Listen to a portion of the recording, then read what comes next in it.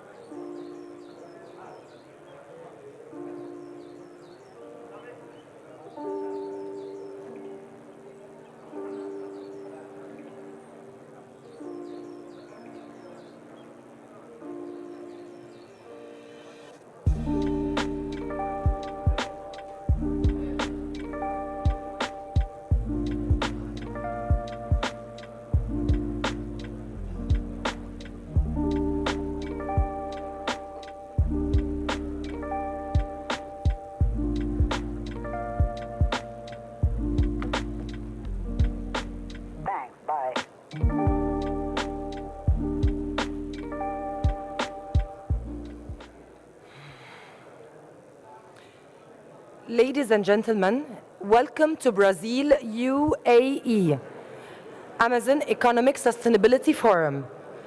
Please take your seats. The event will start in 2 minutes. Kindly keep your mobile phones in silent mode.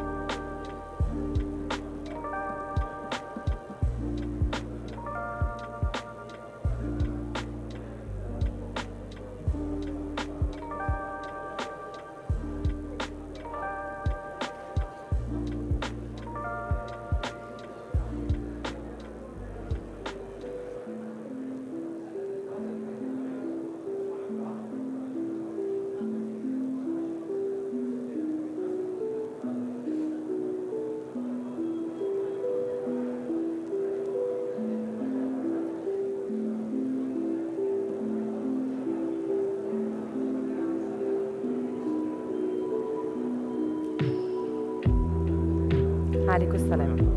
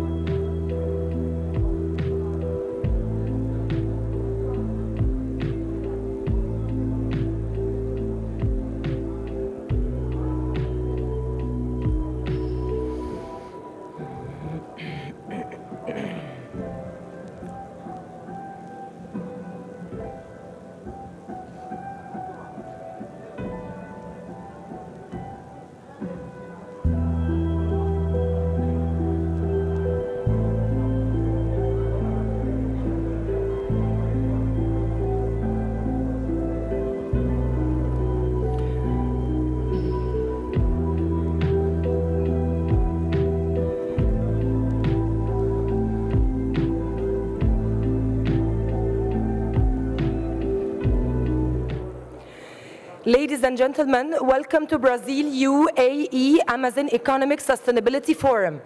Please welcome His Excellency Hamilton Mourão, Vice President of Brazil.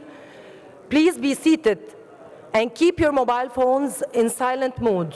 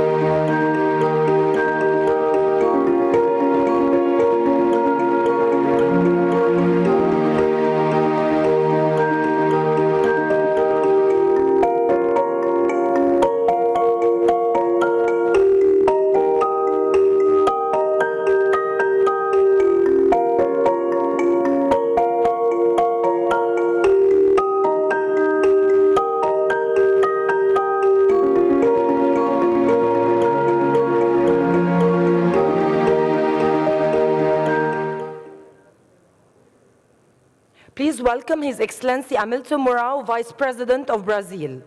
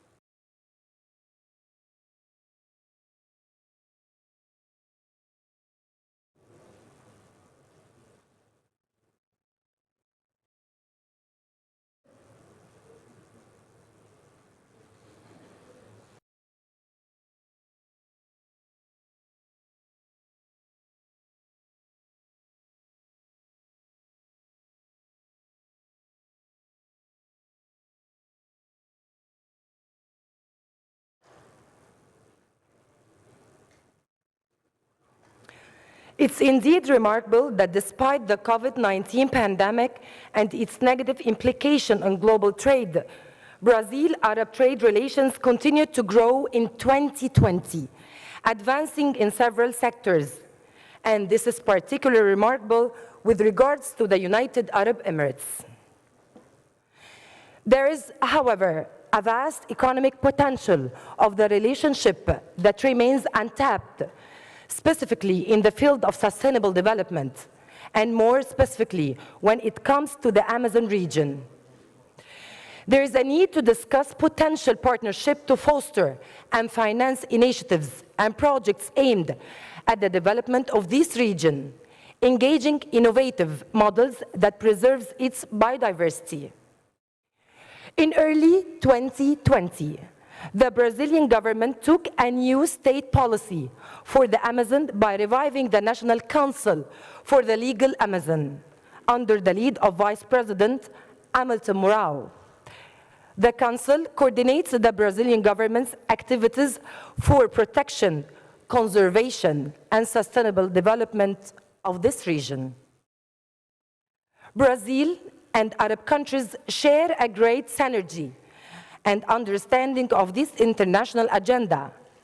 And here we have the chance to collaborate in the preservation of such an important biome and through the awareness of the private sector, in particular to identify and develop sustainable business models which bring social, economic, and environmental gains for future generations and the whole world. The Arab-Brazilian Chamber of Commerce thanks our sponsors, Pentanal Trading and Dubai Bars, and the other sponsors to hold the Amazon Economic Sustainability Forum. And now, we will watch the institutional video of the Arab-Brazilian Chamber of Commerce.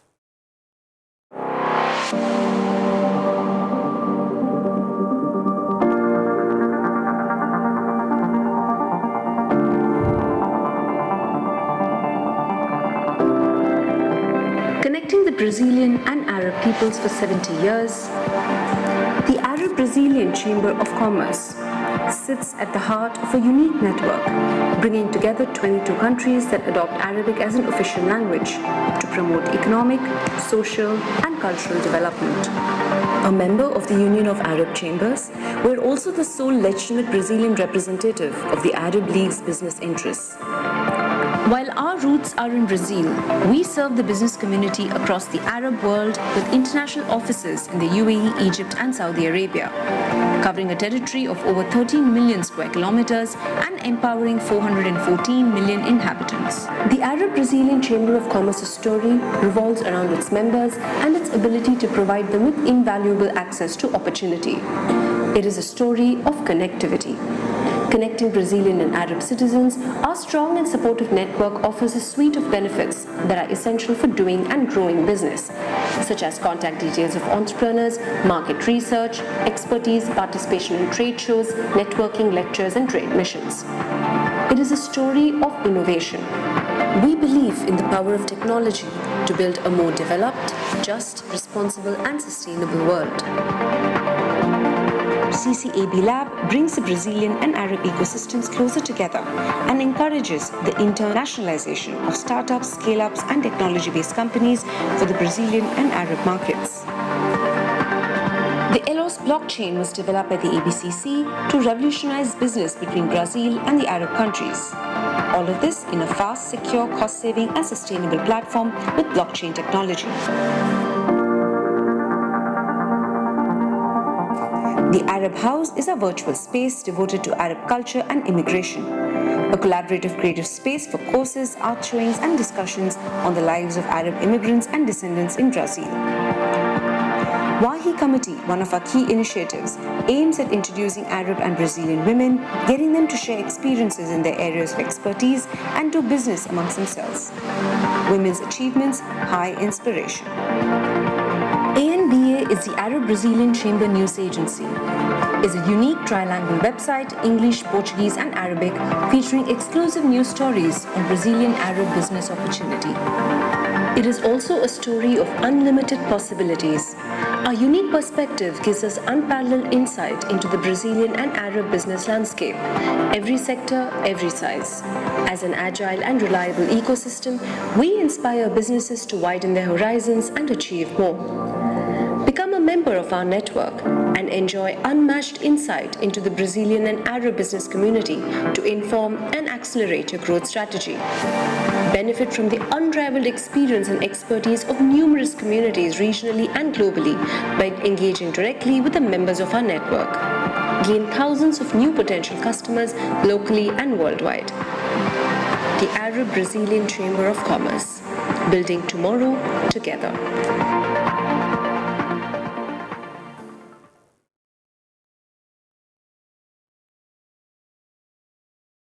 Good morning, good afternoon, good evening for all our esteemed participants physically and online.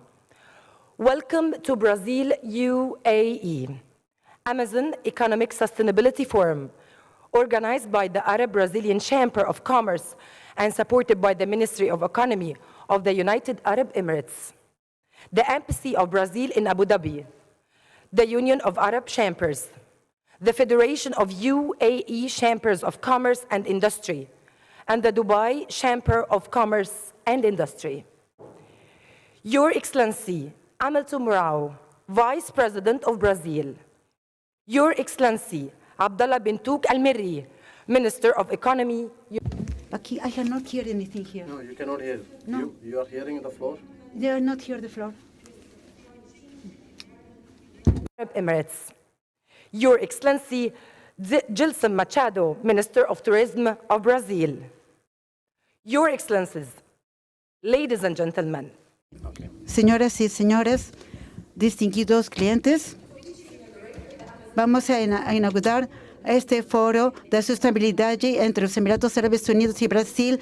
Nós queremos dar a bem-vinda ao presidente da Câmara de Comércio para que faça os comentários primeiros.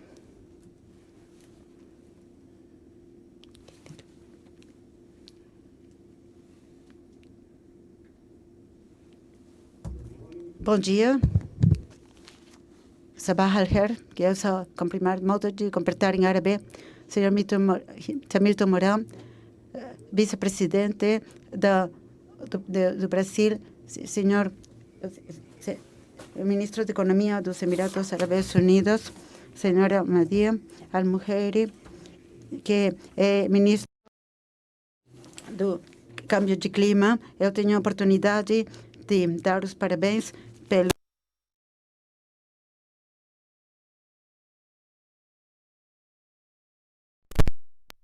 Ambassador of Brazil to the UAE.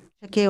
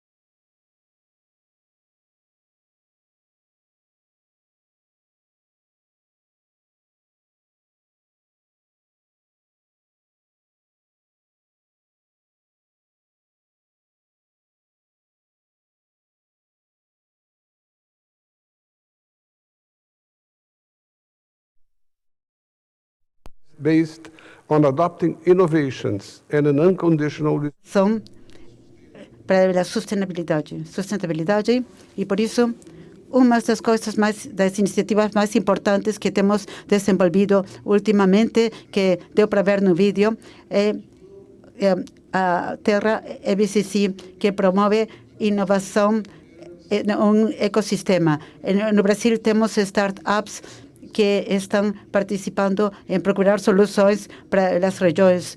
E como deu para ver no vídeo, nossa Câmara de Comércio e Indústria também tem implementado plataformas de negócios que participam homens de negócios do Brasil e dos Emirados Árabes Unidos, onde eles encontram tudo que precisam para fazer negócios. allows companies from across the world to strengthen their sustainability efforts, thus avoiding carbon emissions. It also features a blockchain model called Easy Trade, which is a real revolution in customs clearance between Brazil and the Arab world.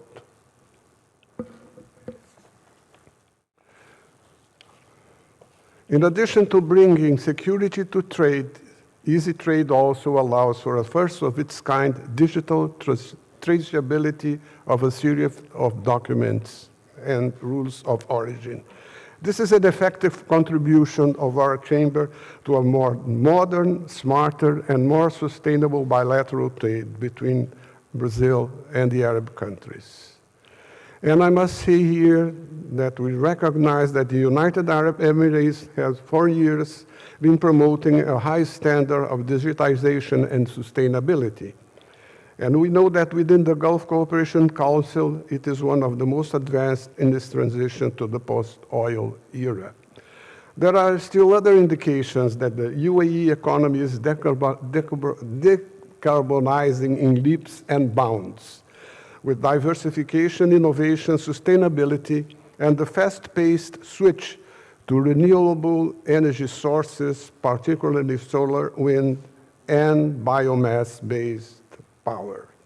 Brazil, with its biodiversity, second to none in the world, is able to play an extremely important role in the future of the green economy.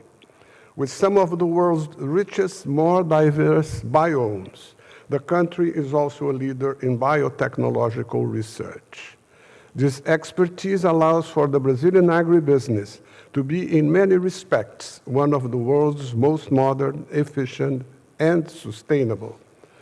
Vice President Mourão, in view of his relevant duties, will bring us a testimony on what is being done in the field. It is encouraging and significant that the discussion on how to make the world into a more sustainable place is one of the most important issues to be tackled at Expo 2020 Dubai. And I take this opportunity to extend my warmest congratulations to the government of the UAE for this fantastic endeavor and for the 50th year of its independence. Congratulations, ministers. In this event, which has sustainability as one of its pillars, there is a great opportunity for every country to show what they have done in the field and help us in our discussions. We will provide information, analysis, and discussions on sustainability standards and more at the intergovernmental level. We want to emphasize that there is a strong need for us to adopt a new mindset and approach in light of the latest global developments. Together, we can build a resilient economy that acknowledges the limits of our natural resources and mitigates the impact of human activities on the environment.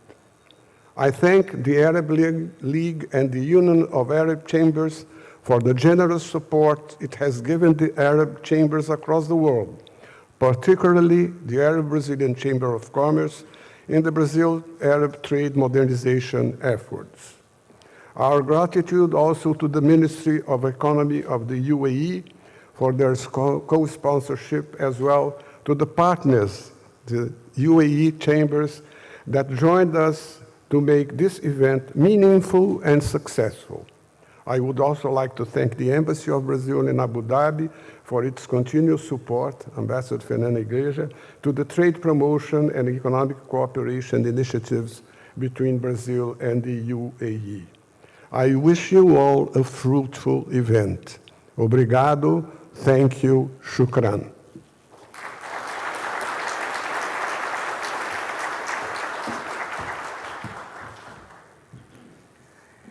Thank you for your remarks, Ambassador Osmer. And now, we would like to welcome His Excellency Abdullah bin Touk Al-Mirri, Minister of Economy of United Arab Emirates, for his welcome remarks.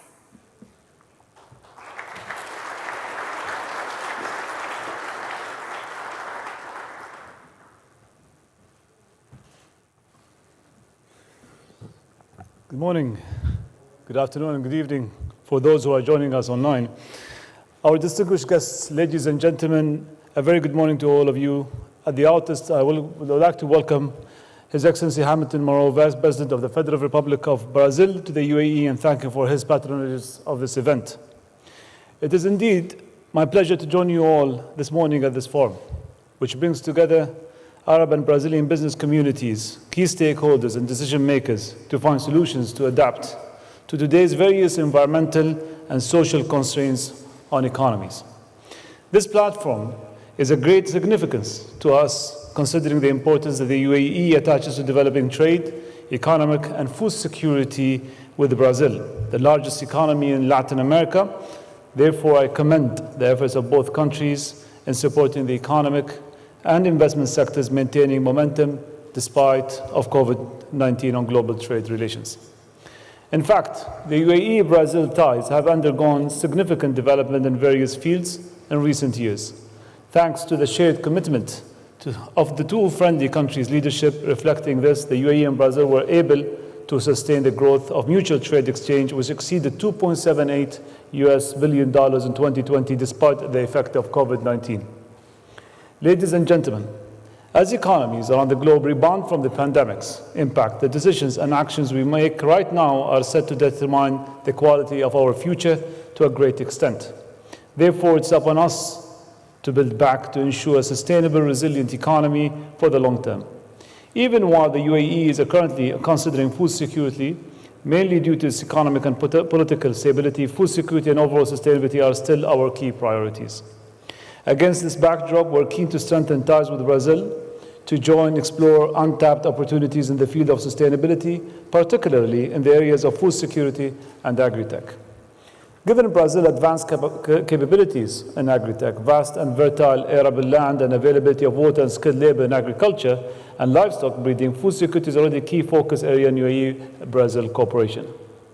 I'm hoping that today's coming together of key decision makers, entrepreneurs, investors, and traders from both sides will add further momentum to the efforts in this regard, leading to fruitful partnerships. Ladies and gentlemen, the UAE today is a dynamic, highly developed, and fastest growing economy in the region. The country boasts a distinguished strategic location, strong financial reserves, large sovereign wealth funds, robust spending on development projects, and solid, stable, and open, and flexible, and fit economy. In addition, the UAE is also known for its attractive tax regime, as well as a political stability, safe and open environment, tolerant and multicultural society. It's among the top 20 countries in the world as an ideal place to live. Apart from these, the ongoing modernization of the economy has unlocked a whole new range of benefits and incentives for foreign investors, including 100% ownership of companies in the UAE. The UAE recent announcement, Projects of the 50, marks the nation's 50th founding anniversary with 50 grand projects aimed at consolidating the diversification and strengthening of our economy. These span several key sectors, including economy, entrepreneurship, advanced skills, digital economy, space, advanced technology to position the UAE as a land of opportunities and a global incubator for bold and successful ideas. By all means, the UAE is poised to welcome a new era of economic prosperity, and we're also looking forward to capitalizing on the opportunity and prospects the Expo is set to govern and generate over the next 6 months. The UAE's vision is not just limited to economic recovery, but also setting the stage for doubling the economy in the next decade, moving from 1.5 trillion economy in dirhams to 3 trillion economy by 2030. On this occasion, I invite more Brazilians, businesses and investors to explore opportunities in our markets and engage with your UAE counterparts to pursue fruitful partnerships which can contribute to the UAE-Brazilian ties. Transformational partnerships are the need of the hour, and let us build back together for better, brighter tomorrow. I wish you all a productive session ahead. Thank you very much.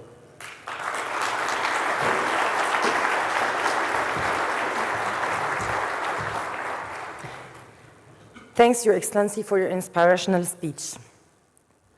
Please welcome to the stage His Excellency Abdullah Muhammad Al Marzoui, President of the Arab Union of Chambers of Commerce and the President of the United Arab Emirates Federation of Chambers of Commerce and Industry.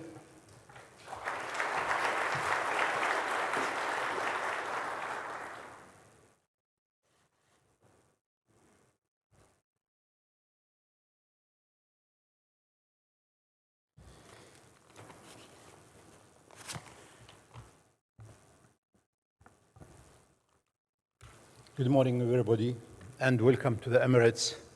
I wish you a pleasant stay in our country.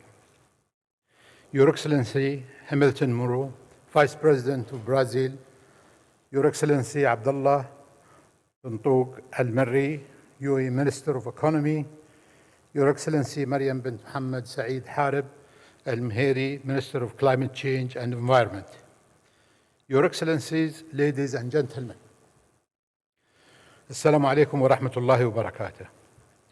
I am delighted to welcome the Vice President of the Republic of Brazil, His Excellency Hamilton Moro, in the UAE, and for joining us today in UAE Brazilian Economic Sustainability Forum. His presence today reflects the awareness of Brazilian leadership post-economic relation between Brazil and the UAE. I would also like to extend my thanks and appreciation to the Arab Brazilian Chamber of Commerce for organizing this forum and for bringing the Emirati Brazilian investor together under one roof, which coincides with Brazil's participation in Dubai Expo 2020, the biggest economic gathering in the world that focuses on economic sustainability. It will be a great opportunity for public-private sector from across the globe to share experience, explore cooperation opportunities, and build strategic partnership. Ladies and gentlemen, the exceptional economic cooperation between the UAE and Brazil is a proof of both countries' leadership interest in promoting bilateral relationship and mutual respect in realizing the joint interest in reaching advanced stages of development and sustainable growth. Authorities in UAE and Brazil are working continuously to increase partnership and investment funds for key sectors including agriculture, food security, infrastructure, transportation, energy, defense, innovation, and technologies, which are essential to realizing the visions of people in both countries. The UAE is second trade partner to Brazil in the MENA region, considering it gateway for Brazilian products to enter the markets of the region. In addition, the UAE is one of the biggest international investors in Brazil that promises a bright future for economic relations and sustainability of business in the UAE and Brazil. On behalf of the Federation of UAE Chambers, I would like to emphasize the complete readiness of the Federation to support Brazilian industrial companies in forming economic, trade, and investment partnership with their UAE counterparts. We will work continuously to introduce businesses in UAE to the available investment opportunities in Brazil and facility granted for Emirati investors to encourage them to enter the Brazilian markets. In conclusion, we have huge potentials for this forum that brings businessmen, investors, and senior officials in one place. We wish all the best for this forum to be a success and to realize its intended objectives in pushing economic development in both countries forward. Thank you very much.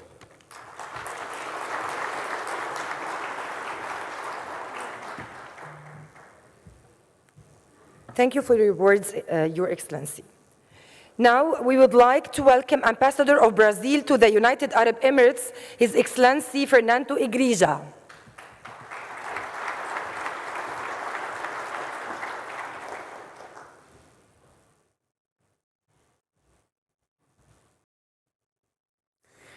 Good morning, ladies and gentlemen.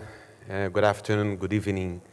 Your Excellency, Vice President of Brazil, Hamilton Mourão, Your Excellencies, the Minister of Economy of the UAE, the Minister of Climate Change of the UAE, Your Excellency, the Minister of Tourism of Brazil, Ambassador Osmar Shofi, my boss, my first boss in the diplomatic career. Thank you very much for promoting this event.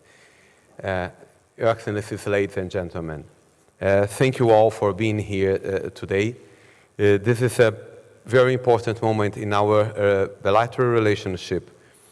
During the pandemic, the strategic partnership that Brazil and the UAE had established in 2019 had been challenged, as all the world had been. And I think that we had overcome this challenge because we have kept our relations, we have kept our communication in all the fields during all this time. And the Brazilian presence in Expo 2020 Dubai is one of the testimonies of our strategic partnership and our friendship.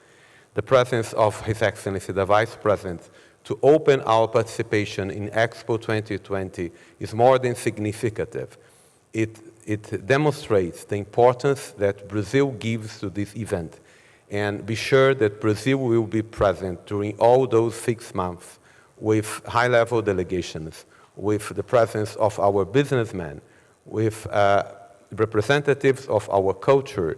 During all this time, we have, after the presence of the Vice President, we have the presence of the Governor of Paraná, our Minister of Science and Technology, the Governor of São Paulo.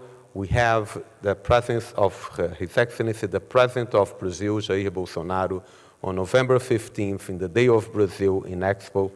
And even after the presence of the President, we have delegations coming from all the parts of Brazil, from Ceará, from Rio Grande do Norte, from the central west part of the country. We have the presence of our Minister of Human Rights, Women, Family and Human Rights. We have the presence of our Minister of Agriculture. We have Itaipu, which is one of the biggest world energy companies. And at the end, on March, we have again the Amazon region with the presence of the states of Amazonas and Pará representing Brazil here. So Brazil is present in the Expo 2020 with all those delegations, and beginning with this great honor to have our Vice President here. I invite you all to visit our pavilion, to be present in all the events that we intend to promote during the 6 months, and to be in Brazil, to visit Brazil during the time that Brazil will be here in the UAE. Thank you. Thank you very much for your presence. Thank you very much for this opportunity.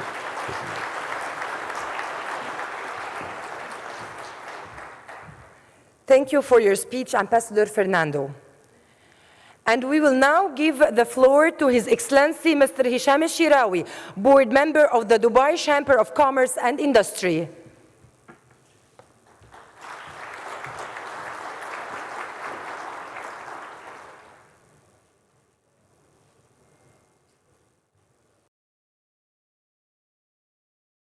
بسم الله الرحمن الرحيم والصلاة والسلام على أشرف المرسلين سيدنا محمد وعلى آله الطاهرين وصحبه والتابعين.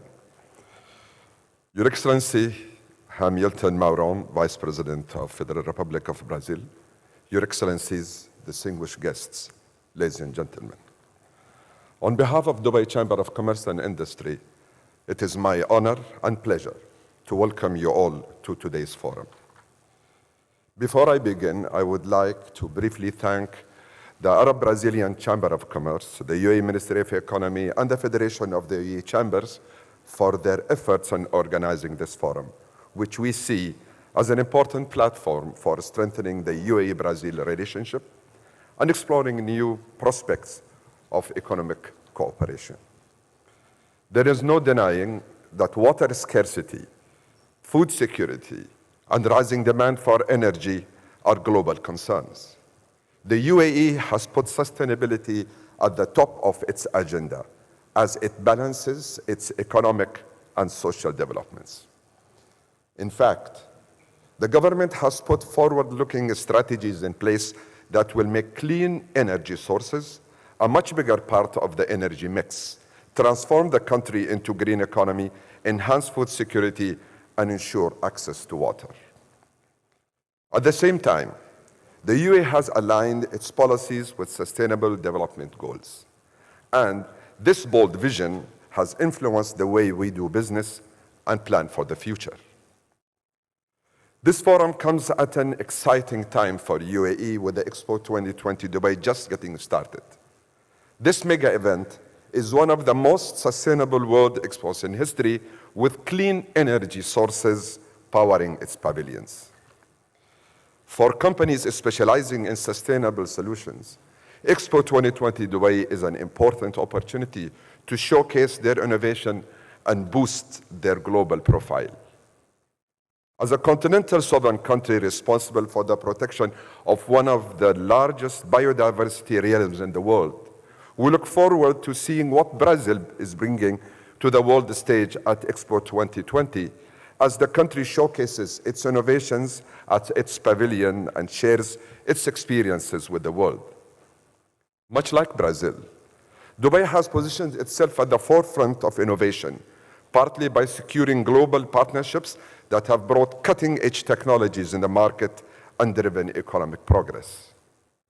We see Brazil as an ideal partner in this regard, while we also recognize the many synergies shared by Brazilian companies and their counterparts in Dubai and UAE.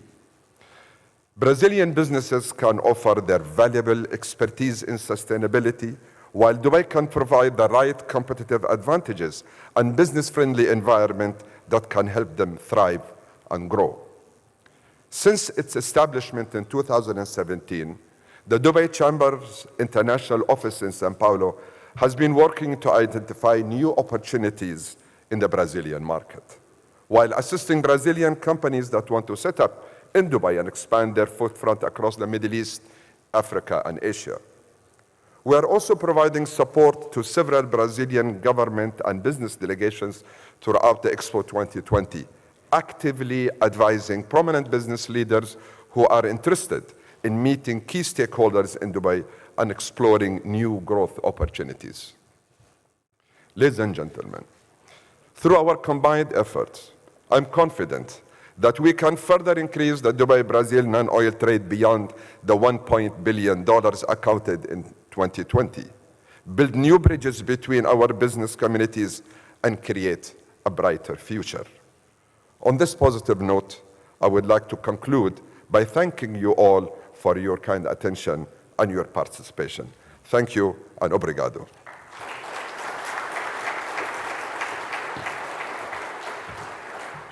Thank you for your words, Your Excellency Shams Shirawi. And now we would like to welcome His Excellency Gilson Machado, Minister of Tourism of Brazil, for his speech.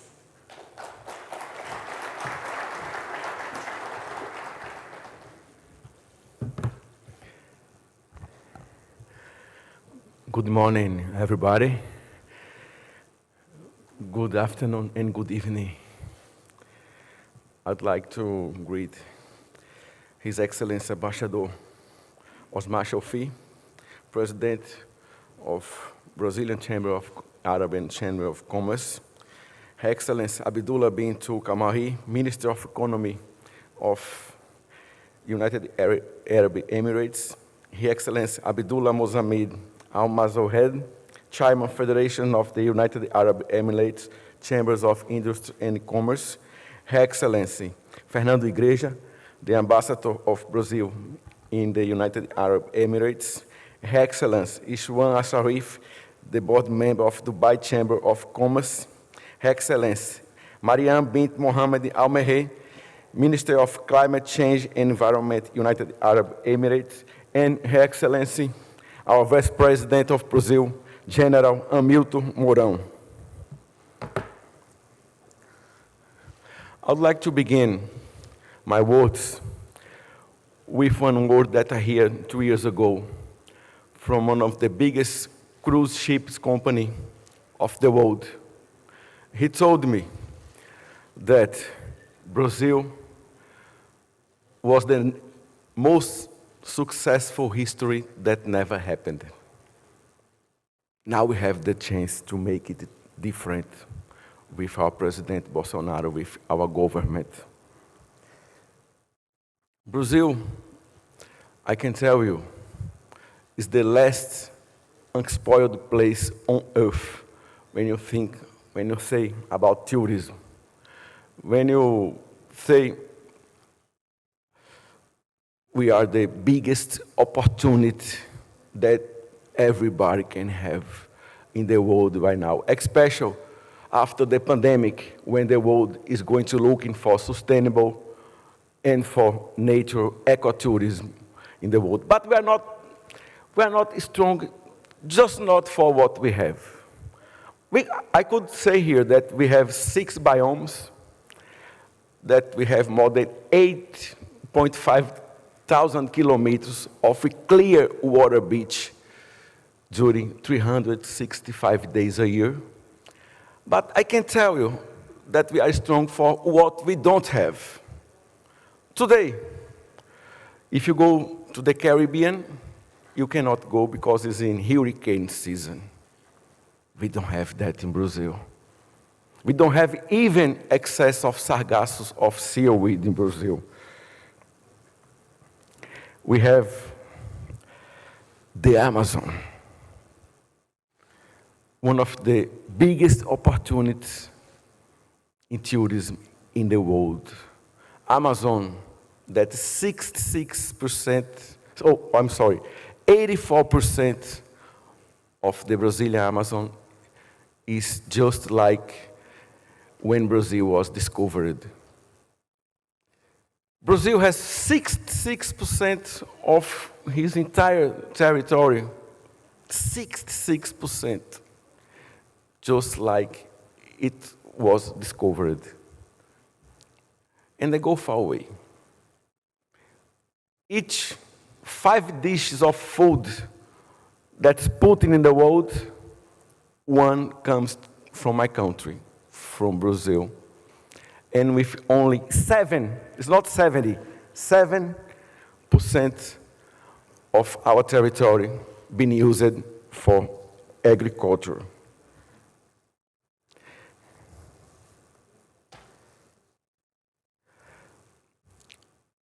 I make a challenge for everybody that wants to go to see animals, see nature. If you go to Brazil, to the Pantanal in Mato Grosso, and you don't find a jaguar and an anaconda, I give your money back. Yeah.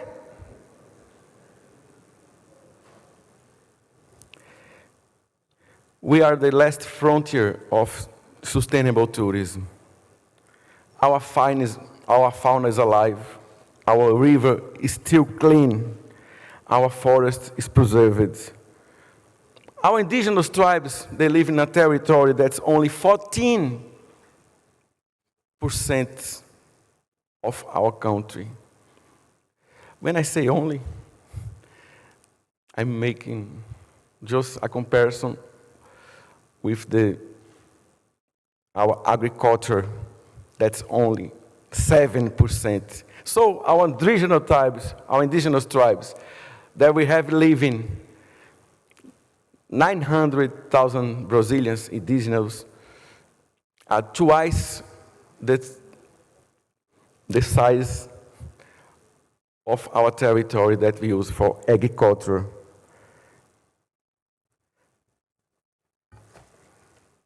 Our working energy matrix comes from clean sources. About 66% of our energy comes from the clean source. We have infrastructured airport. Our hotel chains are ready.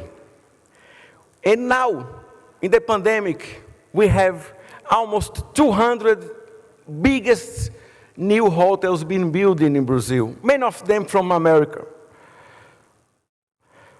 like Hard Rock Cafe. Investment of almost $2 billion being doing right now. And when you talk about domestic airlines, domestic flight, Brazil was the first country to recover the numbers in South America and in Latin America in domestic airlines routes. And I challenge you here, come to know Brazil. Brazil has 210 million people living in Brazil, Brazilians. And each Brazilian just flies 0.4 flight a year. I can give you an example. Each Colombian flies 0.9 flight a year. Argentina, 1.25 flight a year. On America, 2.3 flight a year. Brazil is the biggest opportunity in domestic airline flight right now. We have the biggest price of plane ticket today in our airplanes. It's about 85% already the domestic flight recovery during the pandemic time. And we open the skies for everybody. You don't need anymore to have a Brazilian partner to have one domestic airline in Brazil. That's an opportunity here between Brazil and UAE. Yesterday, we just opened our oceans for cruising ships. We are going to have cruising ships in 2021. Many people say that Brazil is not competitive. But I can tell you, it's a fear to compete against our quality. When you put about nature, a folder of Brazil, and from any other country, the difference is great, it's a big one. We don't have enough, we didn't have always enough money to promote Brazil in other countries. But this government right now, President Bolsonaro, is believing in that and is doing that. And we have a solid democracy, very strong democracy. We fight for the freedom of press, for the freedom of our society, and the freedom of internet. We are a big opportunity for investments.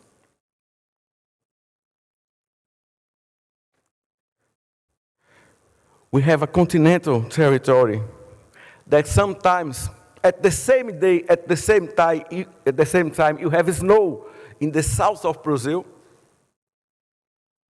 and you have 35 degrees in the northeast of Brazil, in Ceará.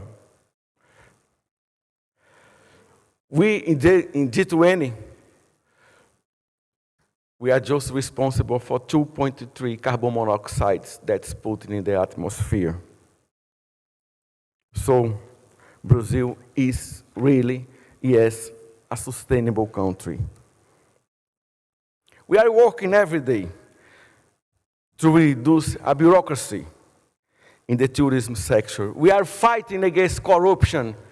That was our biggest problem of our country. And we are lowering taxes and facilitating investments. By doing this, we attract entrepreneurs and benefit the tourism chains. And we generate jobs and income for the population. Thinking about Brazil and UAE, it's a great opportunity. Don't lose the time right now. Thank you.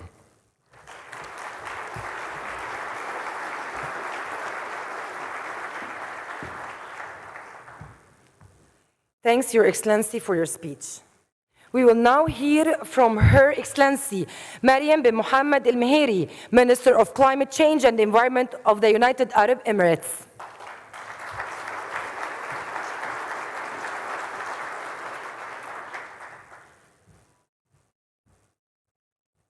Good morning, bom dia. I hope I said it right in your slang.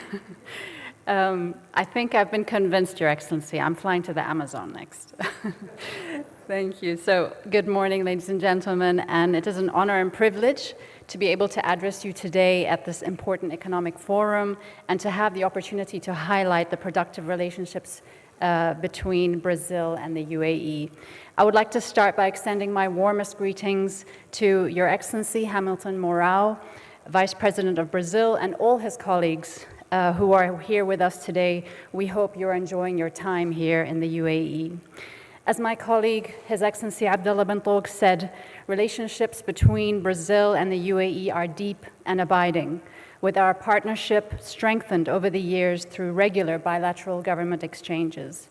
The most recent of these saw President Jair Bolsonaro visit the UAE in 2019, where he discussed signing new trade agreements and reiterated the importance of the UAE to Brazil's economy. The figures and statistics reveal the significance of bilateral trade for our countries. Last year, total trade flow between us reached $2.8 billion, with the UAE the top destination of Brazilian exports among Arab countries and the fourth for Brazilian imports. In the first 3 months of this year, trade value between Brazil and UAE reached $431 million, with the UAE the fourth main destination of Brazilian exports among Arab states and the sixth source of Brazilian imports. Food and agriculture products represent a main plank of this trade, something that is of particular interest to me as the newly appointed Minister of Climate Change and Environment, where the ministry's mandate includes overseeing food security mandates as well. Brazil's agro-industry and the food and beverages sector are key priority areas in its trade relations with the UAE, but much potential remains untapped, especially in agriculture and agriculture technology, known as AgTech.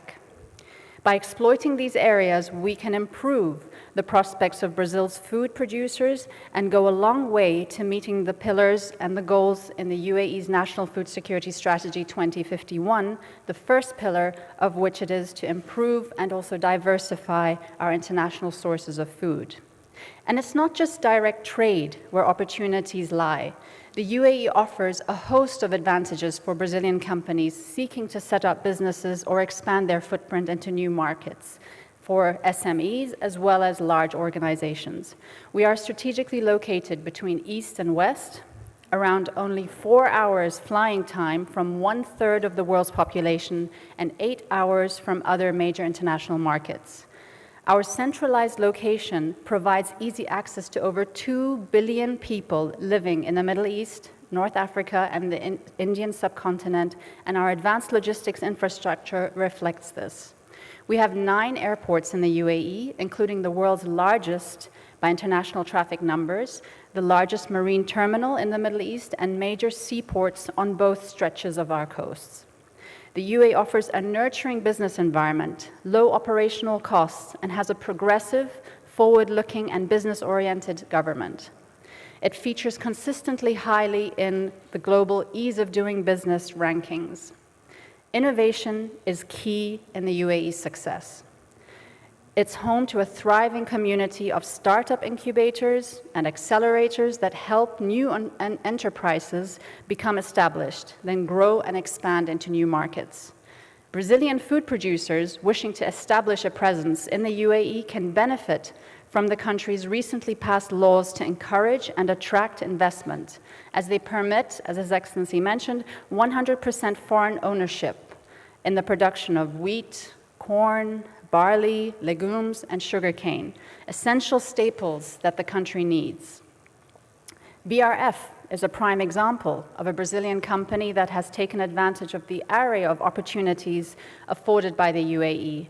BRF's meat processing plant in Khalifa Industrial Zone, Abu Dhabi, is the largest such plant in the Middle East and a critical processing facility for the UAE.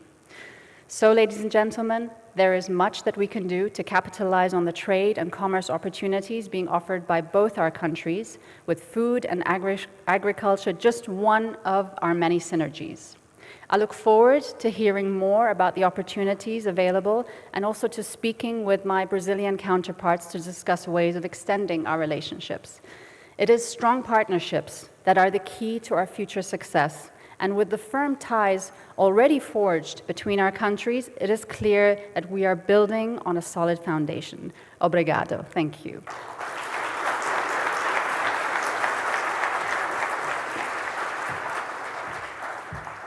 Thank you for your speech, Your Excellency Mariam bin Mohammed Al Meheri. And now, we are honored to welcome His Excellency Hamilton Mourão, Vice President of Brazil, to deliver his speech.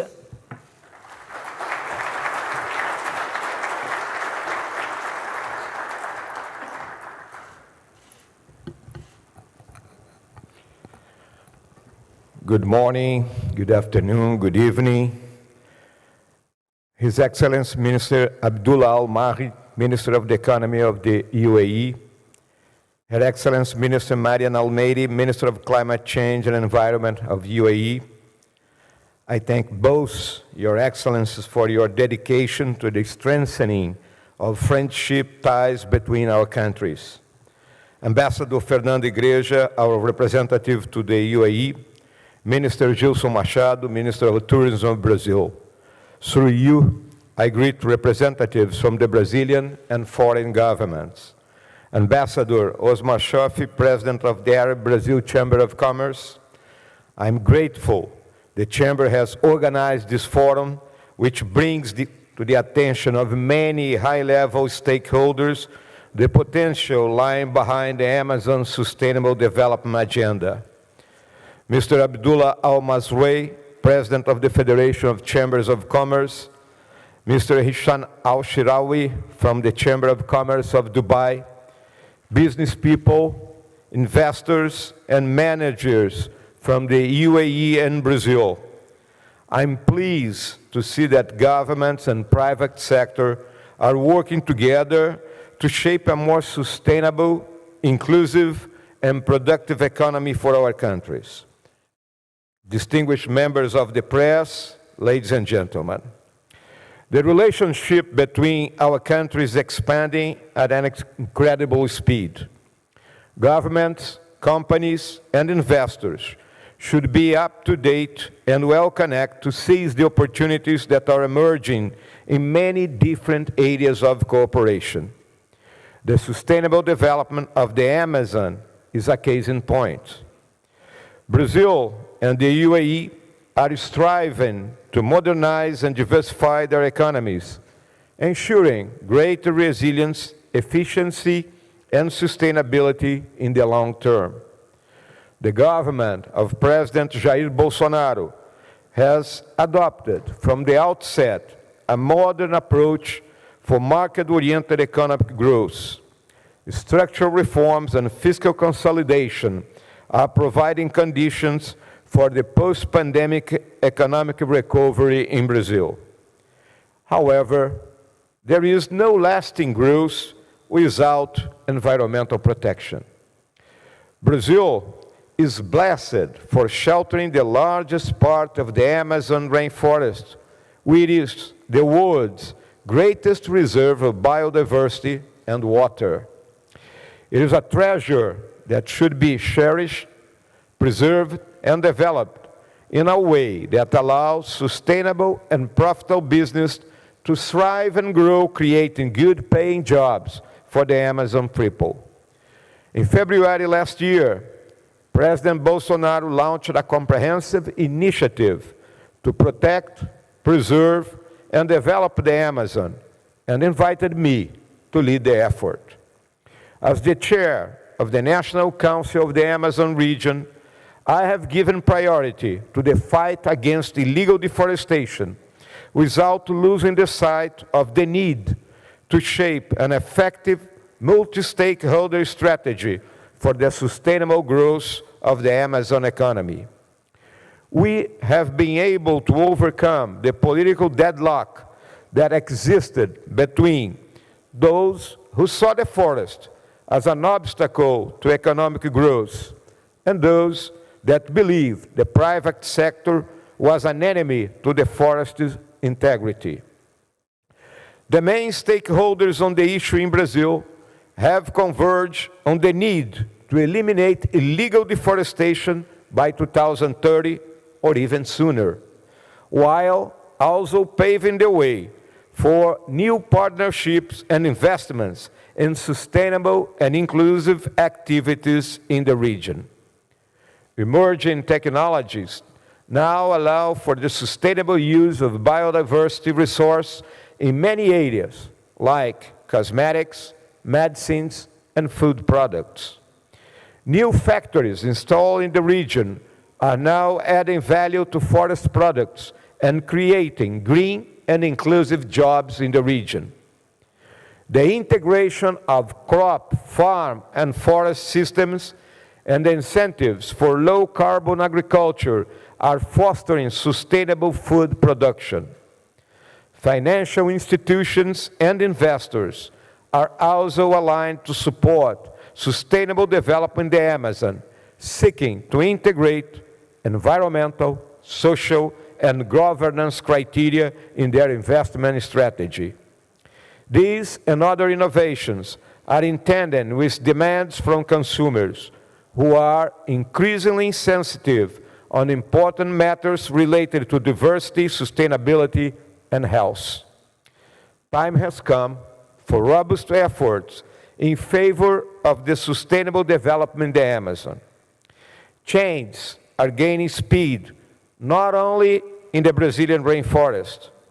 Anyone visiting the Expo Dubai can agree that we have reached a critical juncture in our common history. The COVID-19 has brought suffering and losses to the world, and it also has forced a change in the way we work, live, and relate with one another and with the environment. Sustainability became an essential element for the pact between generations in the 21st century and a requisite for any strategic planning. Now that we are leaving the worst phase of the pandemic behind, we need to adjust our expectations and priorities for the future. In this context, we must acknowledge the outstanding resilience and the expansion of bilateral relations between Brazil and the UAE in the past 2 years. Our trade exchange was barely affected by the pandemic and has shown a strong recovery in 2021. From January to August this year, our trade flows have increased 33% when compared with the same period of last year. Brazilian agribusiness is strongly present in the Emirati market, the third largest partner of Brazil in the Middle East. The UAE has more than $10 billion invested in Brazil, especially in the infrastructure and energy sector. More than 30 Brazilian companies are already operating in the UAE market. The entry into force of our agreements on investment and double taxation will intensify investment flows between our countries. More agreements and opportunities are still to come. The bilateral relations between our two countries have been elevated in 2019 to the level of a strategic partnership. Both governments are carving out partnerships on a broad set of issues, such as peace and security, economic cooperation, sustainable development, political dialogue, energy, tourism, culture, and sports. President Jair Bolsonaro has visited the UAE in 2018 and is returning within 42 days to celebrate the Brazilian Day in the Expo Dubai.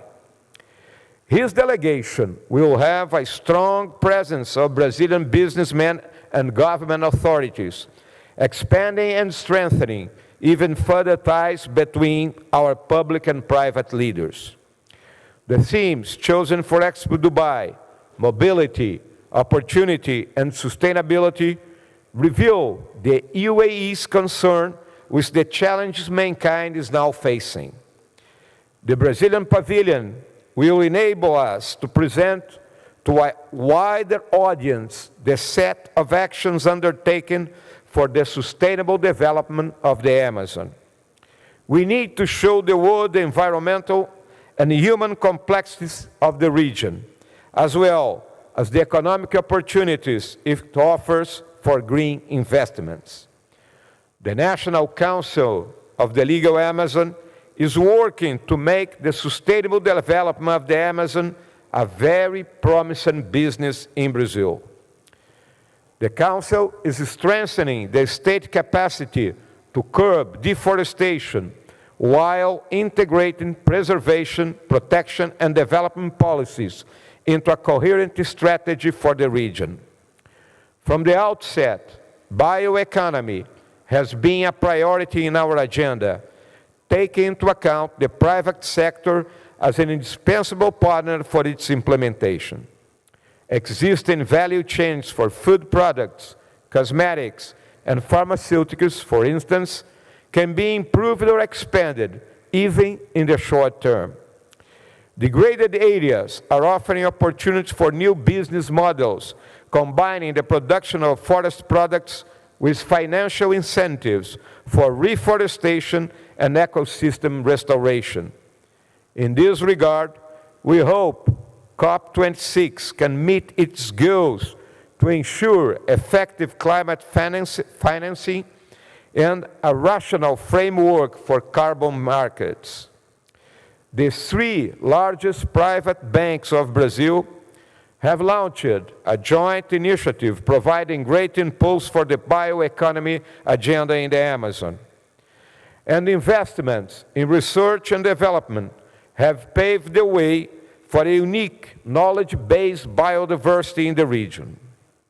Ladies and gentlemen, Brazil and the UAE are working to ensure a better life for our future generations. As strategic partners, we should join force in this effort. Brazil has proven to be a reliable provider of food security, even during the worst phases of the pandemic. We are now shaping a friendly business environment for private actors to generate value, jobs, and creative solutions for the future of the Amazon. Brazil is seeking to foster partnerships with the private sector, foreign governments, and investment funds for the sustainable development of the Amazon. We believe this forum is a bold step in this direction, and I wish all of you very productive discussions today. Shukran.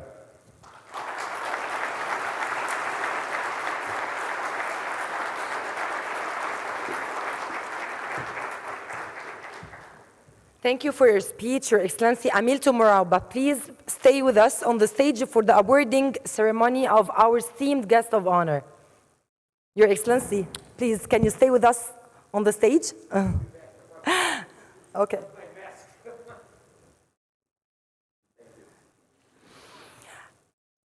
Welcome with us our guest of honor to the stage, Ambassador Osmer Chofi, the President of the Arab-Brazilian Chamber of Commerce.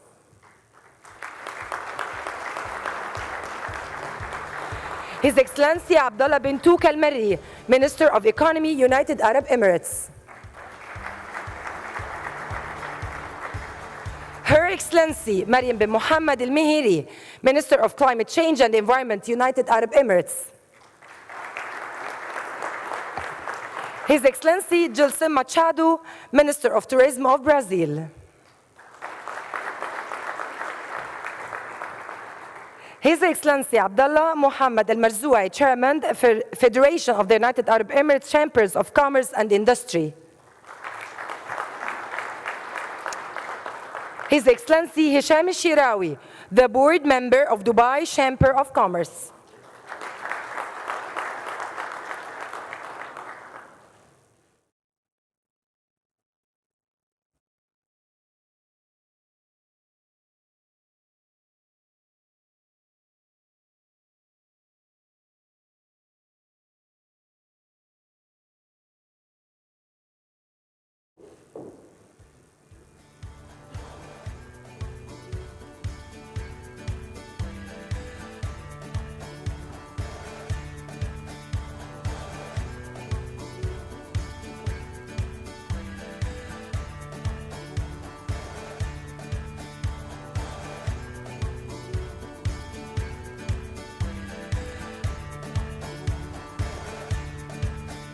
We would like to invite also, sorry for dismissing, Fernando Egrija, Ambassador of Brazil to the United Arab Emirates.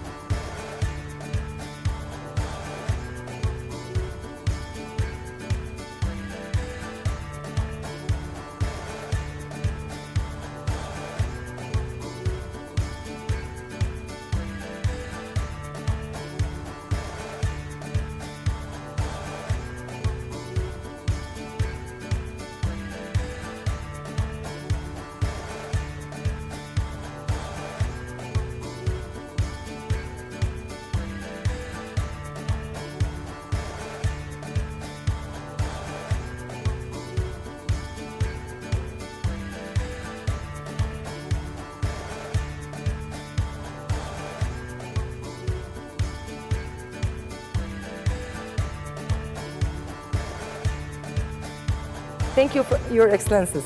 Thank you. Everyone, please remain seated.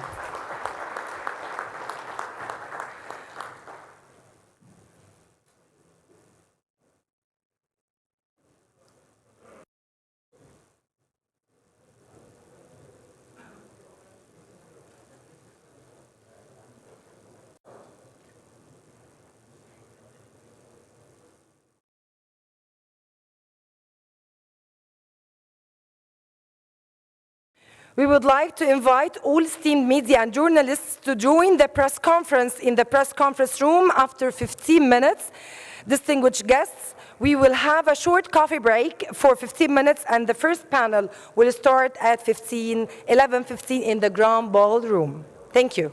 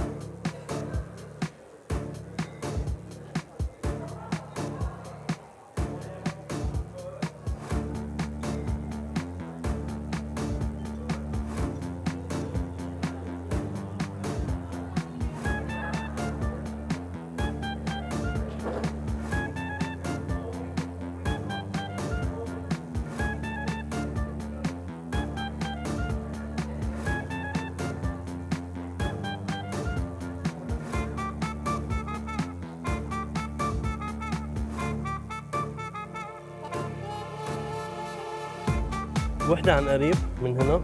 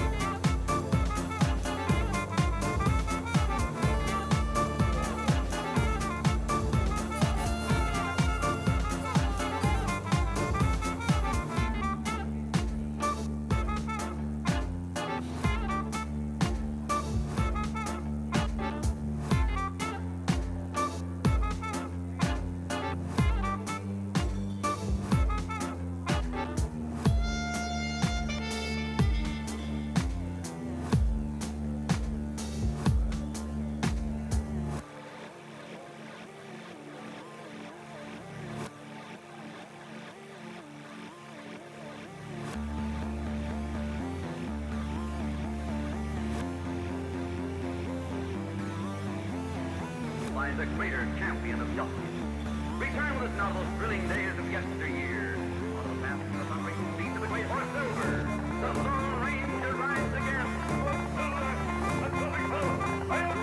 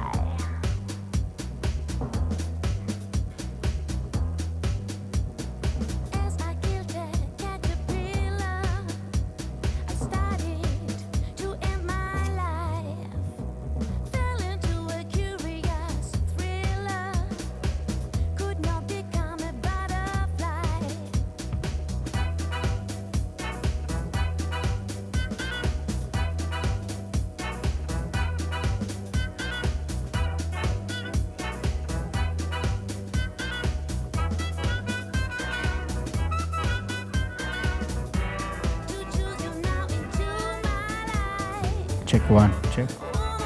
Check, check, check. Mic 3, check, check, check. Mic 3, check. Mic 4, check. Mic 5, check. Mic 6.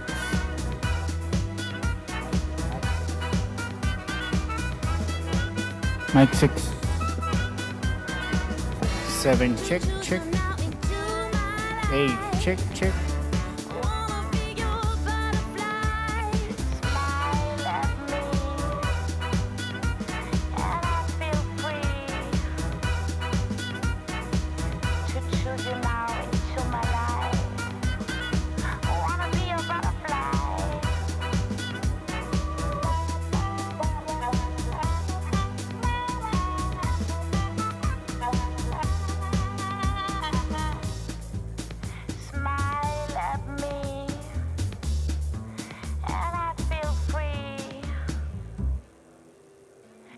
Choose you now into my life.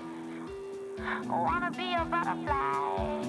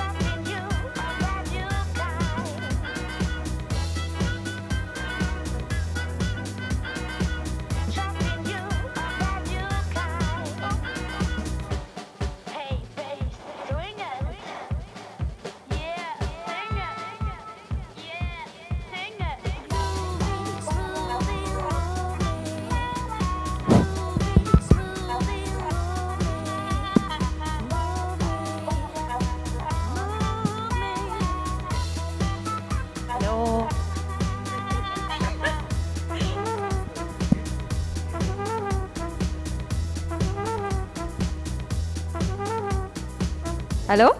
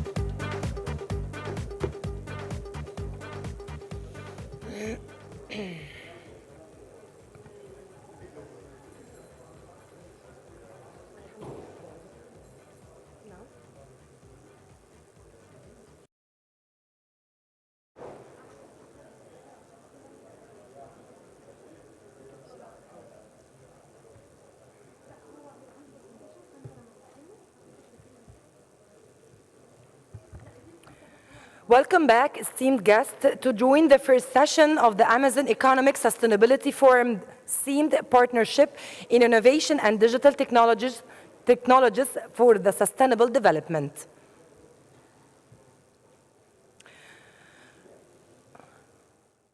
I would like to call on the stage His Excellency Hussein Mohammed Al Mahmoudi, CEO, Sharjah Research, Technology and Innovation Park. He will be moderating the first session today.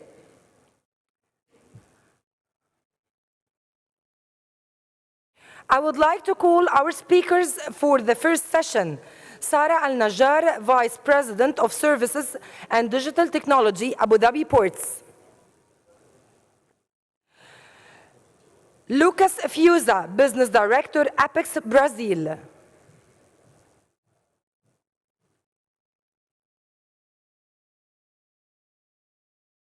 Sola Alves, Technical Director, APPA. Before we start our session, we will watch a speech of Mr. Carlo Pereira, the Global Compact Executive Director. Please prepare your questions by the end of this session.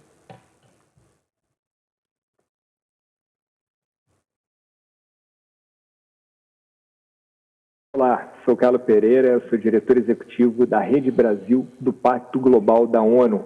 Primeiro, falar muito brevemente o que é o Pacto Global. Caso vocês não conheçam, o Pacto Global é uma iniciativa ligada diretamente ao secretário-geral das Nações Unidas e o nosso foco, então, é trabalhar a agenda do desenvolvimento sustentável com e por meio do setor empresarial.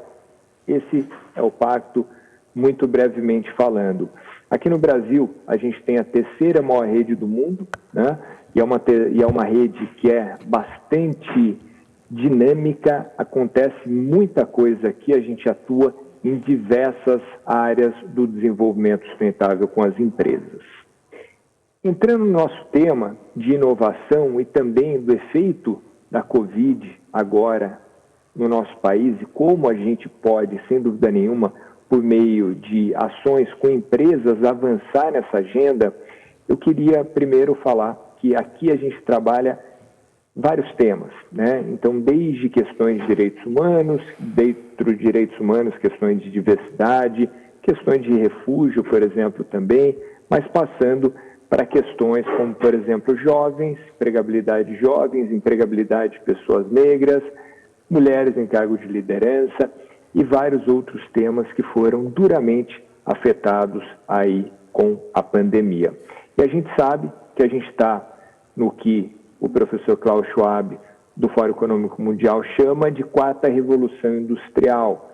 Então, a gente sabe o avanço muito rápido das tecnologias, uma preocupação, sem dúvida nenhuma, nossa, como rede, mas também da sociedade em geral, é de países em desenvolvimento, como o Brasil, não ficarem para trás no que se trata de tecnologia, né? E quando eu digo de tecnologia, eu estou falando aqui não só a tecnologia ou no formato de inovação, mas estou falando aqui até da capacidade técnica para lidar com isso, né? A gente sabe que o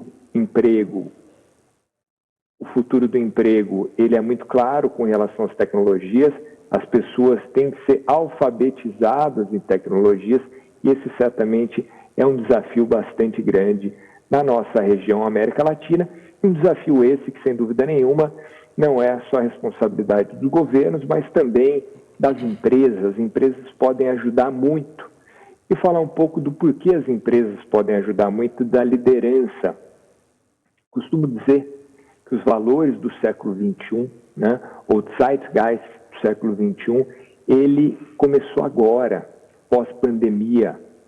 Então, quando a gente está falando em coletividade, quando a gente está falando em sustentabilidade, são valores que, claro, a gente já vinha trabalhando há bastante tempo, mas a gente passa de maneira definitiva a definite way that we are going to apply today after the pandemic. And now we would like not to have the pandemic, but we can have some advantages also out of this pandemic.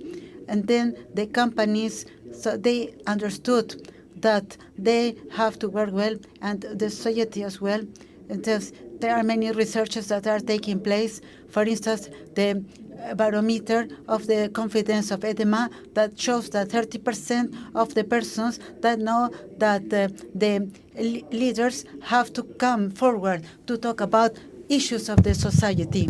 And even if they are working a lot with the core business and order with the specific demand of the government for each sector. Of course, they need the confidence and the trust. And they have to be a trust between the sectors of the society. And we have to have the trust into this contemporary world that we are going to sort out the problems. And we have to see how the people trust a lot in the important companies and the expectative that the companies are working, that they are doing important things for these things. And then we are talking about the supremacy of the shareholders. So the supremacy of the shareholders, and they have to concentrate in generating the benefits for the shareholders. And we have to look in a brighter screen, and so they have to work using the initiatives of the United Nations.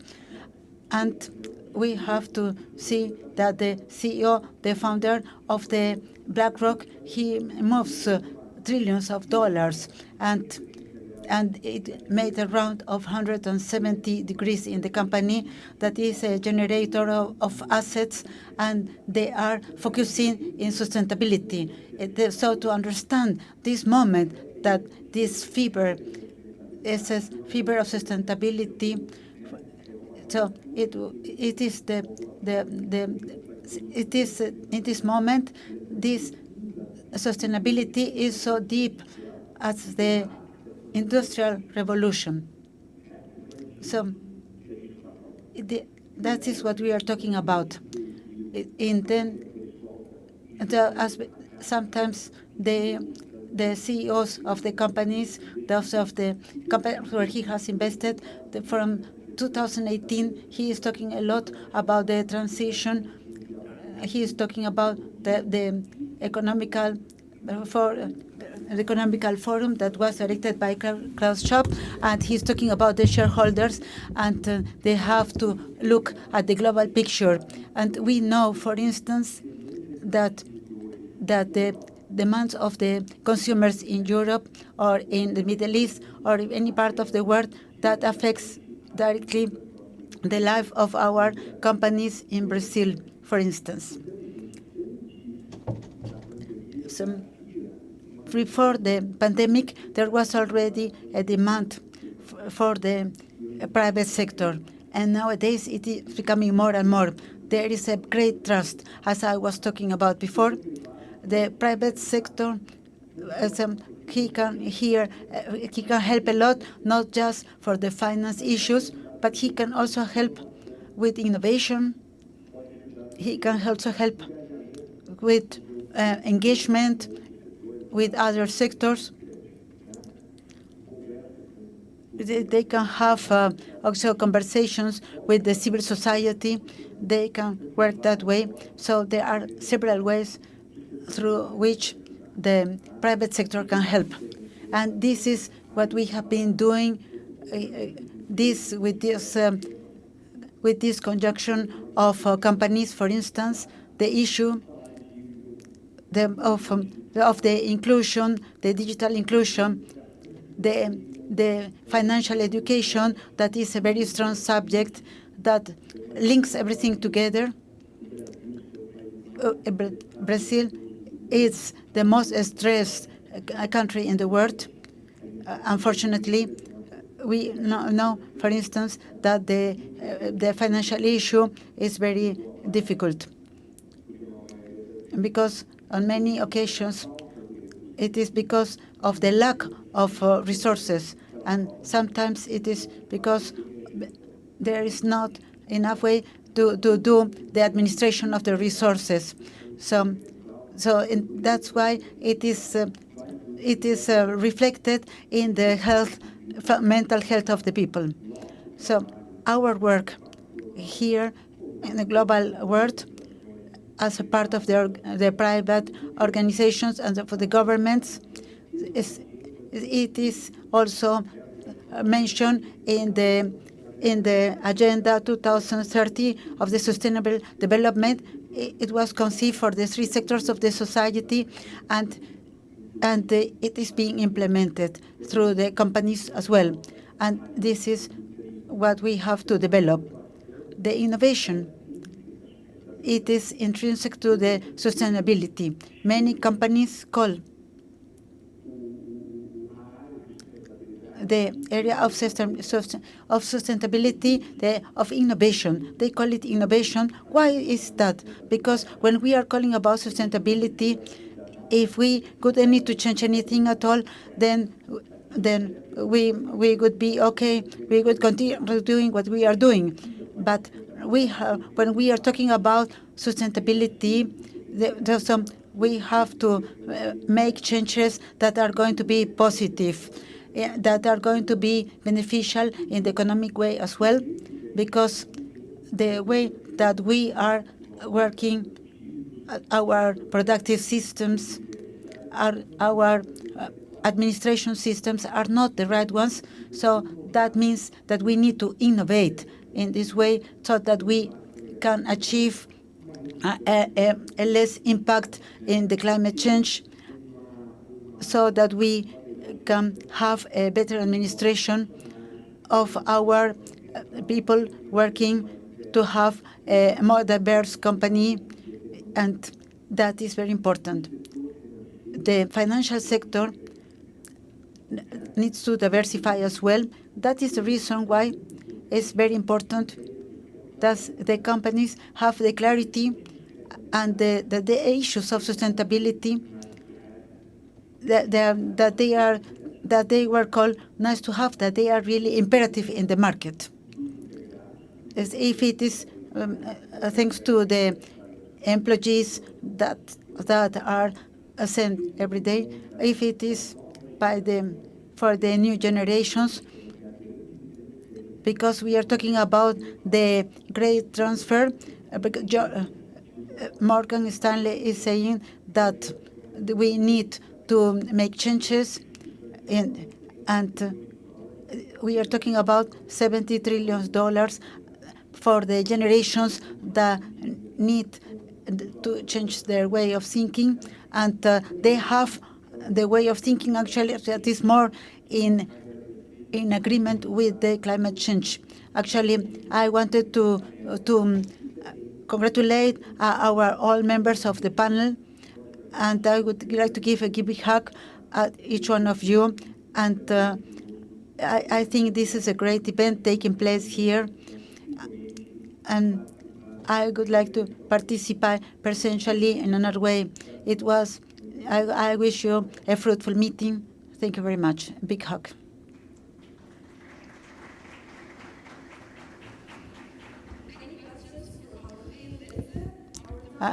¿Algunas preguntas para nuestros panelistas? Nós temos micrófonos para aqueles que queiram fazer perguntas. Sim. Muito obrigada. Boa tarde, boa noite, que estão presentes. I would like to start by thanking the organizers of this event, the Brazilian Chamber of Commerce, the Ministry of Economy of the UAE, Dubai Chamber of Commerce, and everyone who was involved in this. I'd like to thank the team behind this event and Mr. Shaheen for putting a great job in putting this amazing event together. welcome to this event. It's an amazing start. We had already a couple of days an amazing event that was launched, which is Expo 2020.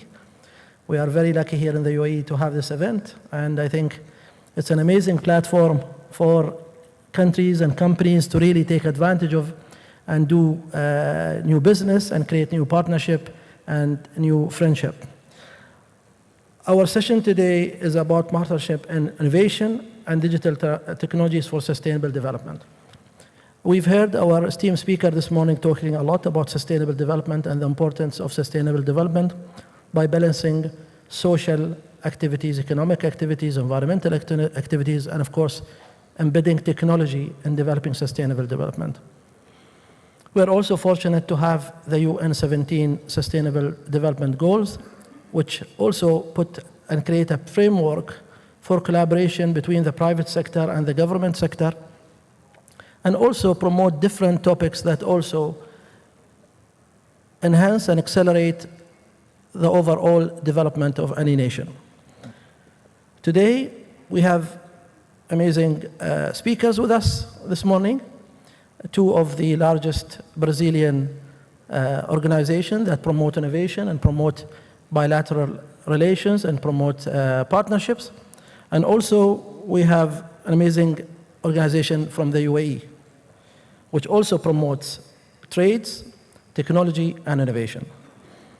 I would start by just giving maybe 1 or 2 minutes for each of our esteemed speakers to introduce themselves, and then we'll start our session. But maybe I can also start by introducing myself. My name is Hussein Al-Mahmoudi. I'm the CEO of the Sharjah Research and Technology Park. It's a government initiative to promote innovation, research and development, and enterprise creation. Our mandate is to use technology to create economic impact and to create economic opportunities, and also promote technologies and innovation and build talent and human capital. I would like to maybe floor to you, Ms. Sarah, to maybe say something about yourself and your organization as well. Thank you, Hussein. My name is Sarah Al-Najjar. I am the Vice President of Digital Technology Services in Abu Dhabi Ports. We're currently in charge of all the ports and industrial zones within Abu Dhabi Ports and the region, as well as we have other terminals and locations within the country and outside. Also, we're looking at the full trade and logistics platform for Abu Dhabi, the maritime and waterways industry, all of it, as well as we have one of our main pillars, which is the digital cluster, which is looking at innovation, technology, automation across the trade and logistics platform, as well as wherever it touches the different aspects of the industry.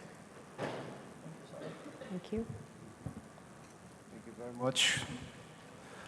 Thank you very much for the honor to be here, for the invitation. I'd like to salute all my colleagues here in this panel. My name is Lucas Fiuza. I'm business director of Apex Brazil. It's the Brazilian trade promotion and investment attraction agency, which I'm honored to represent today. Apex Brazil, it's next year completing 25 years of excellence in its work, supporting companies to export from the entire process to getting qualified to it until finding the buyer, working also the internationalization of Brazilian companies that want to reach new markets abroad, and promoting, attracting foreign direct investment to Brazil. So we provide a whole range of services, such as business intelligence and institutional connections with public and private institutions in a very wide range. So every time you see the Brazilian institutional presence worldwide, in fairs, international finance events, and so on, Apex Brazil is always responsible for this presence. So just to give an example, the companies supported by Apex Brazil in the agriculture business in Brazil represented a total of about $55 billion in exports only in 2020. Thank you. Good morning, everyone. My name is Sullivan Alves, but I'm known by Sula. It's a pleasure to be here to talk with you. I'm representing the Brazilian Association of Animal Protein the national representatives of the agro-industries in Brazil for poultry, and it presented this industry export for more than 150 countries in the world. Thank you. Maybe I should start my questions by painting a picture of the relationship between Brazil and UAE and bilateral trade and economic relationship. And I think, Lucas, you would be the best person to do that. And maybe if you can just share with us the relationship between UAE and Brazil, and also what kind of opportunities you see available for both the private sector and government institution to take advantage of at this moment? Yes, absolutely. Yes, as mentioned before in the opening, the trade relations between UAE and Brazil, it's very expressive. Last year we had almost $3 billion in trade exchange. It's a strategical partnership that we value very, very much. It's fundamentally based nowadays on agriculture and also protein industry. It's very strong. And the moment is very positive to enhance these relations, because Brazil is actually living a new moment, a new virtuous cycle of market opening. And this is going to provide a much stronger entrepreneurship environment.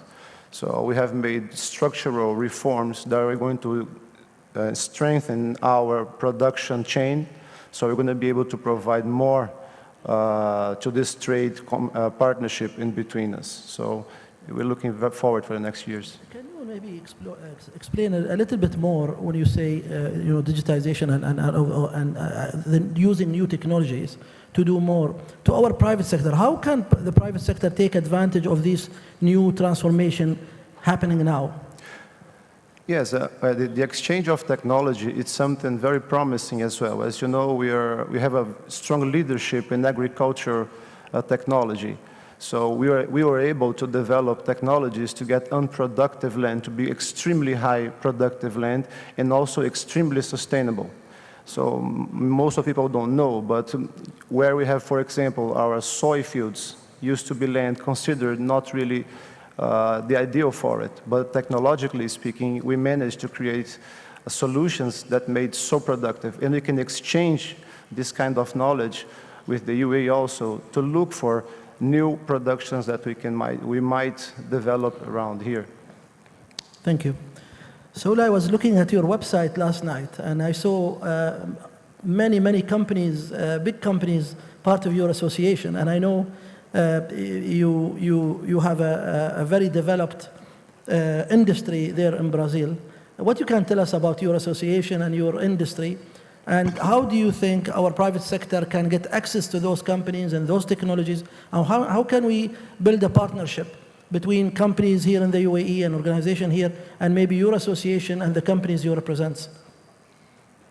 Brazil is a partner from the Emirates countries since it is almost 50 years of partnership. Brazil is providing chicken for these countries, and I think that we can consider as a partner to the food security. Exactly what I'm saying now. We are saying now about sustainability. Sustainability is no hunger. And so we are talking about this partnership when we are providing food, affordable food for every country, for every people. So the partnership is related to the chicken meat, for example. We are providing chicken meat for around 150 countries, and it's affordable meat and affordable price, and it's a food security. And so this is a way of the partnership. Okay, thank you. I will come back to you, but I like to ask Sarah now. Abu Dhabi Port is one of the leading ports in this region, and it's known for deploying new technologies. How do you see new technologies like blockchains and other technologies enhancing and accelerating bilateral relationship between countries? Because sometimes having a country which is very far away, it could be a challenge. How can we use technology, and what are you doing to use technology to basically promote relationship between, let's say, Brazil and the UAE? I tell is a challenge, I would say, Hussein. So that's why from our side, what we've done is we have our in-house built first ports community system, which is built on the blockchain technology, introducing the artificial intelligence, machine learning, business intelligence across the board to ensure that we have a seamless integration between our different stakeholders, as well as we are now evolved that application into the advanced trade logistics platform. This is today currently integrating more than 40 government entities within the UAE and providing over 700 services electronically to all our consumers. It has the full transparency across the board for the whole supply chain organization. And this is where we see that this will be beneficial between our interaction with Brazil as a community and as a country. So this will increase the trade exports, imports between the two countries and ensure that there is, what do you call it, a clear line of sight for the person that has his product in Brazil and he wants to send it across the board to UAE, when and where should our ships be docking, how they should go, where the shipping agent needs to contact whom, and how do we build our economy in order to ensure that that product owner can have his product across here in the UAE in the shelves in the market that we have here for our consumers and customers to buy, and vice versa. Thank you. So I have a question for each one of you. If you were the decision maker, what is one thing that you can do as a head of your organization to really accelerate the bilateral relationship between Brazil and UAE? From your perspective, Saula, as a technical director for your organization and having a big base of companies, leading companies in your industry, how can we accelerate this bilateral? What is the one thing you think, if I can do this, it will really promote the relationship between the two countries? What we can do?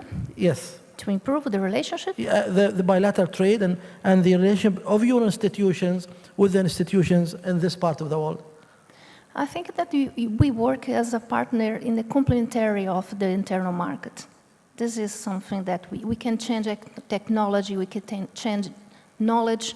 I think is the biggest, is the change between the countries, change between the partners in relation to knowledge, in relation to business. How can we do it? How can we improve this relationship? Okay. So speaking of knowledge, it takes me because I also look after an organization which has to do with education. What role do you see education and the relationship between research institutions and education institutions and universities playing in promoting this? Yeah, I think that you're talking about the change that we can do between the knowledge.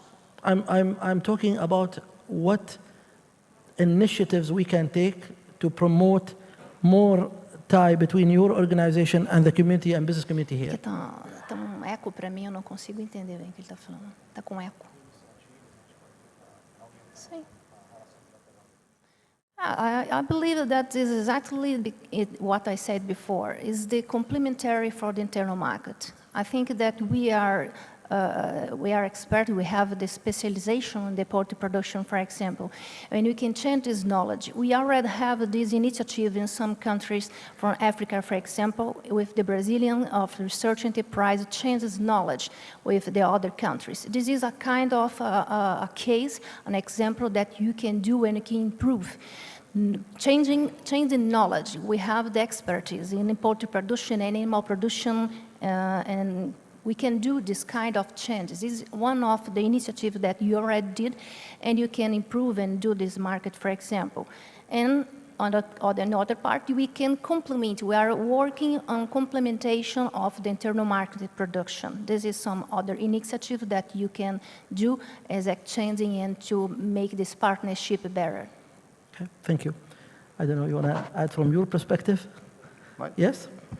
Okay, in order to increase the bilateral trade in between our countries, I believe what I can do is exactly what I'm doing right now. It's to be spreading the world about the possibility to have these links, or this agency that exists to exactly exchange information, and we provide services to international investors and to Brazilian producers, Brazilian entrepreneurs.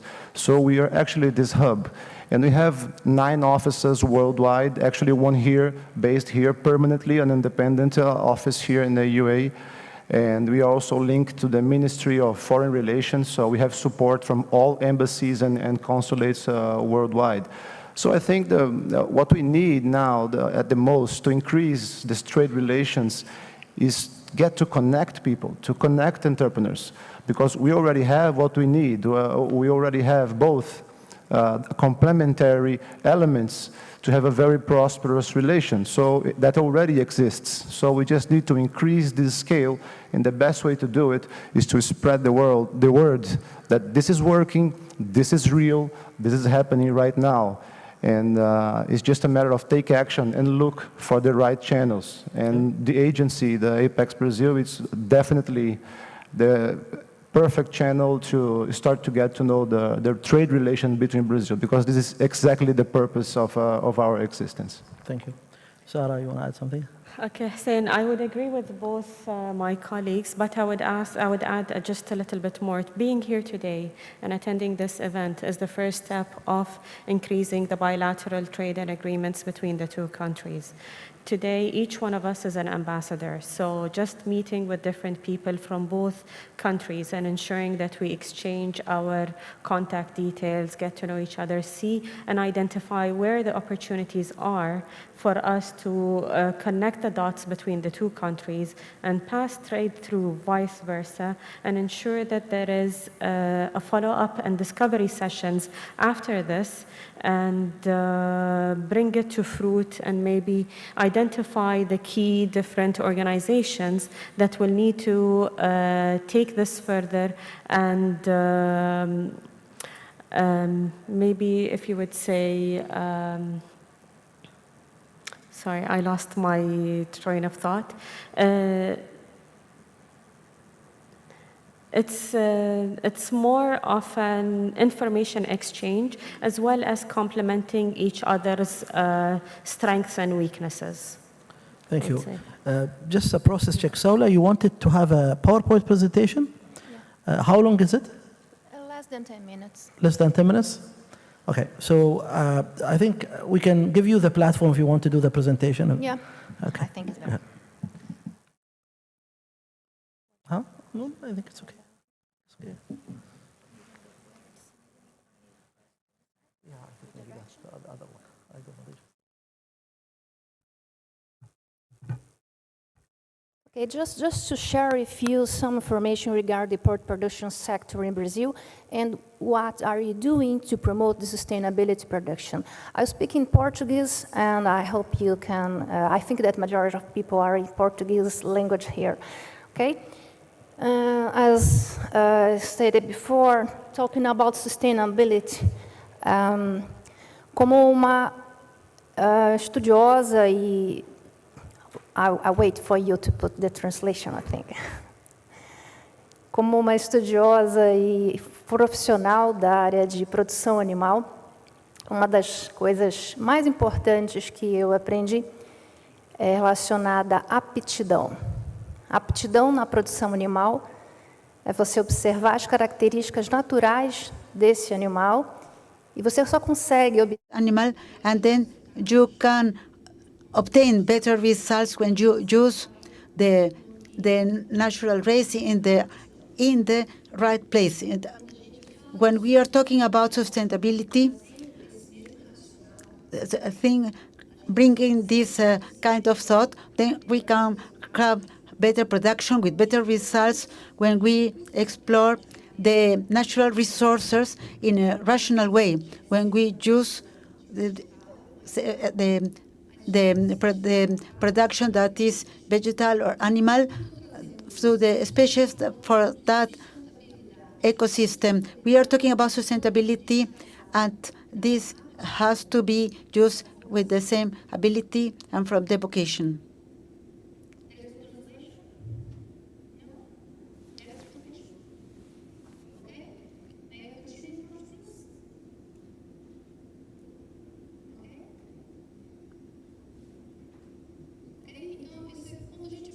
When we are talking then about sustainability, is the production and the responsible consumption. When we were talking before, due to the natural characteristics, we have also the vocation for the production of food, and the natural characteristics starting about the climate. When we are talking about the climate, that gives conditions of better production of products. It gives better production of basic resources of food. Sustainability is no hunger. We are working for the sustainability for the 2030. One of the objectives is that there should be no more hunger. And then Brazil is also using birds' meat, and so we are complementing the market, as we mentioned before. The issue of complementing the market has to do with the food security, to make sure of the access of the food. This is sustainability. And then we are talking about sustainability, respect of the consumption habits, culture, and religion. And Brazil has used this premise from the beginning of the exports that started here in the Middle East. This is sustainability. Sustainability is in diverse markets to take the products to the countries, respecting also the environment. We have a very big protection area, protected area in Brazil, a conservation area, and we have to highlight that the production of birds in Brazil, it is incredible. There are no interference in these conservation areas. We have a very big area in the country because it's a very continental area. We have 66% of our territory is a conservation area, and we have the coexistence of the food production and environment, and the good practices allow that. We are preserving the natural resources. We preserve the water, and we are talking about the biodiversity, and we preserve the natural resources such as soil and the forests. So sustainability, here I'm bringing some examples. This is access to clean water and from good quality. The industries in Brazil, they are all trying with producing water with a lot of reuse, and many of them, and actually all of them, they have a natural way of using the water, and they return the water in a better way than the way it was generated. And then the companies has improved more and more for the waste generation reduction. And we can see that it's very important to be sustainable, and this is also an economical aspect. So here I wanted to say that all these examples that I have presented, these are general practices that our companies are taking into consideration for the companies that are mentioned here. Sustainability is also to take action for the climate. As two companies mentioned, one is Jump International. They are committed about the production of carbon emission. We are also talking about sustainability. That is we are talking about the integrated production system. It includes the small producer to the agribusiness, provides a stable income with a notable influence on the quality of life of these family farmers. This has been some of the highlights of the pillars of sustainability, and this is the social aspect that we highlight as something very relevant for the Brazilian culture. Here we have, like an example, the concentration areas of the agri-business in Brazil regarding the economical development. So it is one of the most important areas. the sustainability in the technology is also very important. We operate in more than 150 countries, and it depends on our technology. So for the traceability, where our products are present. And sustainability, that means also to bring food without borders. We cannot talk about sustainable food, if we have barriers to where the food is going to be reached. I want to show you a video that makes a summary of what I was talking about. So perhaps somebody of the production can help me to present this video now.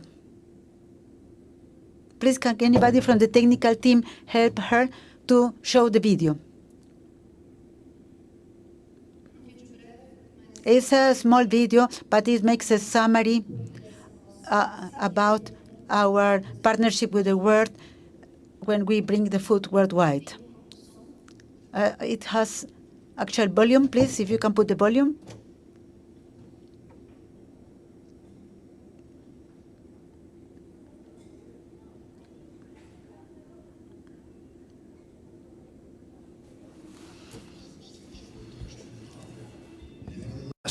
Over 805 million people worldwide continue to go hungry. Mais de 805 milhões de pessoas ainda passam fome. Não temos igualdade e muita comida é jogada fora. Então tem muitas pessoas que passam fome e nós damos comida. Queremos mostrar. Already living on our planet. How can this be done? There can be no borders for food.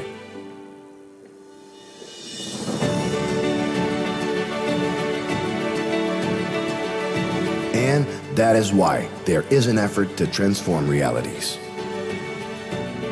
The food production chain promotes a global balance by keeping men and women in the field, producing and stimulating prosperity with animal welfare, humane slaughter, and sustainability, respecting natural resources and the environment.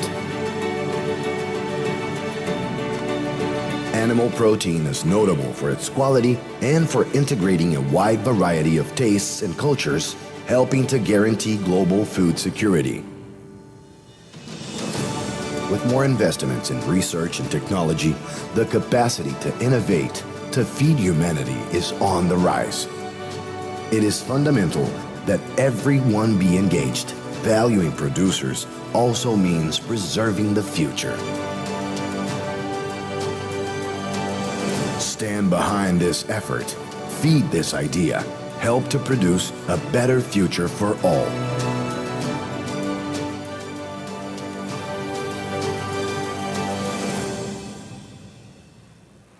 Thank you. Shukran. Obrigada. Thank you. So, thank you, Saula. Very good videos. I've been told that I have 5 minutes to close, but I'd like to open the floor if anyone has questions. We'll take a couple of questions and then we will allocate 2 minutes maybe to close here. Anyone has a question to the panels or want to raise any point? Any questions? Okay. There's a question. Yes, go ahead. Introduce yourself and ask, please. Thank you. Bora, apresente-se e faça a pergunta.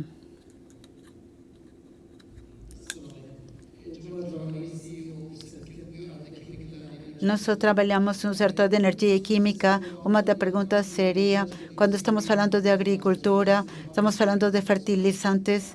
Eu queria saber mais qual vai ser o futuro. Talvez tenha because customs is one of area where might be need to explore.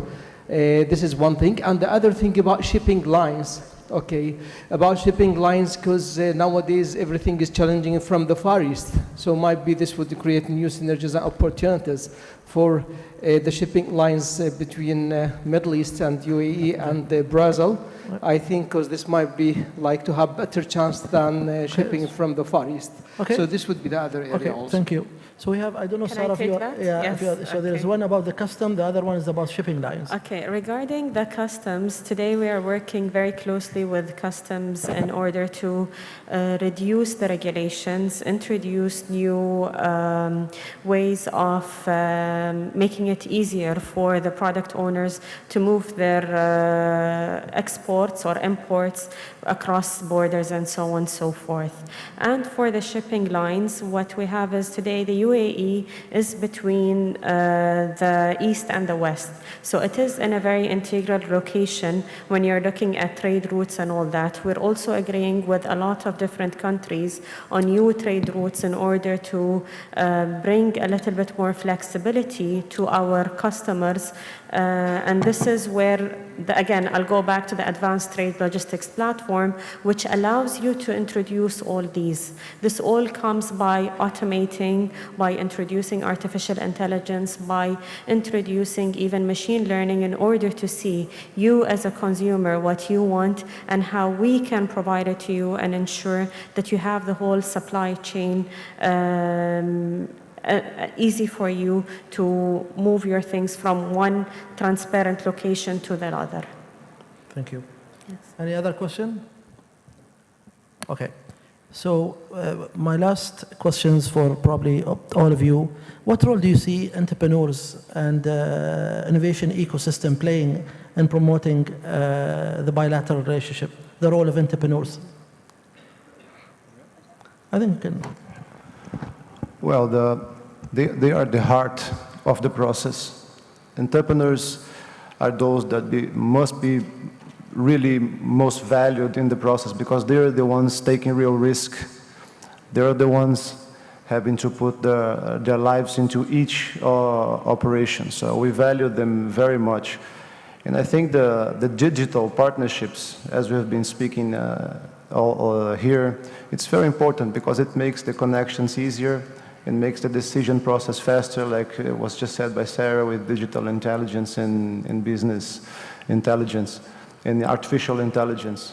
So I believe this is the key element. The entrepreneurs, and especially the private sector, it's a very strong pillar in the process because they are the true engine of the sustainable economic growth. Thank you very much.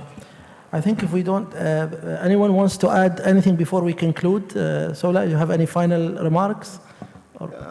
Yes, just as a final remark, I just would like to point out that it's all about partnership, the partnership we have here with the Chamber, the partnership we have with institutions such as AP, and also to say that Brazil is living a new moment right now. We are no longer the country of the future. We are the country and the market of the present, of today. We are really opening our market, and frankly, it's really the right moment for those visionary investors that want to thrive together with the Brazilian people. We have made very important structural reforms that are making the business environment very, very different. It's already a new Brazil. With the digitalization of our country, we have already over 1,000 services that became fully digital that weren't, all during these last 3 years in the Bolsonaro government. So thank you very much for the presence, for the honor to be here. Thank you. Sarah, you want to add anything? Just one more thing from my side is that today we're here all to support the governments of both countries. We're all here to ensure that our small and medium business entrepreneurs get to where they want to be. So we are here to facilitate trade. We are here to ensure that the technology and the innovation that is available today will get you and where you want to reach to. So without technology, you'll never get anywhere. Based on one of the recent studies, it showed that $46.5 billion is the increase in the economic revenue in both the maritime and logistics industry. And this is all attributed to introducing data analytics, technology, and innovation. So without having that, we know that today the world is increasing at a very fast pace. everything is going faster. So it's just a matter of how you will use the technology in order to assist you and not to hamper you. How do you make your processing, your day-to-day business operations easier with technology and not make it slower and put these small, rigid and details which will stop you from getting where you want to. Thank you, Sarah. I'd just like to add maybe or to finish by saying there is a big passion between the Middle East and Brazil. And we grew up with the Brazilian culture and Brazilian knowing, of course, for football and for the best coach we had here, Zagallo and Carlos Alberto and others. So there's already a natural love for Brazil. I think this is a very good and strong point to really come together. I think today having technologies and innovation can really accelerate the relationship. It's an amazing opportunity for countries like Brazil and the UAE to take advantage of innovation, of technology to really develop our relationship. And I'm really happy that to hear what you, Saula, are doing with your organization, and you as well with your organization, also Sarah as well. So with this note, I'd like to thank you for being with us here today. I hope you found this session useful and wish you all the best for today. Thank you. We thank you all for contributing to our Q&A session. And now, maybe? So we'd like also to take this opportunity to invite all of you to the Brazilian Pavilion at Expo. I was there yesterday. Amazing pavilion with a lot of activities. So please go and visit the pavilion. Thank you. Thank you. And now we call on stage His Excellency Mr. Abdullah Sultan Al Owais, Vice President, UAE Chamber of Commerce, and Shaheen Ali Shaheen to award our panelists a token of appreciation.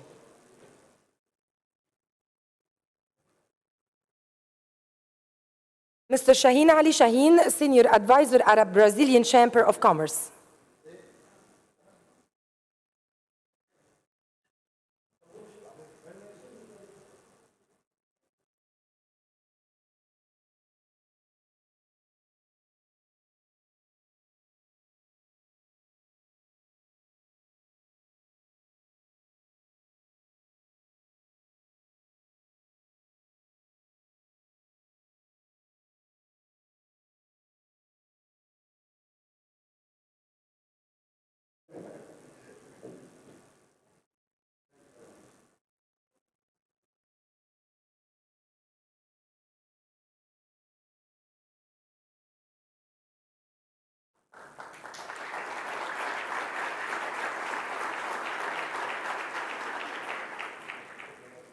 And now we would like to thank our sponsors, Pantanal Trading and Dubai Bars, and let's watch those videos together.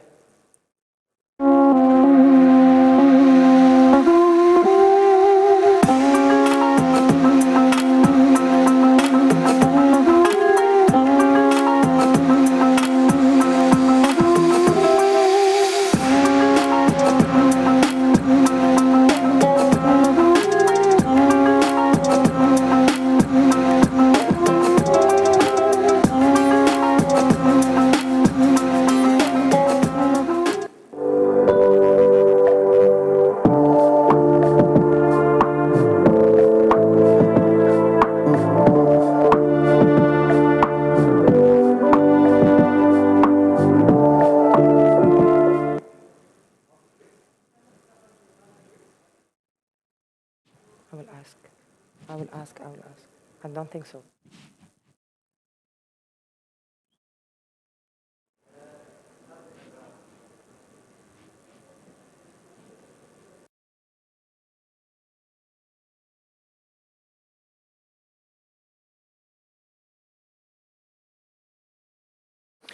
Proceeding with the program of the Amazon Sustainability Economic Forum, we will start the second session of the event, Cooperation between the United Arab Emirates and Brazil in Food Security and Environmental Sustainability. We would like to welcome on stage Ms. Deborah D. Concha, National Secretary of Investment Attraction, Minister of Tourism of Brazil.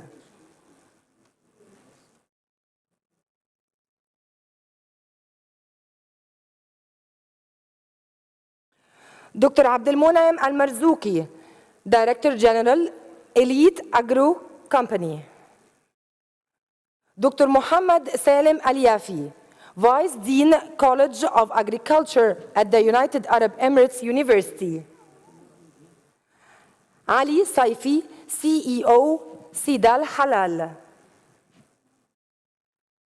Dr. Mohammed Zoghbi, Chairman, Fambras. Tamer Mansour, CEO and Secretary General of the Arab-Brazilian Chamber of Commerce, who will moderate this important session.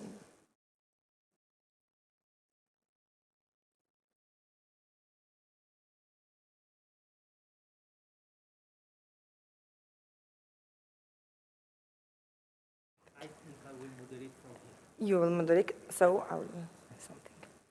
We start this panel with a welcome video from His Excellency Alexandra Ghislini, Director of the Department of Agribusiness at the Ministry of Foreign Affairs of Brazil.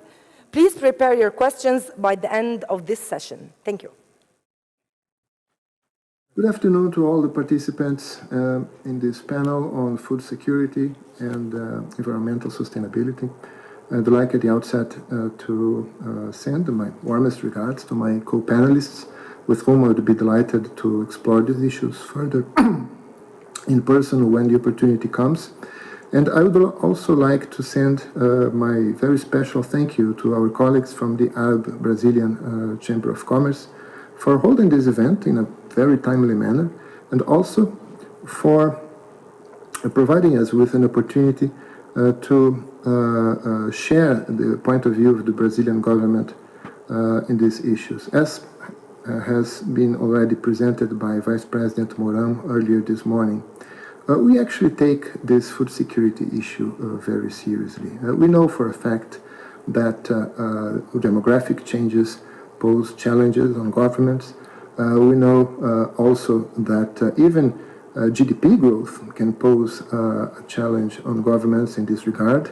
And we know for sure that limited natural resources play a huge role in posing a challenge on governments. So when you view these three elements combined, you can appreciate the dimension of the challenges that we governments are going to face in the coming months and years. And this is a challenge that can only be sorted out through international cooperation in its many ways. And we believe that Brazil is in a particularly positive position to engage in this international cooperation. First, because we have the potential to do so. We have the potential to expand our agricultural production in a sustainable way. We have the potential to do so through science and innovation, which allows for gains in productivity, and also through the recovery of degraded lands. But beyond that, we have proven actually that we are able to do that as of today. We have managed to keep our trade flows open, and have also kept our contracts throughout the pandemic, and despite the economic crisis that it has created, proving that Brazil is a reliable partner. And this nature of a reliable partner is an asset that we treasure, and an asset that has been important in our relationship with other countries. Let's look at Brazil's relationship, for example, with the United Arab Emirates. Our history with the UAE is one of success. If you look at the evolution of our bilateral trade, in 2001, the total amount of our bilateral trade was $543 million.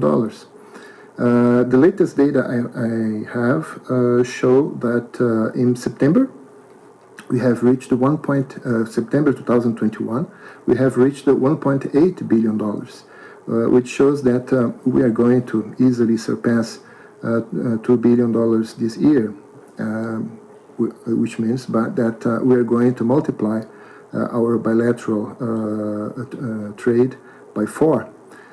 This is a sign of achievement, but it also shows that we are below our potential. We have actually peaked our bilateral trade some years ago in 2014, and we can expand our bilateral trade to that level and beyond, since actually our trade is concentrated on very few products, and we have a much bigger offer to present to our friends in the United Arab Emirates.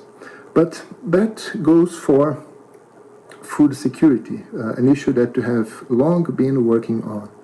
The challenge that our friends from the Arab-Brazilian Chamber of Commerce presents to us is how to combine it with environmental sustainability. And this is an issue that we take very seriously as well. You will probably remember the speeches made by heads of government and state at the United Nations Food System Summit held in New York, actually via online. But those speeches show the importance that has been attached to the real meaning of sustainable development and to the need to put all 3 pillars of development on an equal footing. That means economic development, social development, and environmental development. How can we do that in order to ensure food security for years to come in a sustainable manner? This is the challenge before us, and this is a challenge that supposes that we are willing and interested in pursuing a new journey and exploring a new frontier, a new agricultural frontier, a frontier that has to be open, to ensure the food security of our peoples, of all of our peoples. So, in this regard, we believe that the key to success in this endeavor is science and innovation, in order for us to be able to provide enough safe, accessible food in an affordable way for all of our people. We are very glad that Brazil has joined the United Arab Emirates in a coalition at the United Nations Food System Summit called the Agricultural Innovation Mission for Climate, where we are going to explore ways to foster our research and development and innovation in agricultural science. We are looking forward to working with our friends from the UAE and others in order to reach this goal. But we should not limit ourselves to multilateral endeavors. We can work also bilaterally with other nations. And in this regard, we should explore all the possibilities on our table. The first one that comes to our mind in exploring this new agricultural frontier is bioeconomy. Bioeconomy viewed as an opportunity to bring agriculture and industry closer together in order to provide new products in a sustainable way, providing renewable energy, providing bioproducts, bio-inputs, by fostering the exploration of new products in sustainable ways, and also strengthening with the multifunctionality of agriculture in order to make it help us achieve the sustainable development goals in the future. This is a journey that is underway, one that we can further explore between governments, but especially with the involvement of our private sector. And this is something important. If our friends from the United Arab Emirates and from the Arab world in general are interested in exploring new possibilities, Brazil has new possibilities to explore. And we would be glad to talk to our partners in these countries to see how investment in logistics, in trading, in infrastructure related to bioeconomy and related to the new frontier of agriculture can help us jointly reach a better world where all of our nations are going to be fed more easily and more safely. So we would be very happy to pursue this dialogue with the private sector and the governments interested at any moment as they fit appropriate. I would like to wish you a great debate and to thank you for your attention. Thank you.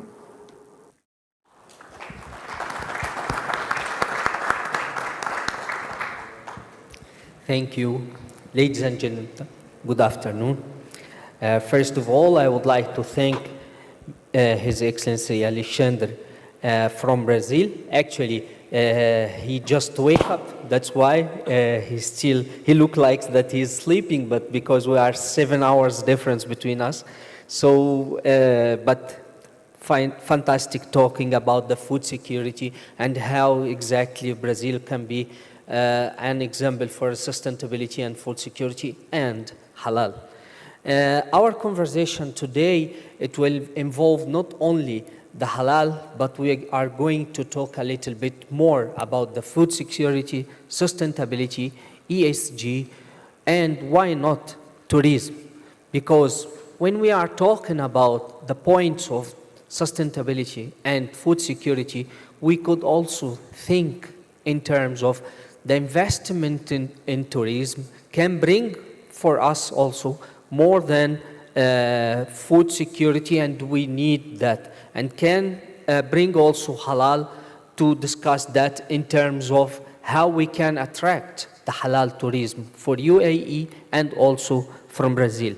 And that's why we already invited Ms. Deborah Moraes from the Secretary of Attraction of Investment in the Ministry of Tourism. But also, we would like to discuss more about sustainability and food security, and for that we have Dr. Abdulmunem Al-Marzouki, Managing Director from Elite Agro Company, and also Dr. Muhammad Salim Al-Yahya Al-Yafi, Vice Dean Colleague of Food and Agriculture at the United Arab Emirates University, and Mr. Ali Saifi, CEO of CDL Halal from Brazil. And finally, Dr. Muhammad Zogbi, the chairman of FAMBRAS Brazil. So let's start our discussion talking a little bit about the relationship between Brazil and United Arab Emirates in terms of food. Our main partner in the region is Saudi Arabia, but actually in the last 20 years, United Arab Emirates has grown up a lot, and we are considering it one of our strategic parts, because our exports to the United Arab Emirates, it's transforming every day, not only for the local consumer, but United Arab Emirates transforming now and became every day as a hub for our export to re-export it again for the Middle East and the region with add value. And that's why we would like to bring here the halal for this conversation, because it's very important for us to understand that if United Arab Emirates want to be a hub of the halal in the region and in the world, we should guarantee to them that the raw materials, it's coming from Brazil is halal. And that's why we would like to discuss that more. And also when we think about tourism, how we can also attract the businessmen from the region, from United Arab Emirates, to come to Brazil, to buy more, to explore more, to invest more. And that's why we would like to understand from Ms. Deborah how we can transform non-Muslim country like Brazil to a halal destination for the tourists from the region. Let's talk a little bit about that. But first of all, I would like to invite Dr. Muhammad Salim Al-Yafi for his presentation. Your Excellency. you like to make it from here? Oh,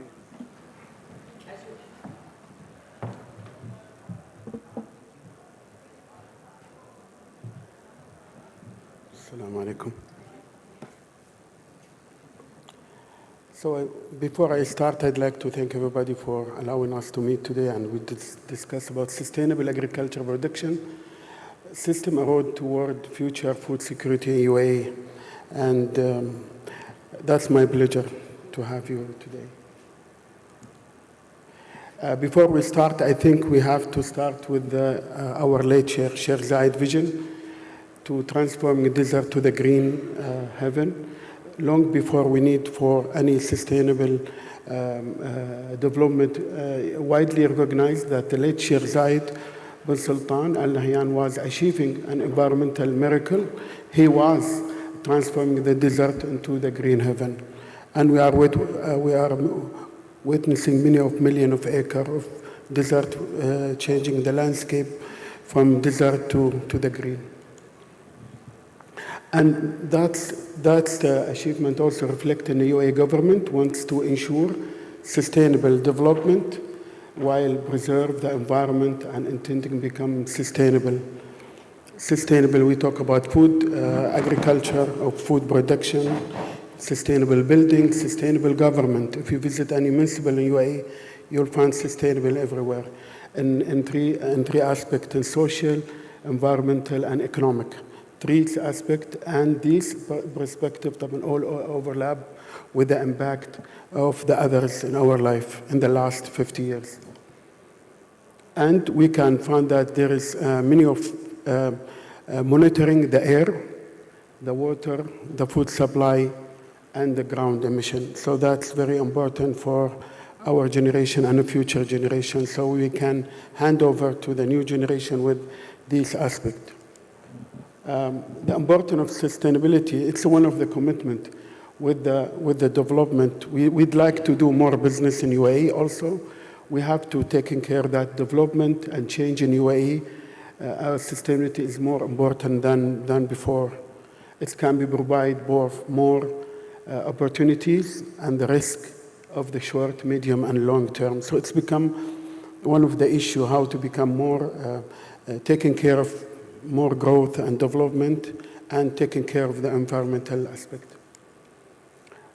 What's the key behind? The key is sustainability driven in the region for both businesses and individual, and commitment include energy efficiencies, clean energy, even though UAE is one of third or top 5 in the world in natural gas and petroleum industry. That reflect also on regularity and cooperative and social responsibility policies relating to environment, efficient waste management and disposal, including recycle, reuse, that aspect, and sourcing and use of water and the food supply chain and the air, water, and ground emission. Sustainability is the key to attribute to our culture, heritage, and ecological balance, combating desertification, one of the international phenomena, and planting millions of trees as a safeguard nature and mitigate the effect of climate change. The climate change to reduce emission and greenhouse. So there is established a new Ministry of Climate Change and Environment in the last 10 years. UAE is declared in 2019 a year of tolerance. Culture, heritage is a part of the social important element for sustainable development goal. SDG member 11, and these two elements play a major role in the creating a tolerance. Despite of the climate factor, plant growth, remarkable achievement has been made in greening the country. Millions of acres being combat the desert. In order to control the effect of climate change, UAE is controlling emission, reducing natural gas, increasing energy efficiency, and undertaking many of these aspects. There is a national climate change plan, UAE 2070-2050, to manage greenhouse gases emission while sustaining economic growth. So, they go to hand in hand, minimize the risk of improved capacity of adaptation of climate change, enhance UAE economic diversity agenda through the innovation solution.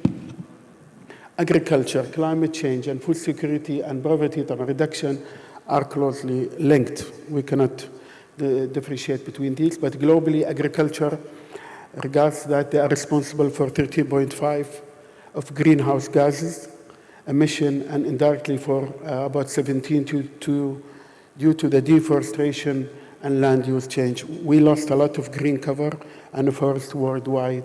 As the world population grows, there is about 9 billion in the next 30 years. In 2050, agriculture must also increase. So we have to also increase our production. And the FAO estimated 70%. We have to focus on food production side, either the livestock or the poultry. طبعا sector hold a large mitigation potential. The more green, the more absorb of carbon dioxide. So it's good, mainly through the reduced deforestation, soil management, and increased productivity. Agriculture, therefore, part of our problem and also part of our solution to the climate change and sustainability and production. So we have to be care about food and to sustain our food production in future. Agriculture and climate are correlated hand with hand. The climate change is the main cause of bio and abio, living and non-living stresses. طبعا annual rainfall, average of temperature, this is an issue now. Heat wave, weed, microbes, global change of atmosphere carbon dioxide, ozone layer, ultraviolet A and B, sea level. We lost a lot of ice cap, so the sea level is increased, impact of climate change. طبعا in 20th century, Earth average temperature expected to rise from 2 to 4.5. That, according to International Balance for Climate Change. طبعا 2014, the time span between 19th century and 21 is considered to be the period which experienced the most warming. So that we feel it this time of the year. The prospective climate-smart agriculture is the only way to lower negative impact of climate variation, the crop adaptation, mitigate the effect of global production severely.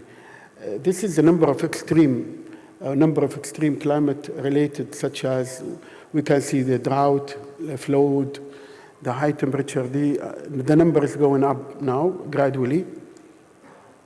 And if you're looking for direct or indirect with the agriculture production, there is something morphology and the plant physiology, something also regarding the soil fertilities, irrigation, just name it. So there is some side effect.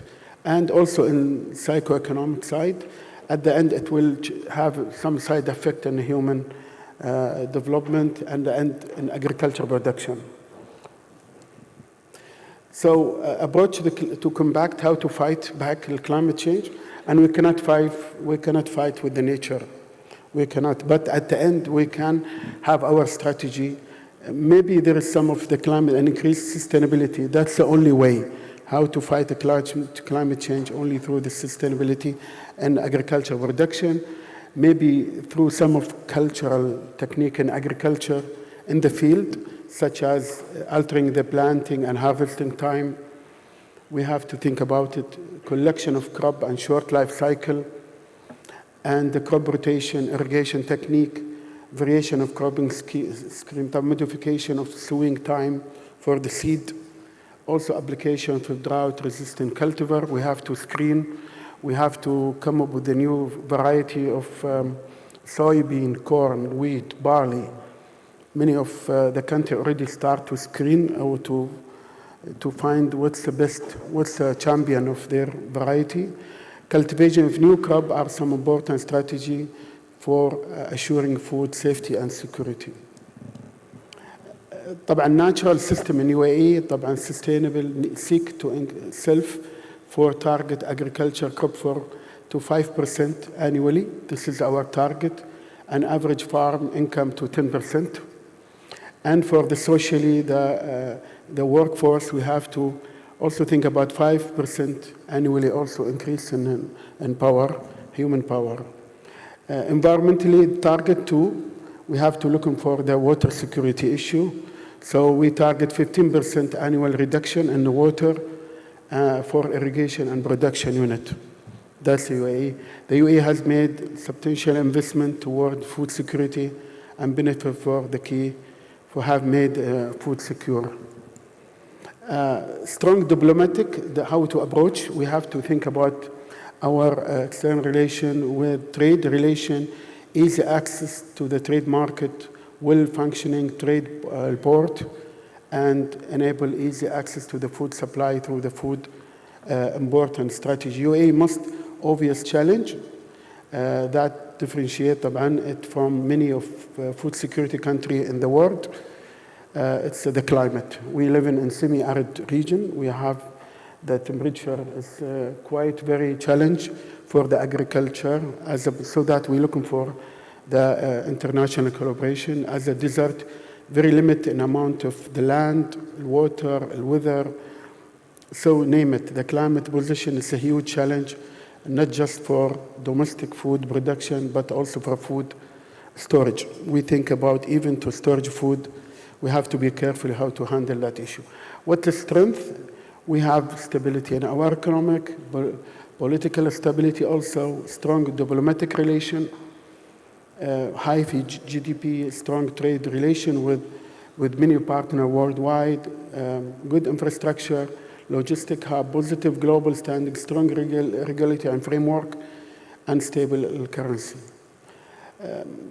We are a middle of 1.5 to almost 2 billion with Africa and Middle East and Iran and India, huge export market, economic diversity. The new agriculture technology being adapted every year, growing in innovation sector that we are witnessing now, especially in the STEM, infrastructure and education sector, will establish university, and we have the Expo now today. That's our stage for international collaboration, access to the global labor market, and growing for entrepreneurship sector, green initiative and strategy, public-private, and immertization and the STEM innovation sector. Maybe we talk about Singapore, how Singapore are taking care of the size of UAE. They are taking care of innovation, agriculture, agrotechnology. They are short in including agrotechnology park. They come up with the idea of modern farm and advisement. They invest a lot of their investment in international market. UAE, we are focused on open trade and import, foreign agriculture investment. That's our only way how to fight food, climate change and food development in a small agriculture sector within UAE. We have to secure 40 to 50% within UAE and 40 and 50 in international market. UAE being able to offset many of structural challenge with investment, market intervention, and subside. And UAE has comprehensive plan to support food and water, but much can be done to improve sustainability. We are still, the government established food security in 2010 to draft an implemented food security strategy. Just launched last week, USDA and United Arab Emirates with Australia, Brazil, Denmark, Israel, and Singapore, and Uruguay. They established kind of agricultural innovation mission for climate. That's what international collaboration, the goal for climate, agriculture, innovation for climate. We have to work together. It's like a group and teamwork to increase and accelerated global innovation research, R&D, between these countries worldwide. And that's welcome. Agriculture innovation mission for climate will focus on scientific breakthrough. We have to think about new ideas outside the box from the agriculture research unit for these different 5 or 7 countries through the national level government, agriculture, R&D, academic research institution. Public and private applied innovation and R&D development through the support internationally. We have to think locally and we have to act globally. That's the only way to work together. International Research Center, Institute of Lab Network. Maybe I'm working in screening for a soybean. The United States screening more than 3,000 soybean for the high temperature and high ultraviolet B. So we have to work with the state for that sector.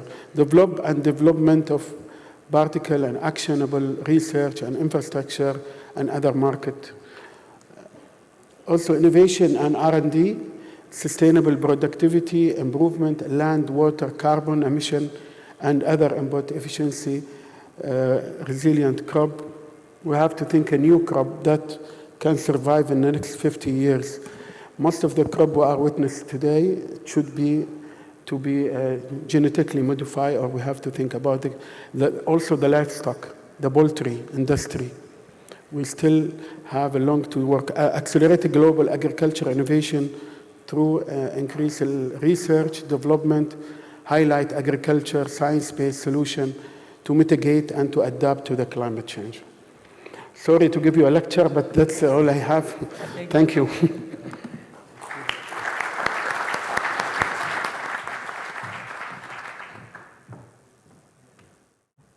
Thank you, Doctor. I think there is a lot of things that we have to discuss, but we can find a lot of cooperation terms between Union University and a lot of private and public universities in Brazil in terms of this. Actually, you are more than advanced in a lot of things that we can cooperate and find a way. And also you mentioned a lot of things about investment that I think we should drive it later. But from the other side, I would like to discuss a little bit more about how the halal can be sustainable. And this is my question for both, for Dr. Zogby and for Mr. Ali Saifi. Dr. Zogby, como que o halal pode ser halal sustentável? Bom dia. Bom dia a todos. Assalamu alaikum. Assalamu alaikum jami'an. Halal, a princípio, nós podemos dizer que ele vem de encontro com tudo o que está sendo feito hoje com relação à sustentabilidade e à proteção do meio ambiente. As atitudes que estão sendo... The attitudes that we're taking, the initiatives that we're taking in Brazil through the companies and through the government, they have taken the initiative. The companies are becoming more and more sustainable. Sustainable through the administration, and also they are applying the technology, and also in the social question, it has been questioned a lot through the companies. So we have the Brazilian companies nowadays working for projects of sustainability here so that they finish,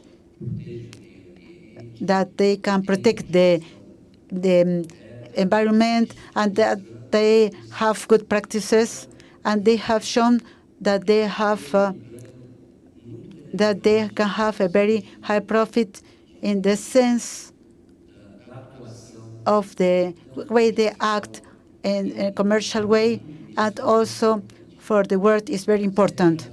The United Arab Emirates, they have a strong relationship that is very important with Brazil.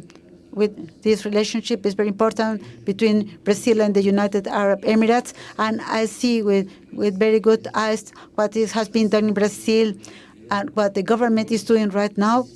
And now all these projects that the doctor has just shown to us, and Azura also mentioned that very well. Regarding what we intend to do, I do think that it is very possible because we, through halal, we already practice the sustainability, And we always practice the sustainability from the very beginning, and we continue to practice this because we do respect the environment, and in this way we are going to reach where we want to reach, to have a better world for a better future. Thank you very much. Sir, Mr. Ali Saif, what is your... Value products, the halal add value products from Brazil to the world could be sustainable. O produto halal com valor agregado exportado do Brasil pode ser But that alio can be a sustainable product? Without any doubt, I think that Brazil can work much more, and they have much more to offer than what we already offer to you right now. A palavra sustentabilidade, ela é só termo.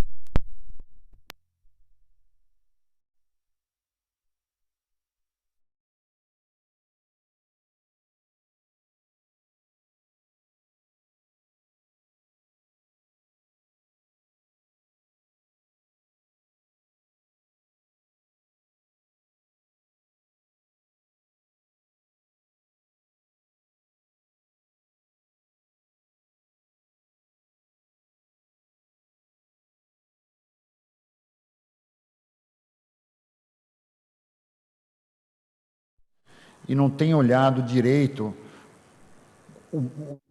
the market as it is right now, or the market that is the Middle East. We are not just talking about the United Arab Emirates, but about the hub that we have here, involving all the Middle East and Africa. So this is the world of business that Brazil should exploit more, using more systems. And so not just talking about commodities, we are champions in commodities.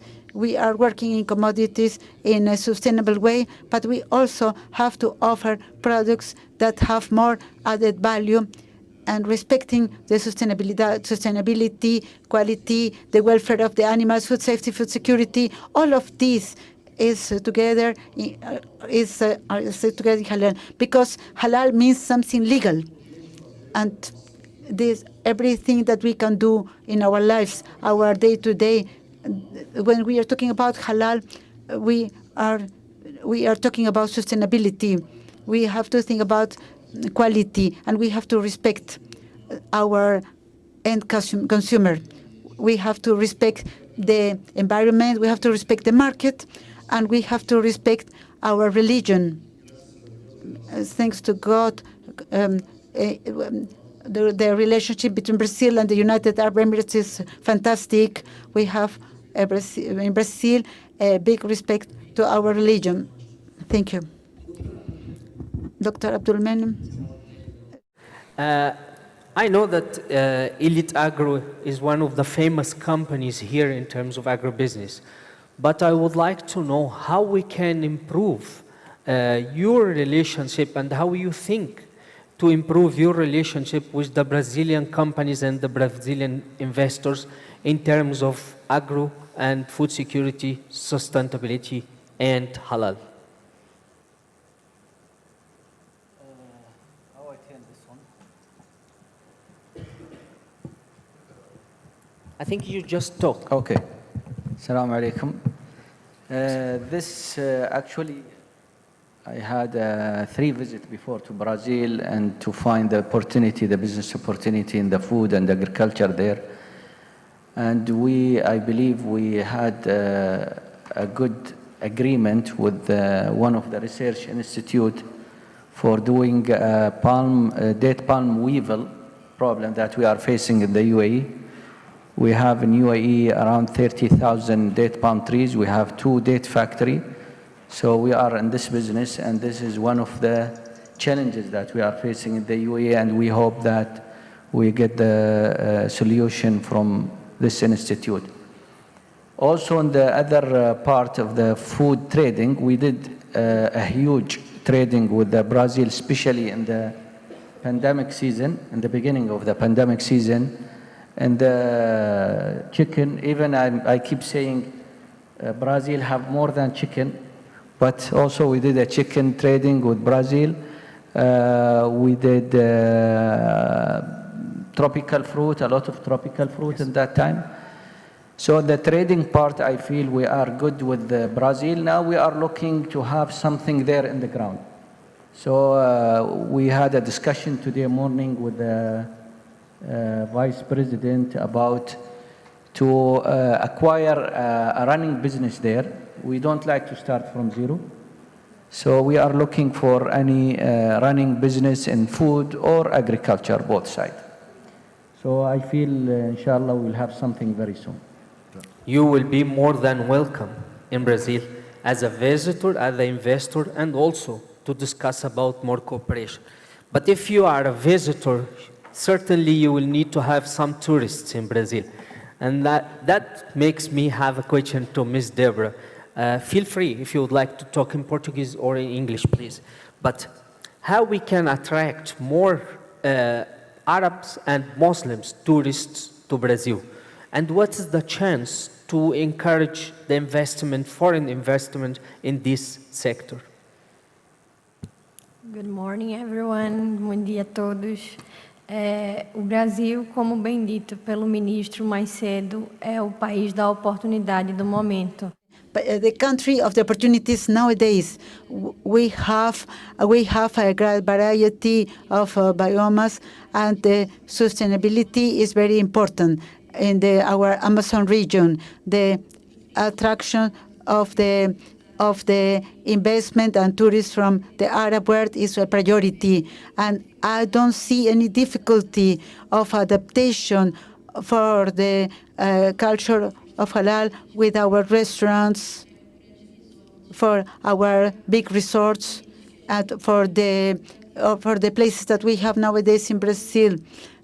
We suffer a lot in order to take care of the demands of the Arab world in all the commodities, and now we have the know-how within our market, and this is the way that we give more to our population, and we want to leave a lot for the market so that we take care of the Arab world in Brazil so that it can attract the tourists to our beaches, to our Amazonic region, for Pantanal, to do sports, and to other attractions that we have back in our country, and for other opportunities that they can make investment in tourism. So we have more than 70 possibilities to have investments in Brazil. We think the private and public sector, we have historical places, all of that is open for a big portal that is called the Matchmaker, so that one investor will find also one investment opportunity. So we have this big platform, and this is a way in we can strengthen the ties between the United Arab Emirates and Brazil. Sincerely, Brazil showed to the world how it is possible to receive the tourists during the Olympic Games, and Brazil needs an opportunity, and this is the opportunity is there, and we want to attract more and more tourists and investors coming to Brazil. Nos queremos atraer más turistas que vengan para aquí. Nos probamos que durante os Jogos Olímpicos que nós tivemos muitas oportunidades para trazer as famílias aqui. Brasil é muito diferente daquilo que vocês veem nos meios de comunicação. Não, agora queria terminar ouvindo cada um de vocês sobre o futuro. O que podemos esperar de cada um de vocês? Poderia começar? Yes. Yes. Hello. Shaghan. Yes, I think with Brazil, I visited Brazil in 2010, São Paulo and São Pedro, I met with a couple of scientists there in the area of forage, green forage, and the poultry. So I think that in Brazil, they have golden triangle. The poultry, I think, yeah, Brazil more than poultry and chicken, but also there is a green forage that either green or it's a dry forage. I will suggest you to sit with Ms. Sula Alves from ABPA, Brazilian Association Protein. Okay. Then you can discuss more about cooperation, definitely. Yes, so many university and they have published many papers between both of university in UAE and in Brazil. So there is a lot of international conference. So maybe this is one of the opportunity for future. Thank you. Inshallah. Dr. Zogby? Eu vejo que hoje não é só o Brasil que tem que avançar that has to grow in a technological way, but we have the demand from the other side. The other side also demands that we should work in an ethical way, in a fair way, and that we should work with companies that work in a competitive way, that try always to work with sustainability, and the halal brings all of this together. I see all of this in a positive way, and I see a positive future for the follow-up for Brazil in partnership with the United Arab Emirates. And this partnership comes from a long time ago, and this has made a huge difference for the advance, not just from the technical, the commerce point of view, commercial point of view, but also from other sectors like the infrastructure and from many other sectors. Thank you very much.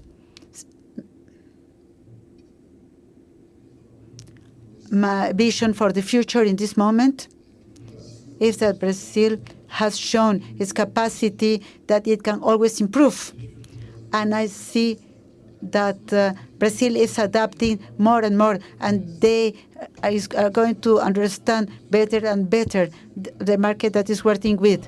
This market has given a lot of opportunities, and I see that with this change of the information, also actually the growth will come for other side from all the parties.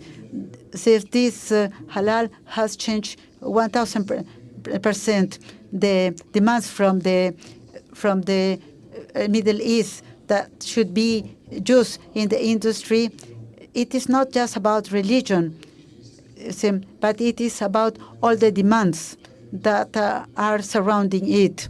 So about quality, about the best practices. So for all of us, we will continue working in that way, looking for a bright future, and I think we are going through the right path. Perhaps we should go a little bit faster. It would be good to go a little bit faster, but we are going through the right path. I remember I was talking to him, and I think that Brazil is one of the few countries that has this capacity to adapt itself to changes. So I am from Brazil.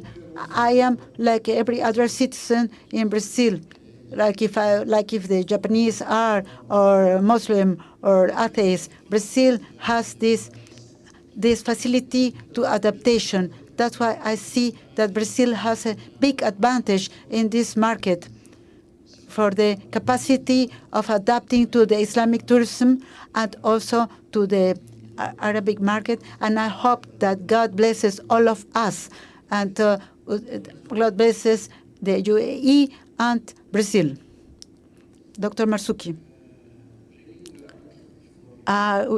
Nós procuramos de ter investidores do Brasil que venham para abrir aqui negócios. Nós temos aqui uma infraestrutura muito grande que está pronta para agricultura e comida.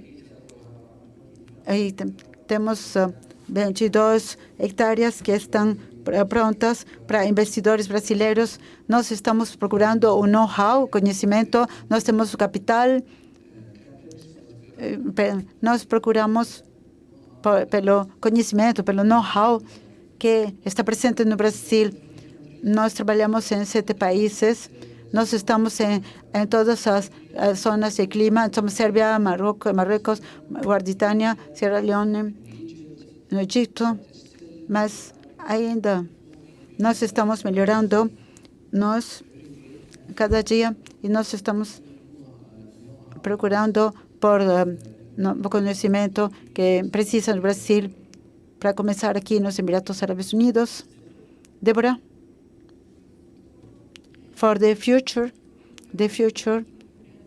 I think that the future is now of the tourism in Brazil, and for the partnership with the United Arab Emirates is for yesterday. And we have a very good relationship, and the partnership between them, I think that it would be nice to have more flights from the Middle East to Brazil, to have more this changing and sending people from here to Brazil and the other way around. And we have the capacity to adapt to all the religions, all the races. In Brazil, we do not make any... Da adaptação, é fácil que resort se adapte às exigências dos países árabes, que aceite, para que atenda melhor os turistas da região. Todos os nossos... All our attractions are there to be discovered. I could employ hours talking about our attractions in Brazil. So I think that this partnership is very deep, and I know that it will last forever. Thank you very much. Muito obrigado. Agora, só queria agradecer aos nossos panelistas. Keep continuous with us. We still have another one session, and it's a fantastic one. And finally, I would like to thank everyone again for participating with us. Have a good afternoon.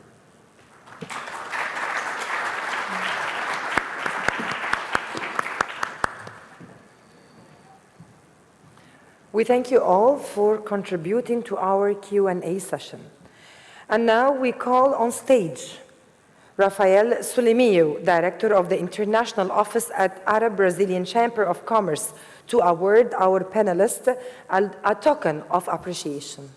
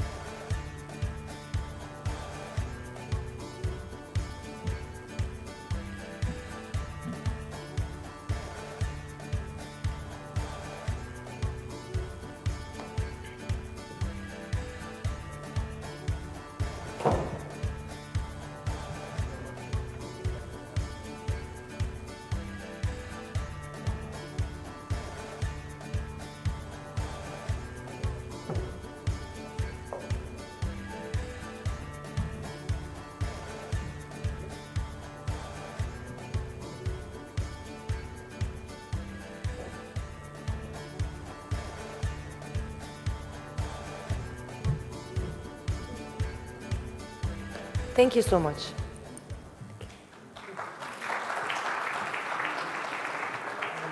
We would like also to thank our sponsors, Pantanal Trading and Dubai Bars. And now let's watch those videos together.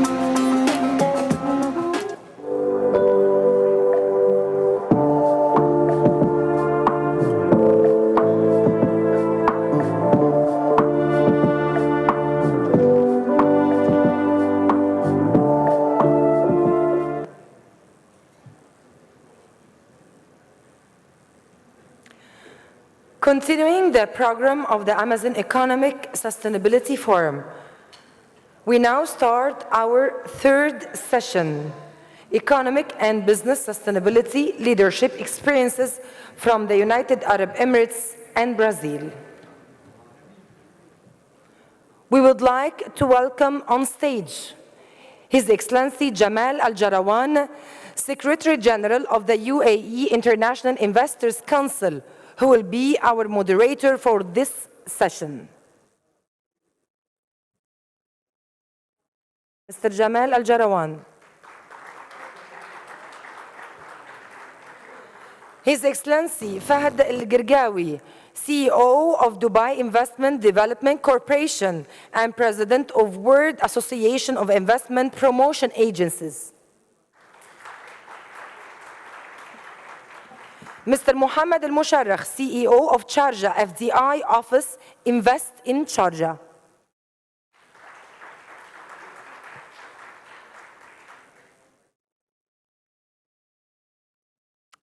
Mr. Mohammed Al Musharraf is not here? Okay. Mahmoud Al Bastaki, COO of DP World. Ferial Al Ahmadi, COO DMCC. And remotely, we have Ted Lago, President of Port of Itaki, and Paulo Pianez, Sustainability Director of Marfrig.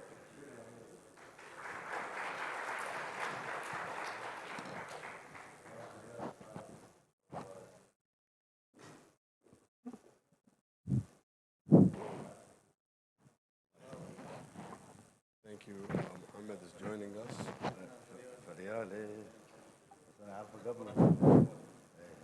First of all, how you hear me? Is the voice okay, clear? Thank you very much.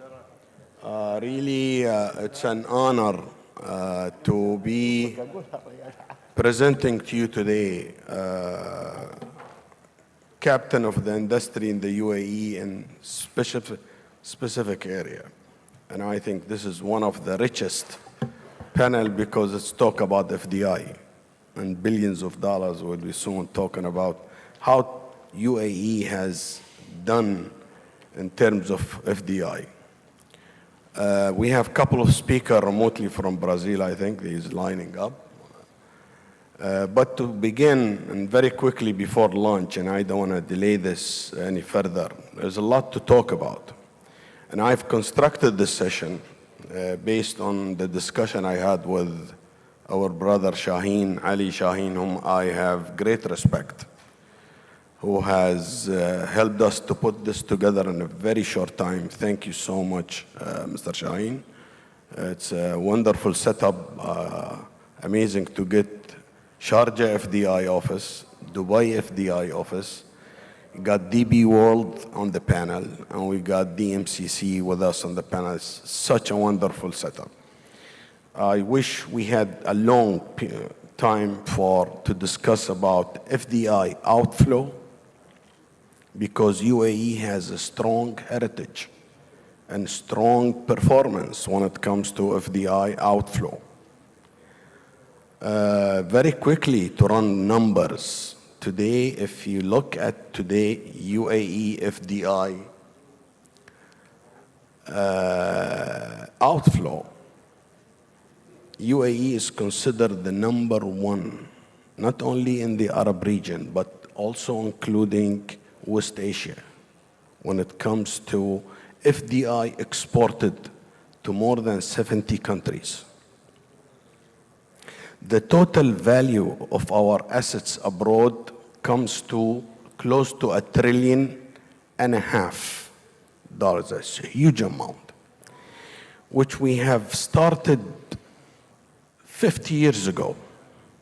The icon of our investment house in the UAE, I would probably consider Abu Dhabi Investment Authority is considered the #1 investment arm of the government of Abu Dhabi. They own assets close to $700 billion. The second one probably would be ranked Mubadala, Mubadala is a sovereign wealth fund where they have an assets that comes close to a $300 billion. So we're talking about two sovereign wealth fund that values more than $1 trillion. Thirdly, we have just created ADQ. ADQ assets worth of value around 200 billion. So we have three sovereign wealth funds that have $1 trillion and a $200 billion worth of assets. The country we have invested, you probably heard His Excellency, the Honorable Vice President, we have exported capital to Brazil around $10 billion. Is maybe the highest in Latin America.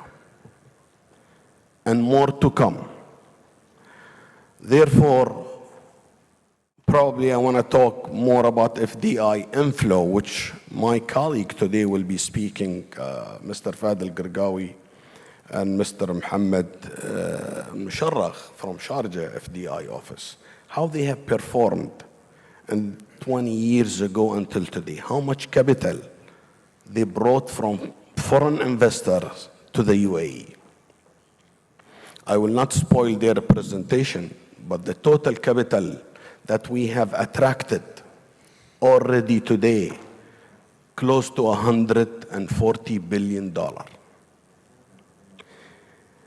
So you will see trade, and thank you, the Arab Chamber of Brazil, the Federation of Arab and Brazil Chamber of Commerce, to put this together today, because you cannot today talk about trade alone. There is FDI inflow and there is FDI outflow. All the three elements working together.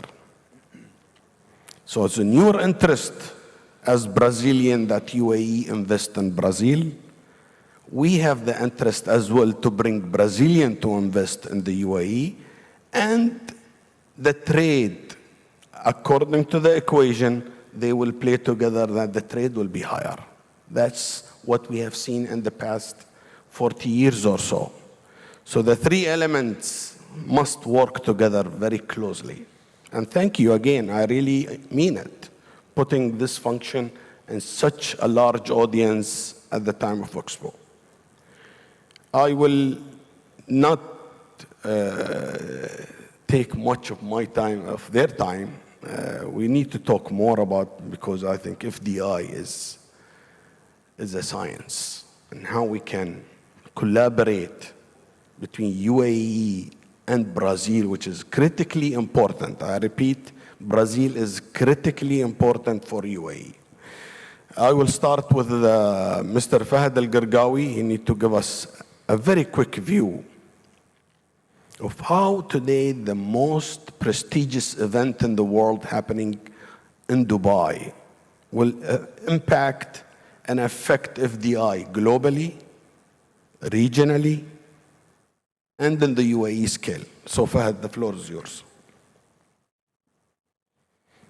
Thank you, Jamal, Your Excellency, for this introduction. I think one of the, and first of all, of course, good afternoon.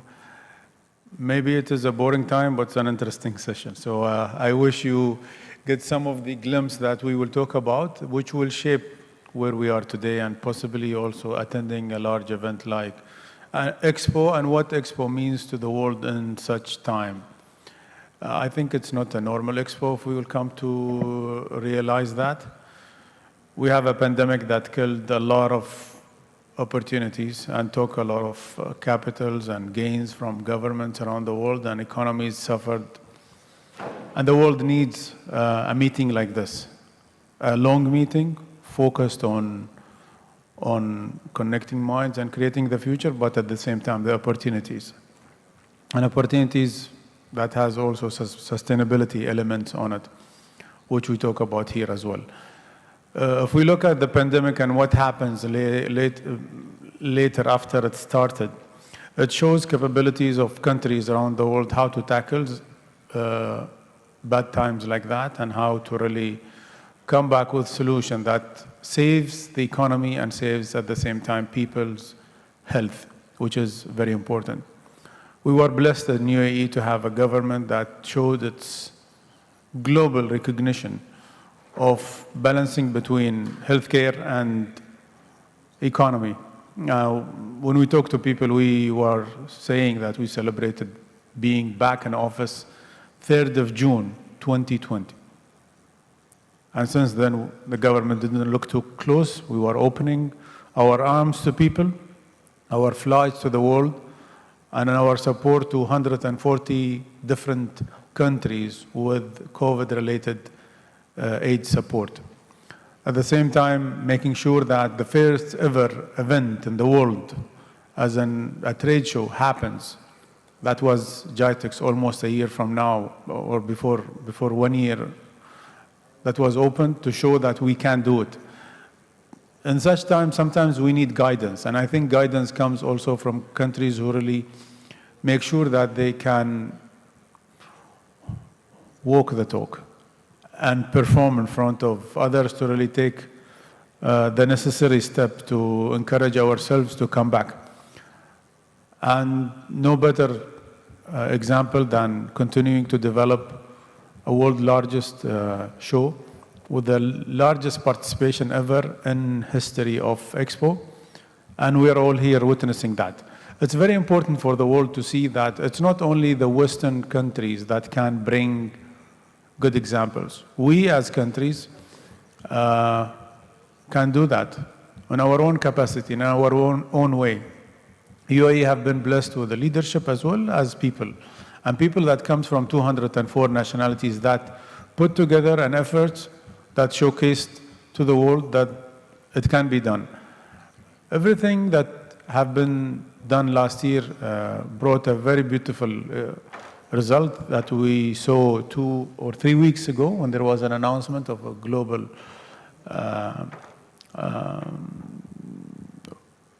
private third-party announcement from a company that looks into millionaires around the world and where the wealth goes. We were happy to hear that 2,000 millionaires moved to UAE last year. This shows where we are and what we are capable to do if we walk exactly and do the right job to be done.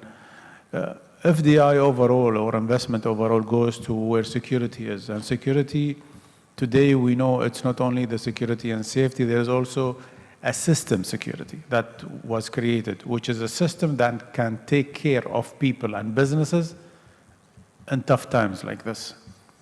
We know many countries took their hands off from businesses and all that and try to do. We are not blaming anyone here, but we are also putting a hat off of government who were able to really put this together. And we're seeing the interest in UAE and the interest in the different destinations to really set up businesses here for the entire region of Africa, Middle East, and Indian subcontinent. We cater for 2.4 billion consumer market here. And what we are here for, and in the relation of today's Brazil event, Brazil could really, and I think they've seen it before and they tapped on that, to really make sure that UAE is their market to really grow to the regional market of capturing 2.4 billion consumers. And that allows for trade, as His Excellency Jamal mentioned, trade that allows for investment, that allows for foreign investment that goes out as well. So it is a platform that UAE created itself to and created so many things around it. We are one of the global players in logistics around the world. We are one of the very active countries in terms of holding the record of third largest airport for passenger handling in the world with 91 million passengers into Dubai Airport in 2019. 10 largest port in the world, as well as so many other things. So trade and logistics that cater to investment is very important, and I think we are doing that right now. Thank you. Thank you, Fahad. I will continue. I think we have Mr. Ted Lago from Brazil, And Mr. Paulo, we will be joining with you soon, but let me continue in the UAE storyline, I think, so you get the full picture from FDI outflow. Talking about Dubai is one of the most active FDI attraction in the region. And I really congratulate Fahad on the excellent job done. Really, because I want to go back again to Dubai FDI office because it was the icon. Not only in UAE, but I must say regionally. And I'm proud for the second FDI office that had opened in the UAE, which is Sharjah. Sharjah is a bit unique. The way they had set up the FDI office to attract FDI to Dubai region, Sharjah region, I must say, it's a unique situation.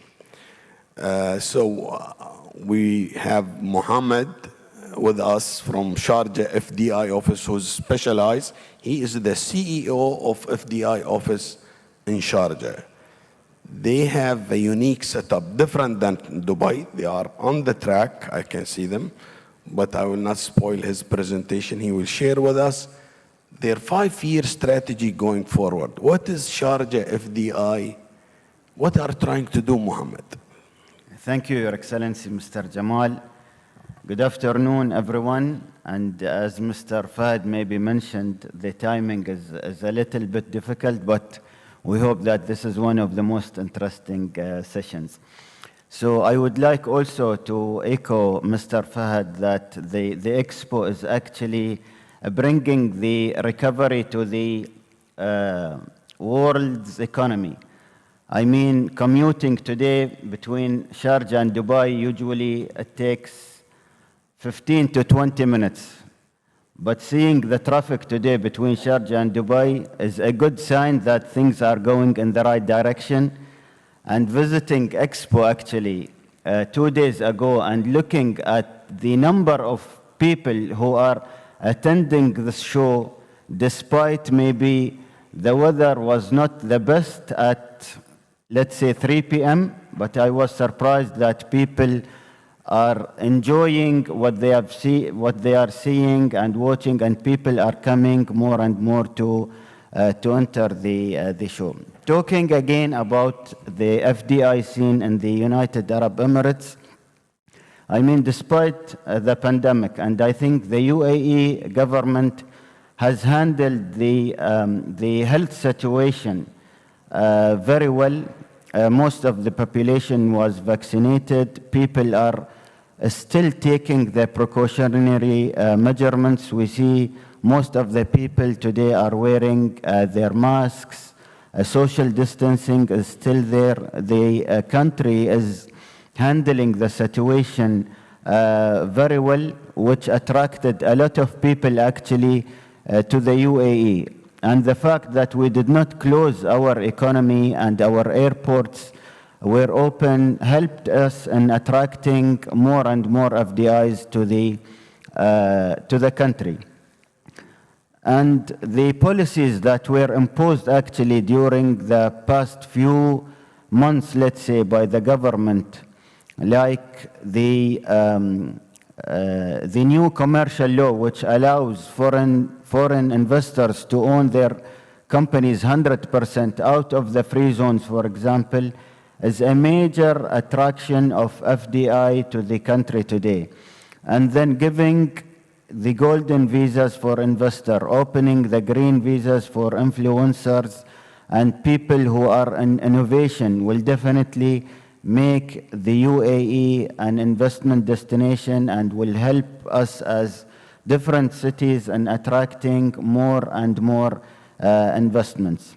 When we came back to offices after the pandemic, we had like 3 months, let's say 3 to 2 months remote working hours. So the moment we came back, we said in Sharjah, let's rework our strategy and see what are the sectors that we have to focus on after the pandemic. The world has changed.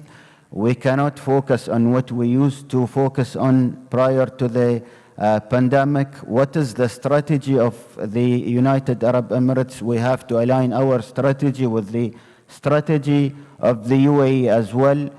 So we started focusing and attracting investments in the sectors that the country is focusing on, like the food security, for example. And we have seen the session before this that talks about the importance of food security and how the UAE is actually going forward on reaching its own food security. So green technology is something that we're also trying to focus on. Sharjah is well known as the industrial hub of the United Arab Emirates. We have the right infrastructure for manufacturing. So now we are looking at attracting companies in advanced manufacturing. Sharjah is also the educational capital of the United Arab Emirates, with a university city, more than 40,000 students, undergraduates, more than 2,000 PhD students in one area. So we are trying to capitalize on that, on bringing this talent pool with the private sector, with the help of the government sector as well. So this is our strategy for the next 5 years, I would say. Thank you, Mohammed. I'm sure you are hiding some strategic, which we all respect. But let me stress on the point. How UAE, probably I'm a fan of what UAE has done. The leadership that we have achieved in terms of FDI, outflow or the inflow, was really attributed to the main three elements, in my view. Number one, legislation. And this is probably, I'm calling on the Brazilian investor to look at carefully. UAE is considered one of the most attractive FDI legislation that have ever been introduced. This one I want to keep in mind. Number two, the quality of the infrastructure. UAE today enjoy one of the most sophisticated airports, airlines, ports, free zones. It's an unbelievable roads and trains. This is something that we had put priority number one when we start building this nation. Thirdly, which I am very proud of, committed leadership. Today, UAE, you will probably seen in Expo how we've been performing, the leadership and the people, how they are taking this very seriously. And that's what we're really not achieving leadership, but number one in terms of FDI inflow in West Asia, in Middle East and North Africa, and FDI outflow in Middle East and West Asia. We got to keep maintaining this, and this message to the Brazilian investment community to consider UAE continuously, because competition is going to intensify. Again, I want to move on to the UAE, so I hope Ted and Paul will enjoy this, especially Ted, the presentation that my colleague Mahmoud Besteki will be performing about DB World, one of the flagship of foreign investors, operating more than 70 terminals around the world, in Latin America, Asia, and Africa, and Middle East. So you'll be enjoying this presentation. I'm sure, Mahmoud, you have prepared something really valuable. Please go ahead. Thank you, Jamal. Assalamu alaikum. Good afternoon. Are we awake? Hello. Yes. So my topic today, I'll make it very interesting, quick, leave you with some good memory. WLP, World Logistics Passport. It's a government of Dubai initiative. Dubai, ladies and gentlemen, is trying to take its core business. What is Dubai core history and core business? It's laying in trade and logistics. So we want to take this success story abroad. we created a global network, a global loyalty program called World Logistics Passport. And it will be quick. I will walk you through it. What is it? What this has to do with Brazil? And it will be shown to you. So there is a video. I don't know if they will. Okay.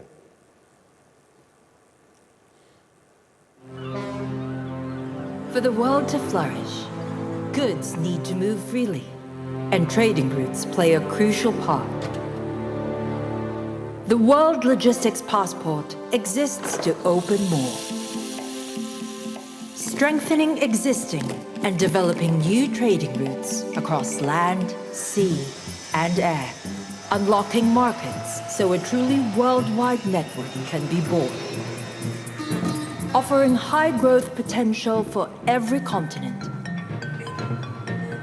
helping take trading volumes to new heights with priority handling and faster clearance. The WLP is the world's first global freight loyalty scheme. With its multimodal approach, it's removing barriers, freeing economies to trade, connect, and cooperate. This isn't a future dream. We are already working with leading logistics partners and governments so the world can move more freely.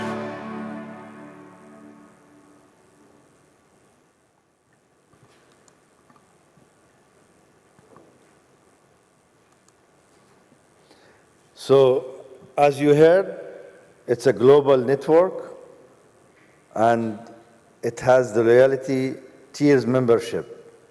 You as a company, you can start as a silver tier, as the lowest, and then you can grow to a gold, and then you can grow up to a platinum. What does that mean?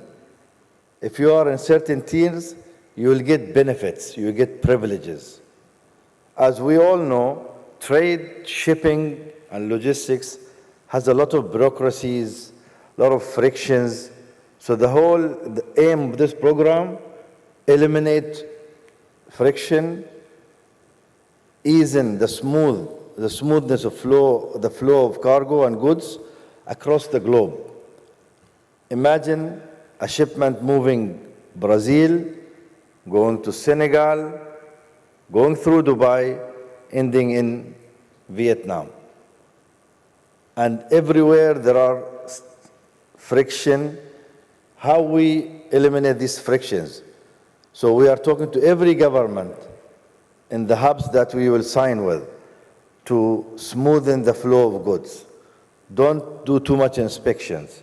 These are honored companies. They are part of the members of the WLP. Let them go. It's like a green corridor concept. So it's no cost to join, and it's already available in Brazil, as I will explain, as one of our trading hubs around the world. So 3 things, the main benefits. Ladies and gentlemen, we are talking about 3 things: cost, time, and creating new trade routes, new market. This is the whole thing in summary. When I say benefits and privileges to the companies, to the members of this WLP, they get these 3 things: reduce cost, lesser time, and opening new opportunities, new market, new trade routes. In Dubai, we've been doing it. So instead of before going outside, he said, let's do it in Dubai. Let's give privileges to those companies who are part of WLP.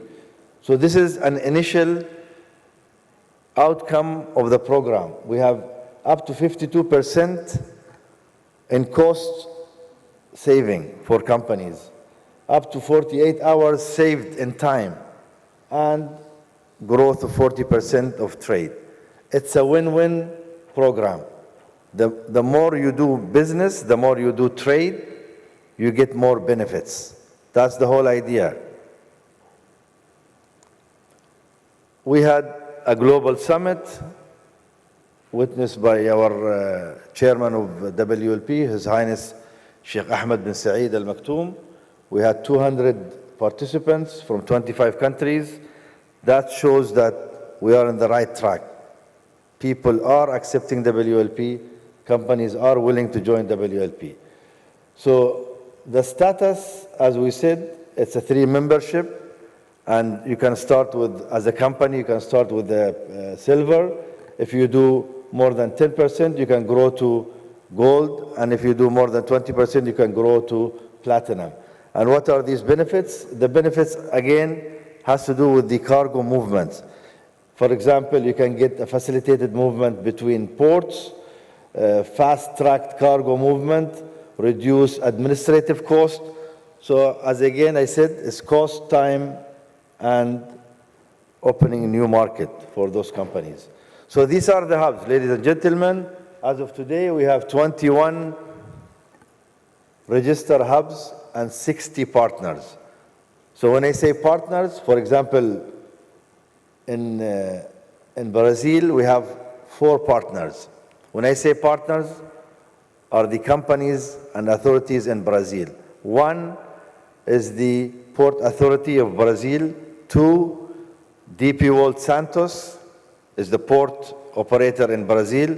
3, Santos Port Authority, Viracopos Airport, number 3.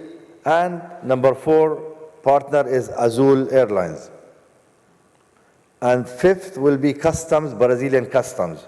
This will complete the main focus of seaport, airport, and customs, where any cargo goes through air or sea can be smoothened, can be removed bureaucracy, inspected faster, and it can connect to the whole countries around the world.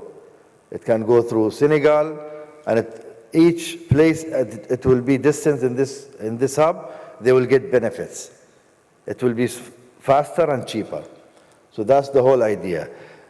And benefits are so many, I don't want to bore you with the details. What I want to tell you, all the members will have access to a digital platform, which is worldlogisticspassport.com. They can access to see their benefits, to which country, how they can see these benefits from each entity, how can they read, what do they need to be upgraded to the next tier. It's like a normal loyalty program you have with as an individual with the airline industry, if you have Skywards, like the Emirates Airlines Skywards. So, as I said, this is in Brazil, the Viracopos airports, they give certain benefits, like reduction in the airport landing fees, reduction in the import cargo storage fees, and so on and so forth. Also, DP World Santos give benefits to the companies in Brazil to ship their goods. So, it's easy to join as a Brazilian company. You just need to register and go through the normal registration. And Dubai, ladies and gentlemen, is opening its arm to you and use it to the growth and to the development of your economy. We have done very well in logistics, and we want to take this globally, and this program is meant for you. Thank you. Thank you, thank you. Thank you, Mahmoud. Really amazing seeing the progress. Every time I meet you, you have a new number to declare. 25 countries with 200 partners. This is not a joke. And who's behind it is the leadership of Dubai. And being the chairman of Sheikh Ahmed, I know he's the chairman of Emirates Airlines, one of the most successful airlines in the world. Keep up the good job, and I'm sure you will have more partners in South America. I noted 4 countries, Uruguay, Mexico, Colombia, and Brazil, and more to come. Next, Ms. Ferial, as an interesting topic, something you will declare. I think you signed an MOU recently in Brazil. Yes. And you'll tell us more about that and what is DMCC is all about. Absolutely. So good afternoon, everyone. It's great to be here today. Listening to all my colleagues here, I think it's incredible to hear the Dubai story and how every entity within Dubai actually complements the other. So DMCC stands for Dubai Multi-Commodity Center. And we are a Government of Dubai entity, and our mandate is to facilitate trade and attract commodity FDI and external investment to Dubai. Today, we have over 20,000 member companies as part of the DMCC Free Trade Zone. We are the largest free trade zone in the region. And we've been operating for almost 2 decades now and realize that there are various criteria that actually bring external investment to Dubai. My colleague, Mr. Mahmoud, talked about connectivity, about infrastructure, which Dubai today stands at the top internationally.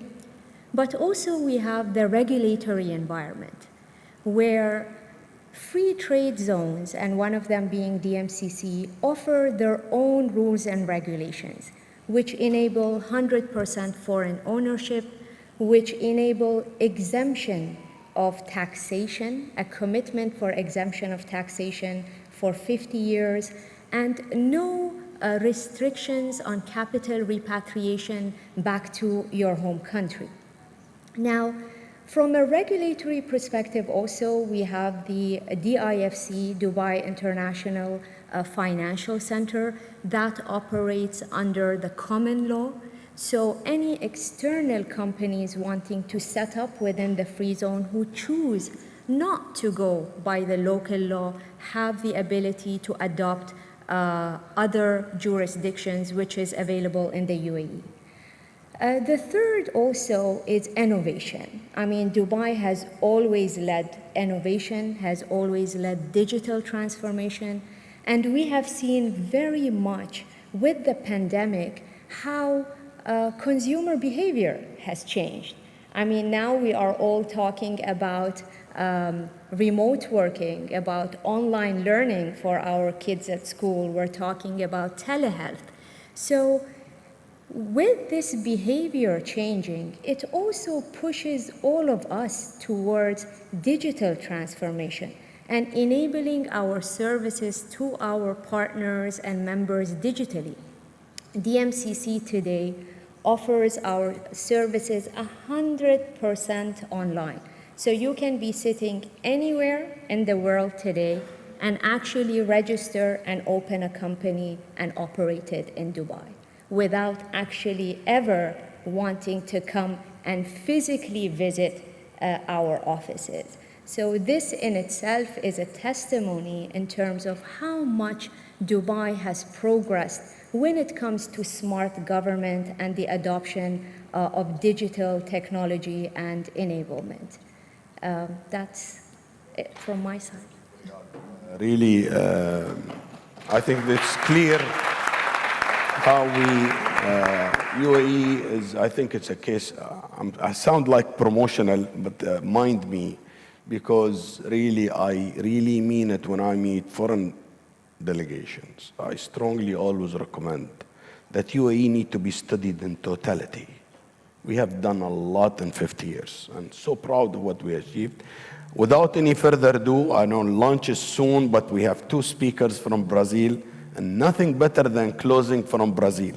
So I will call on Ted to talk about what he want to share with us. I'll leave it totally up to you. I was trying to get in touch with you to throw some questions, but I will leave it to you the way you want to address. Ted, most welcome. I don't know where are you in the world, but the floor is yours and everybody is listening to you.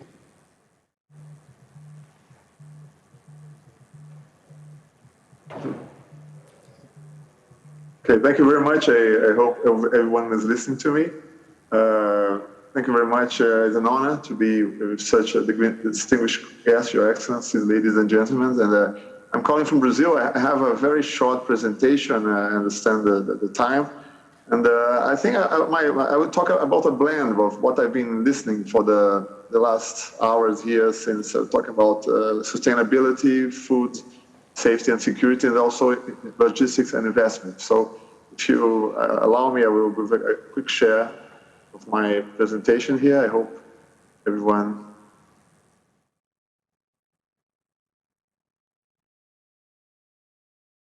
Okay, can you see my presentation? Yes? Yes, please, go ahead. Okay, so. Okay, yes. We are talking about the north of Brazil. I've been listening to the Excellency from Dubai Port World, and we talk about Santos. Brazil is very well known for Rio de Janeiro, São Paulo. I'm gonna shift the conversation a little bit to the north of Brazil. And I'm CEO of Porto Itaqui, which is a main hub for grains exports and also import of fuel and fertilizer. And very soon we'll be also a hub for LNG, liquefied natural gas, what we can discuss furthermore about how we can get UAE and Brazil closer together, okay? I'll give you some characteristics of our port. This is where we are. Brazil is like a continent country, and we are in the north of Brazil. And we are three good things. We have a location of where we are, São Luís, the state of Maranhão. We have a very deep port, 19 meters depth. We can take ships up to 155,000 tons. And we are well connected with the main markets of the world, North America, South America, Africa, Middle East through the Suez Canal. And that gives us about from 5 days to up to 9 days shorter transit times on all the Brazilian main ports. And this red areas, our area of influence, where we can have our products going and through, is a 50 million inhabitants, a good opportunity, and we like to be the gateway for the North region for UAE products. I have a little bit more detail here. One of the strong characteristics of our port is our railway connection. Now we have almost 3 main railways that connects all the main production of iron ore in the state of Pará, the Orange Line. Some also goods go to the northeast of Brazil from Ceará and Piauí, and then we have the backbone of Brazil railway system, which is the North-South Railway. And by the end of this year, we will be connected to the port of Santos, over 4,000 kilometers. From Estrela do Oeste, which is the north of São Paulo, is equivalent from Lisbon to Athens in Greece. So this railway is like crossing all Europe. So that's increase of our area of influence, our hinterland, the main soybean production, core production of Brazil, and that we'll discuss a little bit further now. We're talking about sustainability. Today, our region is responsible for 33% of the grain production of the country. I have this first number for the first semester of 2021. And it's the last and the newest and the last big agriculture frontier from Brazil. We're talking about almost 9 million hectares of land, land that is already being degraded for many, many years of cattle farming and extensive cattle farming that we're now switching to very high professional and high technological crops producing. And also the cattle farming is becoming intensive, which is in smaller areas, high production with investment, so we can produce a good blend between grain production and also meat, animal protein production. Just numbers from our terminal. We are the largest terminal port in Brazil with 229 million tons because we have the public port, which is our port, Porto Itaqui, and also we have the iron ore terminal for Vale and also aluminum terminal from Alumar, which is a consortium here in Brazil. And all this, also we have passenger terminal within our port authority responsibilities, like all port authorities you have in Dubai and all the other places. So we are growing, and then one of the main attractive of investment in infrastructure now in Brazil is with our port complex. And briefly talk about soya and sustainable soya in our region. What we have here in Brazil called the Northern Arch is an area 16 degrees parallel, and everything is above this area. This line is called the Northern Arch. Today we are the main producer of grains in Brazil, over 65%, and we're increasing now to 31% of export. Still, the main export ports in Brazil are Santos and Paranaguá in the southeast region, but all the production area now is moving towards the north. And also this means more investment in infrastructure, and I will explain this a little bit further down. This is a very interesting chart. You can see how within the last 10 years, the production and exports of corn and soybean has been shifting from the south of Brazil, other regions of Brazil, to the northern ash. So it's very, very fast growing. And also, this is being allowed by the investment we have in infrastructure, especially in ports and also in railways, and which is the main model for transport for grains to our ports in the north region.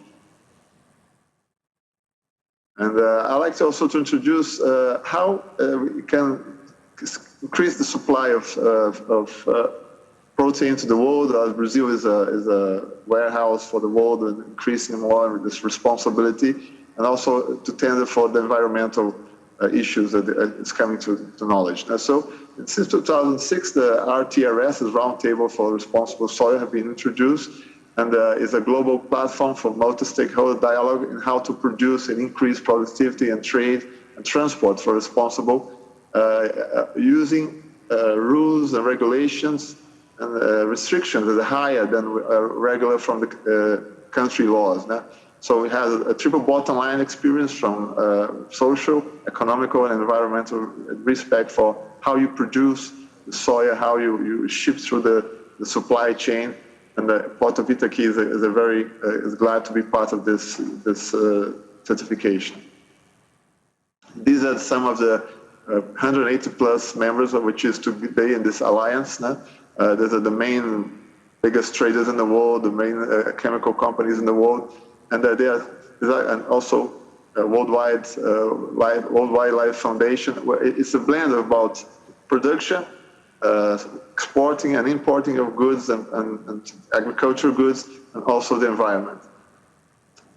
And this is the map of our state of Maranhão, and we are also proud that a third of our soybean production in the state is RTRS certified, over 1 million tons, and also most of our agricultural area.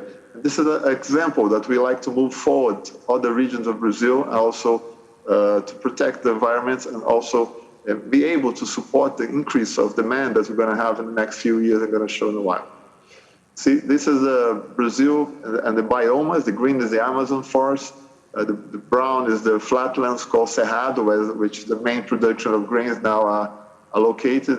And the state of Maranhão, on the top here, to the right, is a division, is a transition between the Amazon jungle and the dry area, and also the flatlands. So that's why our state is so important when we talk about environment and production of protein. Then again, the density map of soy production, and where we are located with the RTS certification, where we are exporting grains from. And what the challenge we have for the future. Sorry for the speed of my speech, I'm taking care of the time here, timekeeping. The next year, that's 10 years, will be a 36% increase in demand for grains in Brazil as the main exporter. So you can see that the clear blue line, is a blue area, is shaded area, is where Brazil is, and are responsible is growing even further to supply the world with protein, grains protein, agricultural protein, also animal protein. So how can we support this growth, taking care of the environment, and also making sure that for the long term we can support this development. Then again, this is from the last 35 to 40 years, how the grains production has been increased and has moved from the center of Brazil up the way to the north. And as you can see, it's still protected. The Amazon is in the top left of the country, the top left of our map. And it's still, this production of grain we don't need Amazon forests to increase the production and the export of grains. We have to focus in productivity in these areas that we already have, an investment in infrastructure, so we can make this flow more easily and more sustainable and economically viable. And then again, just to finish my presentation, what we're doing at the Port Investments, this our grain capacity of 20 million tons. We are expecting this year to be around 13 million tons. And the last 6 years, we almost doubled this export. So we are experiencing this growth, steady growth the last year, even if the pandemic, for the export of grains. We have now 3 berths dedicated for that, and all certified. Again, our port is certified for ISO 9001, ISO 14001, which is an environmental certification, and ISO 2701, that's this protection for information. And also fertilizer terminal, we have a new fertilizer, started operating in March, high capacity and one of the most modern in Latin America. And to finish up our green port presentation, and we have today ISO 14001 certification, which is the only port in Brazil that have the triple certification. We have receiving prizes, we're investing in, we are sure that our growth in the future has to be sustainable. That's why we started the Green Port project. And I was talking with our partner, over 60 companies that operate in our public port in São Luís do Maranhão, it's a key port. And we have also care for the community. And I think in overview, UAE can be the hub for us, for Brazil and for Latin America, especially for the North region, for Middle East and Asia. And we also like to be, through our ports, the gateway for UAE products to Brazil and to the North region of Brazil, which is growing very fast. And again, so sorry for the speed of my presentation, and I'm finishing now. And that's my context. Thank you very much, and open for questions if you have. Thank you. Thank you very much, Ted. Very exciting and tremendous information contained. Thank you for really sharing this with us. Maybe we might wanna get in touch with you. I have 2 clients that might be interested in your capabilities that you have demonstrated. 13 million ton is sizable. Probably as one of the most active member in our council, UAE Investor Council, is Abu Dhabi Port. Abu Dhabi Port is now expanding internationally. So what I have seen, I would probably like to have this presentation shared. I want to share it with our member, Abu Dhabi Port. There could be potential collaboration and potential investment. Abu Dhabi Port sit on the first row today. Yes. I'll leave this to them, but probably would like to talk to you. Very interesting port, very, very interesting. And probably WLP as well, so there's competition as well. They might be also interested to talk to you and, and sign WLP. Really very interesting, one of the best presentations this morning. Thank you, Ted. We'll finalize it with Paul. Sorry for keeping you last. And they always say last is the best. So we'll leave the floor for you, Paul. Go ahead.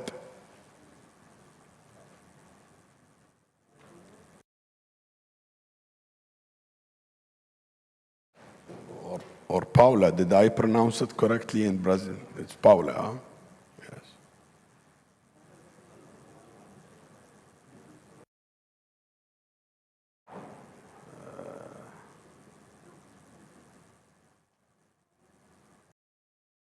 Go ahead, Paula, go ahead. We can't hear you.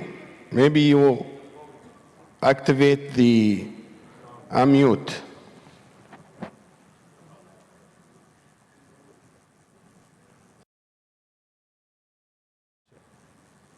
Paul, you are muted. Can you unmute your microphone?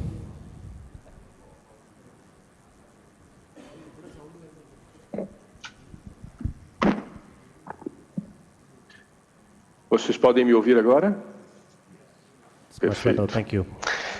Bom, antes de mais nada, eu gostaria muitíssimo de agradecer ao convite da Câmara de Comércio Árabe Brasileira. É um prazer poder estar compartilhando com vocês aqui. Great pleasure to be participating today with you.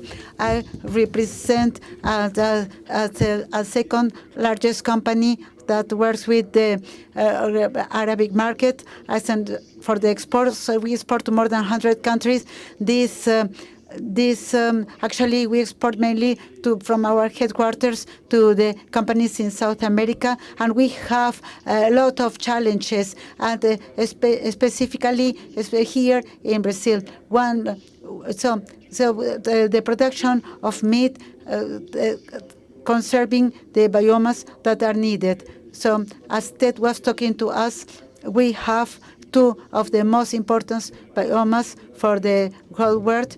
One is the great the Amazon area, and we have also a great biodiversity in Brazil, and we have the concentration of the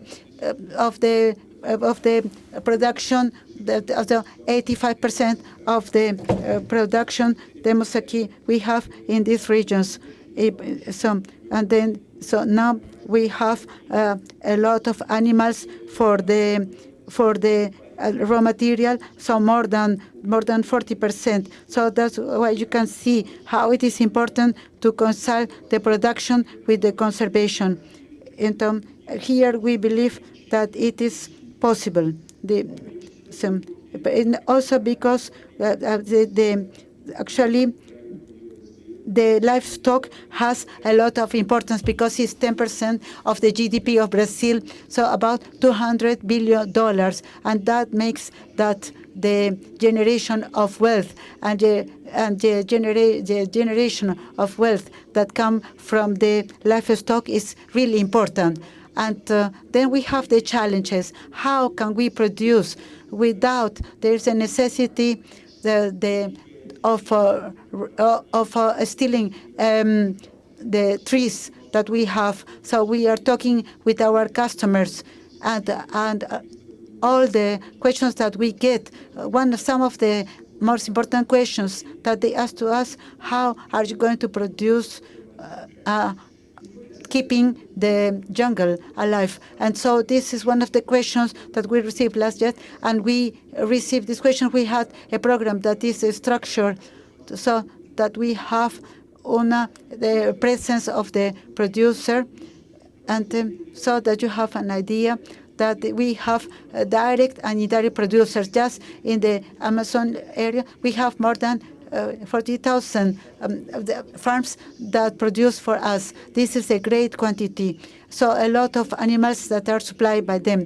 And we understood that this was fundamental, that we could be Pfizer partnership with the producers, so that just to have a commercial trade with them. So in this partnership that we established, we have been working with the banks and with the systems to create a system to have financial resources to our producers, because we believe that was just with financial resources, these producers will increase the level of technology in the premises, and they are going to carry the improvements, the genetical improvements as well, into the cattle, and they are going to integrate the livestock production with other works that they have to do, and to increase the productivity, and to do that they can open new areas. We believe in that in this way we are going to increase the livestock market in Brazil, that they improve the quality and they have products of better quality without the necessity that they open new areas, so that the jungle and the biomas, and especially the region of the Amazon, continue being alive. And so we have had very positive results so far in the last 10 years, the livestock production. So we kept the integrity of the forest, and we have 30 million of hectares, and we use it actually for the supply of the cattle, and from all the farms that make the production, and we take care of the producers.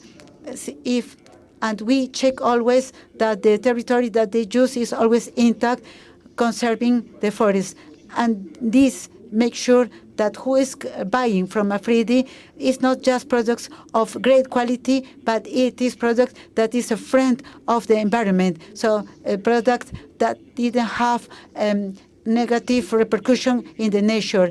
And so we just not manage to have the conservation of the biomas from Brazil, but we also achieve that we have less emissions.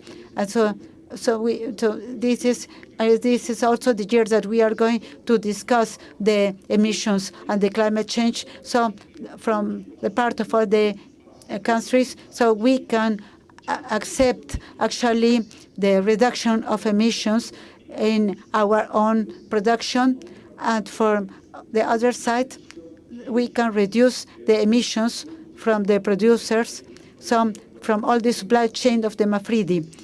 So from you to have an idea, Mafridi has nowadays we have reduced the emissions, and 35% of the emissions, the CO3. And this was the basic line in the year 2019, and we do believe that from 2025, 2040, that Mafridi will have the neutralization of the emissions from all the supply chain, so preserving the biomass of Brazil. And this should be valid for other countries as well. And so here in Brazil, the situation is more critical because of the presence of the biomass, but we are going to achieve to have the neutrality until the year 2040. And so this facilitates that Mafridi is the first partner in the livestock market worldwide, and we follow the health issues, and we have high quality also from the environment. We take care very much of the environment. So it's a great pleasure to be here with you, and I hope that next time we will have more time to spend with you. This guest was talking at very fast speed.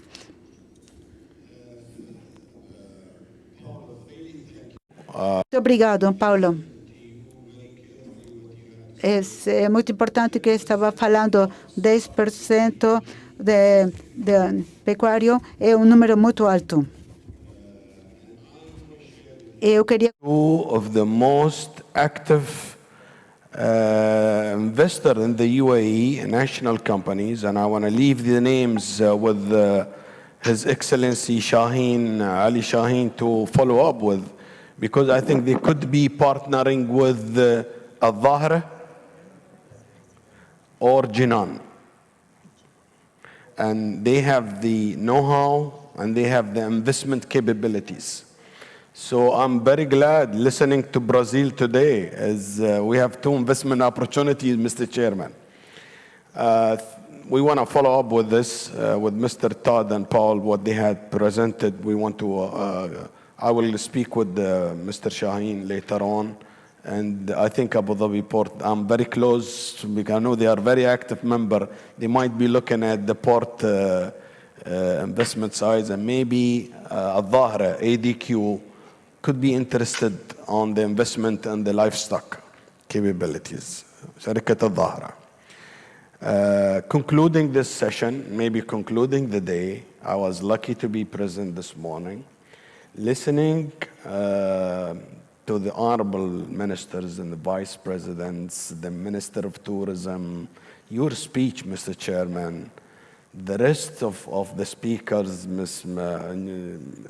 Excellency the Minister Mariam, and I think business is back.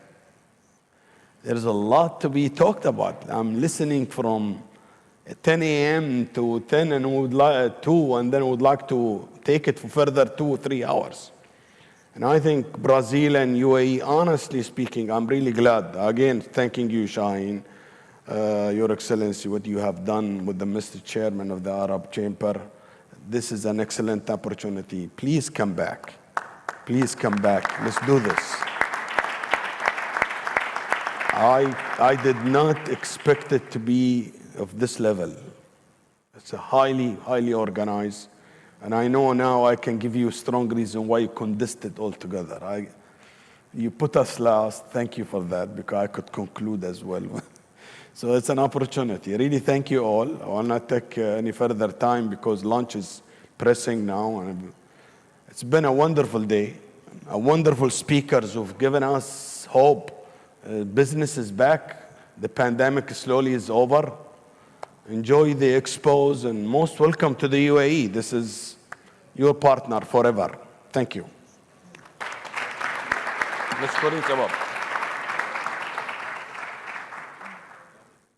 We thank you all for contributing to our Q&A session. Thank you. And now we can call on stage Mrs. Fernanda Baltachar, an Institutional Relations Manager at Arab Brazilian Chamber of Commerce, to award our panelists a token of appreciation.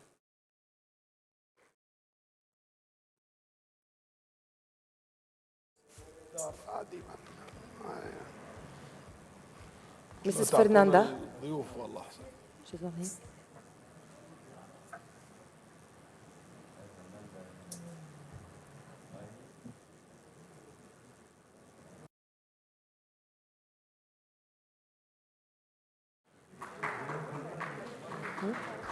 Thank you, thank you, thank you.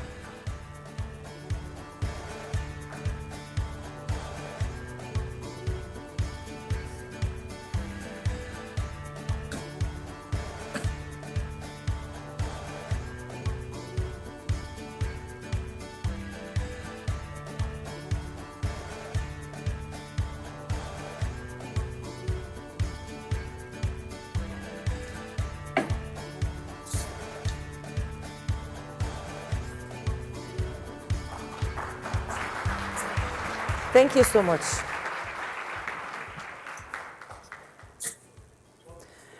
We would like to thank our sponsors, Pantanal Trading and Dubai Bars. And now let's watch those videos together.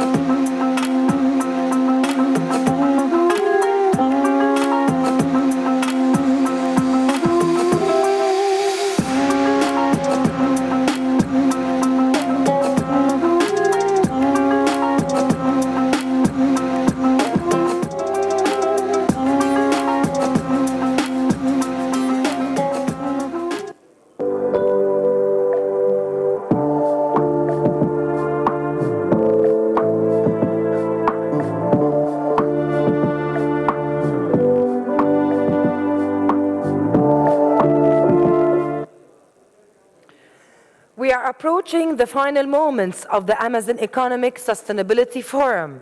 But first, we would like to invite Mrs. Juanita Karoliski, President of the JBS Fund for the Amazon, to share her speech, and she's joining us virtually.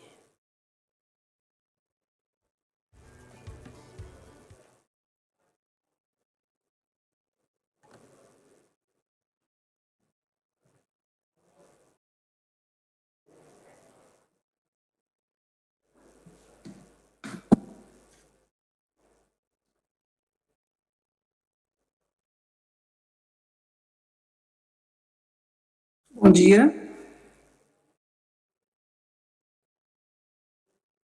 Estão me ouvindo?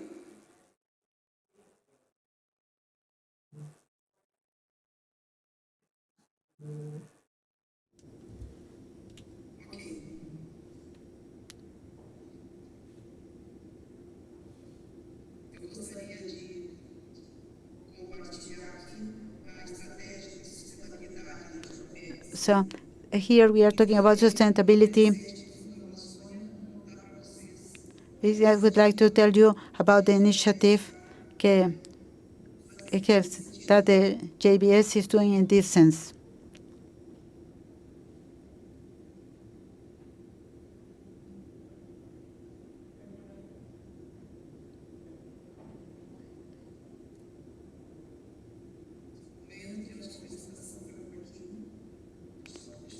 So here we got stuck.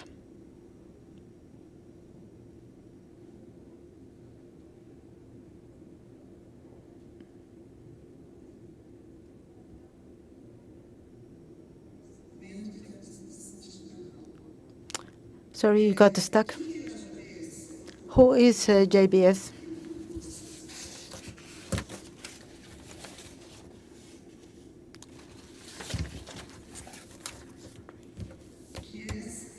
JBS is the second largest company of protein animal in the world. The first is in livestock.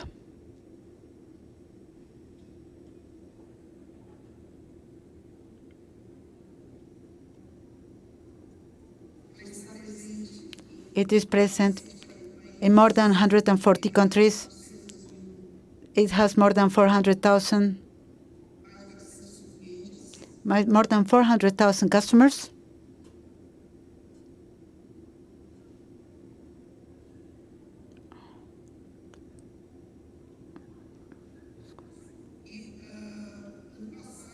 Last year, and they have a turnover of $1.3 billion. Filing about sustainability, we have a worry.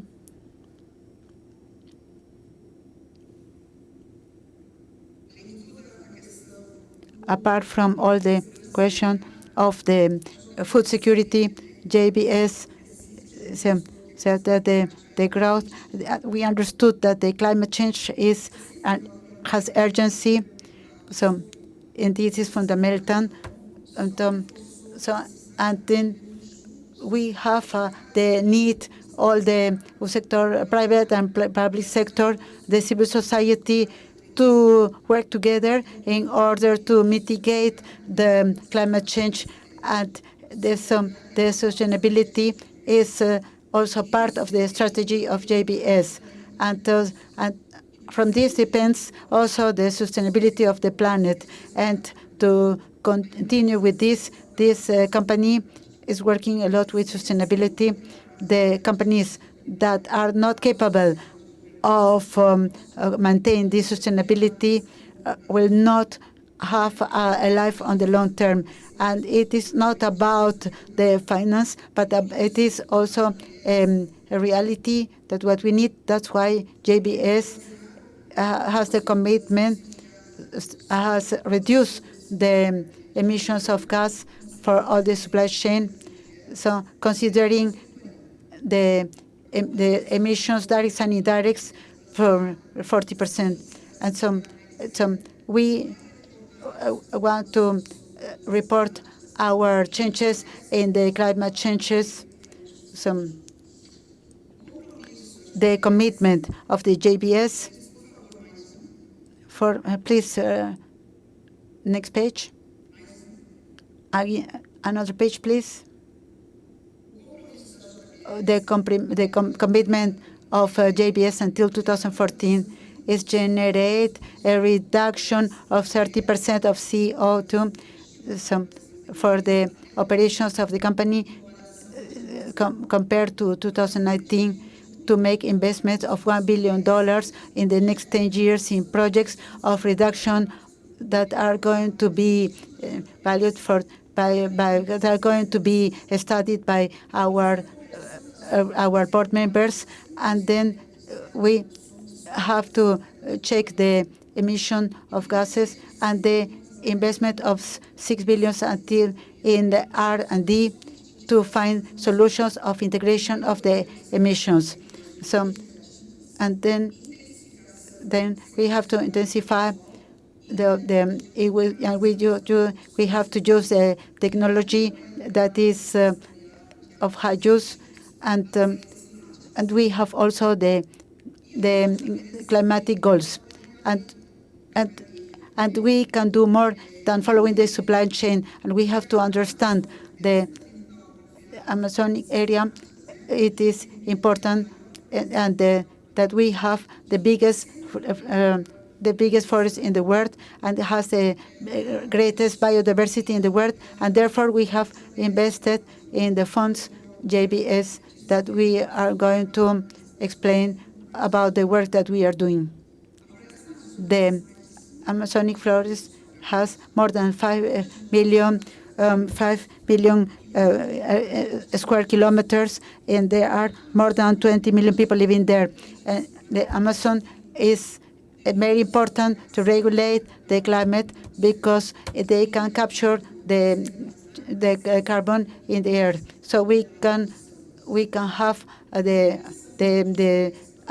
we can have the deposit of this CO2, and we are trying to do the sustainable development, and we have to recover the forests. So we have to also to support the communities that are present, and we are doing hard work, and so all the communities and the JBS would lose, and the planet, of course. So, and the best way to preserve this area is to develop the potential that has this region. So, to use the biodiversity as a base to do technological innovations for the region, and that they help to preserve this area.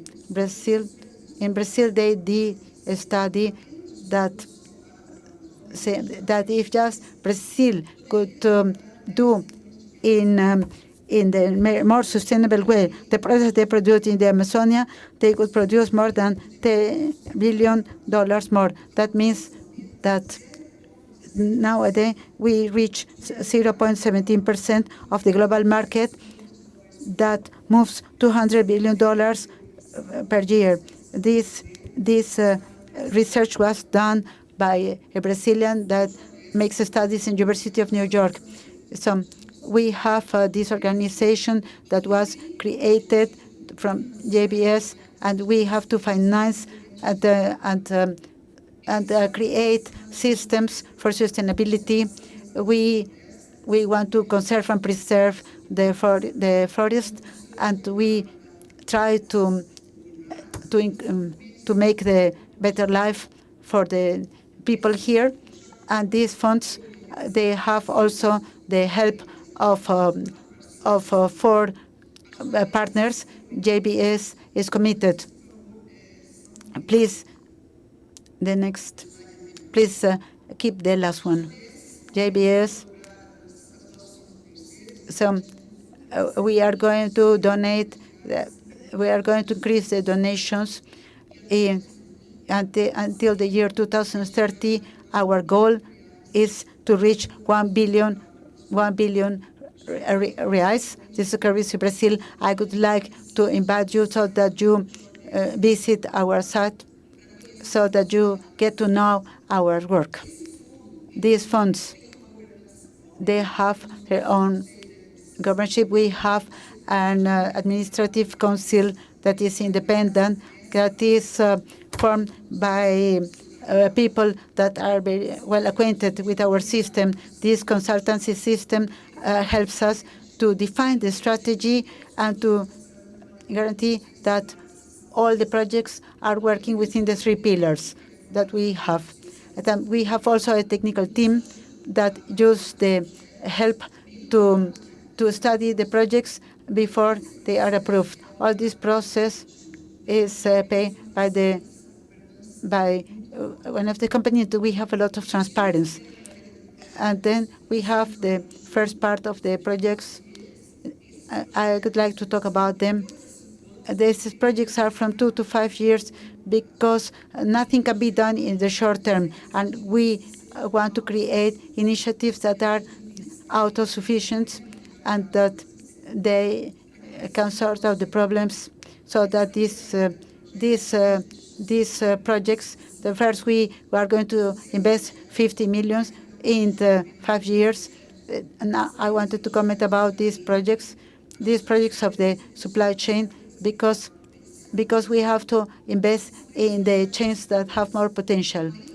Apart from that, we have a study of supply chain to see which are the problems, which are the opportunities. And so we have also the fish we are using. So the projects, the first project is from the Amazonia, that is having a system. This is a combination of cacao, livestock, and floresta. It is done in the Trans-Amazonic region here in Pará, and they are going to benefit 1,500 families in the first phase of 5 years, and then we want to expand.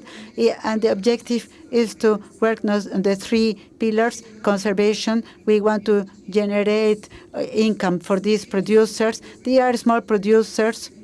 Everyone has 50 hectares, and we are going to take them technical assistance for these producers. So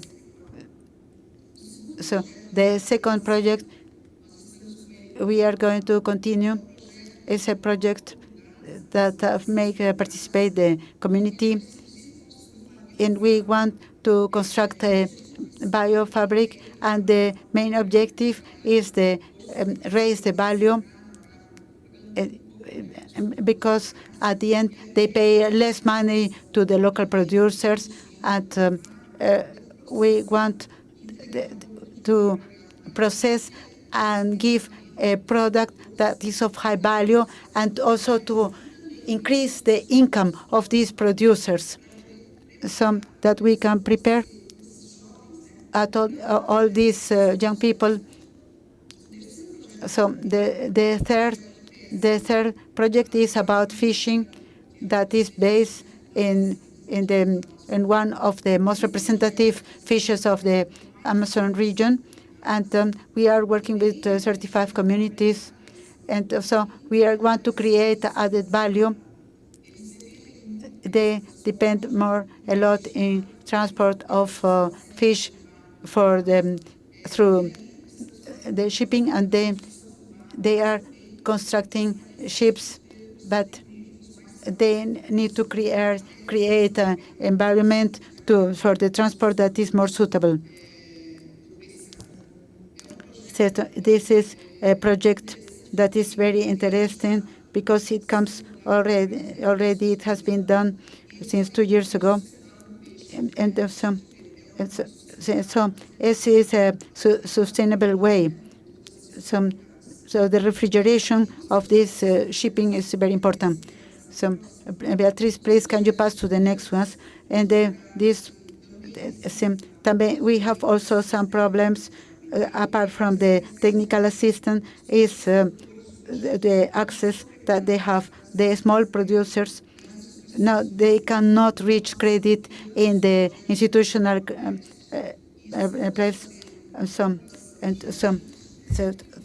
we are having some agencies that are working with the producers so that they can give them some finance. The second project is the question of to help to accelerate the startups. We have a compromise with other institutions during 5 years, so to have 30 startups that are going to be created. The first year, we already chose the 6 ones. So the investment is about 400,000 each of them.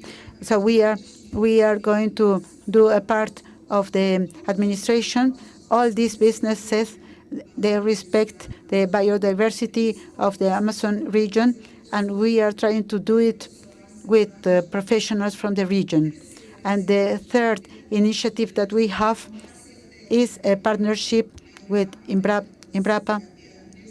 This is a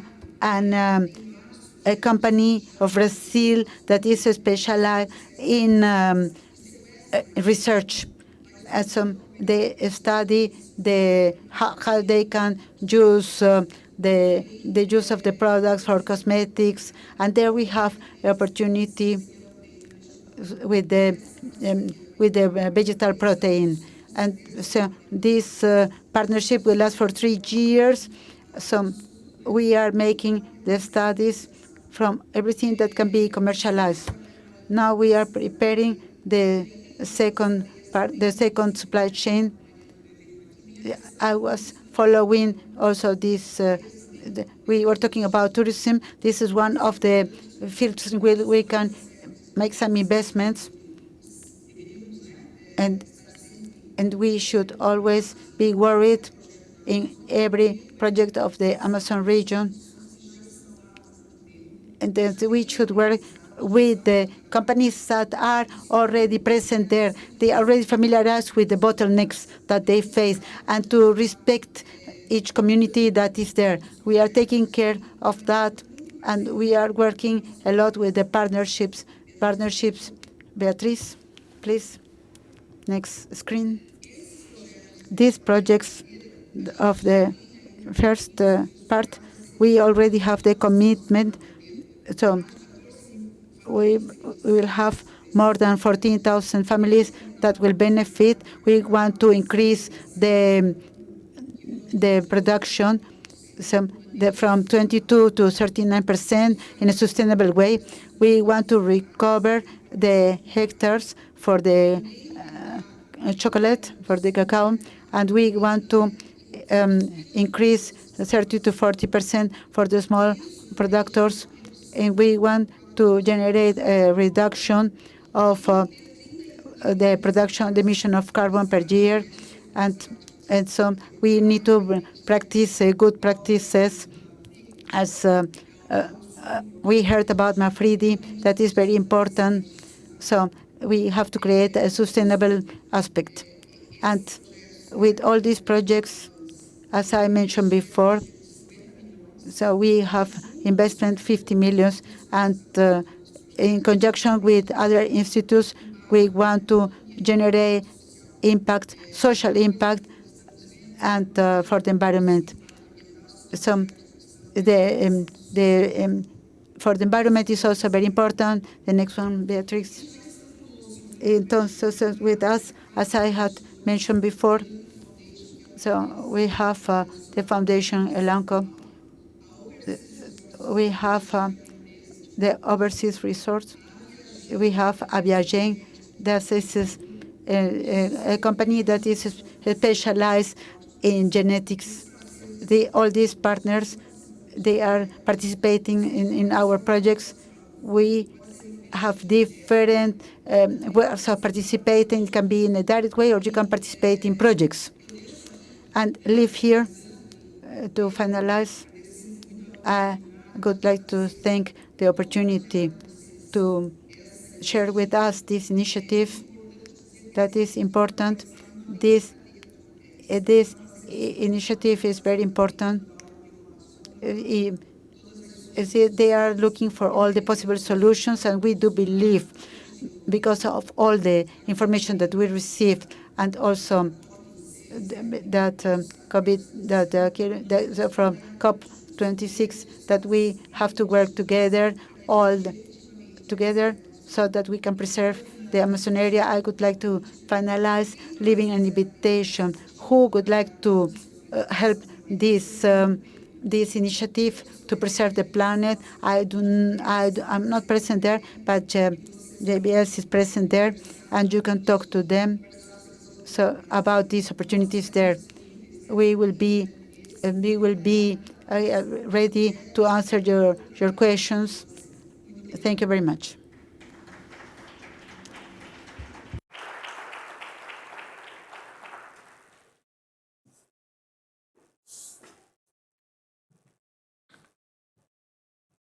We would like to thank Mrs. Juanita. Queria agradecer a Juanita por seu discurso tão informativo. Agora vamos a fechar esta conferência. Então, temos a Frida Alawadi, presidenta de UAE Business Women Council, e também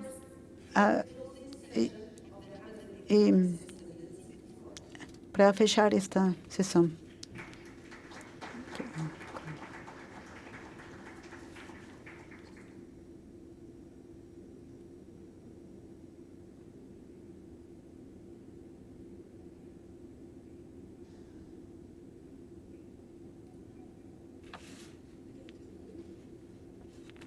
Boa tarde, senhoras e senhores. Eu sei que tem sido dia muito longo. Hoje tem sido dia maravilhoso. Temos aprendido tanto sobre as oportunidades de negócios que temos entre os Emirados Árabes Unidos e Brasil. Então, muito obrigado para todos os panelistas, por todos que participaram no evento de hoje e que aqueles que fizeram este fórum. Então, é tempo para nós para pôr em prática e para tomar seriamente daquilo que temos ouvido hoje e ser parte do crescimento e que tudo seja bem sucedido. Muito obrigada por estar aqui presentes, muito pela sua presença, por sua participação, para cada que fez este evento. And enjoy your time. Thanks.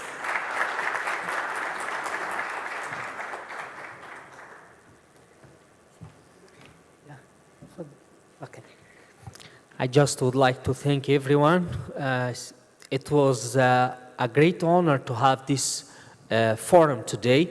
Thanks for the Brazilian government, thanks for our partners from United Arab Emirates, and thanks for all of you, which believes that we can return back again for the presidential events. It's very remarkable event for us because we are not only organizing that for the vice president, but we wanted to prove to the world that the presidential is coming back and Brazil is coming back. And this is very important to have at this moment the partnership with one of the most important countries in the world, United Arab Emirates. We are learning a lot. We are starting to increment the relationship again with the United Arab Emirates and the Arab world, and nothing better that we can be here together with you during this wonderful next 6 months, which will be in here during the Expo. So thank you so much, and wishing to see all of you in Sao Paulo or in any place in Brazil.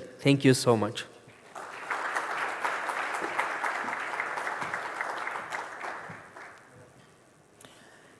And with the participation of Mrs. Farida Abdullah Al-Awadi, Chairwoman of the UAE Business Women Council, and Mr. Tamer Mansour, Secretary General and CEO of the Arab-Brazilian Chamber of Commerce, we finished the Amazon Economic Sustainability Forum, organized by the Arab-Brazilian Chamber of Commerce and supported by the Ministry of Economy of the United Arab Emirates, the Federation of UAE Chambers of Commerce and Industry, the Embassy of Brazil in the United Arab Emirates, and the Dubai Chamber of Commerce and Industry. We appreciate the participation of all authorities here present, distinguished speakers and audience. The Arab-Brazilian Chamber of Commerce thanks to our sponsors, Pantanal Trading, Dubai Bars, and other sponsors and supporters who worked in this successful Amazon Economic Sustainability Forum. We at the Arab-Brazilian Chamber of Commerce hope the information here discussed will be useful and that we can all further strengthen the commercial cooperation ties between Arab and Brazilians. Thank you so much.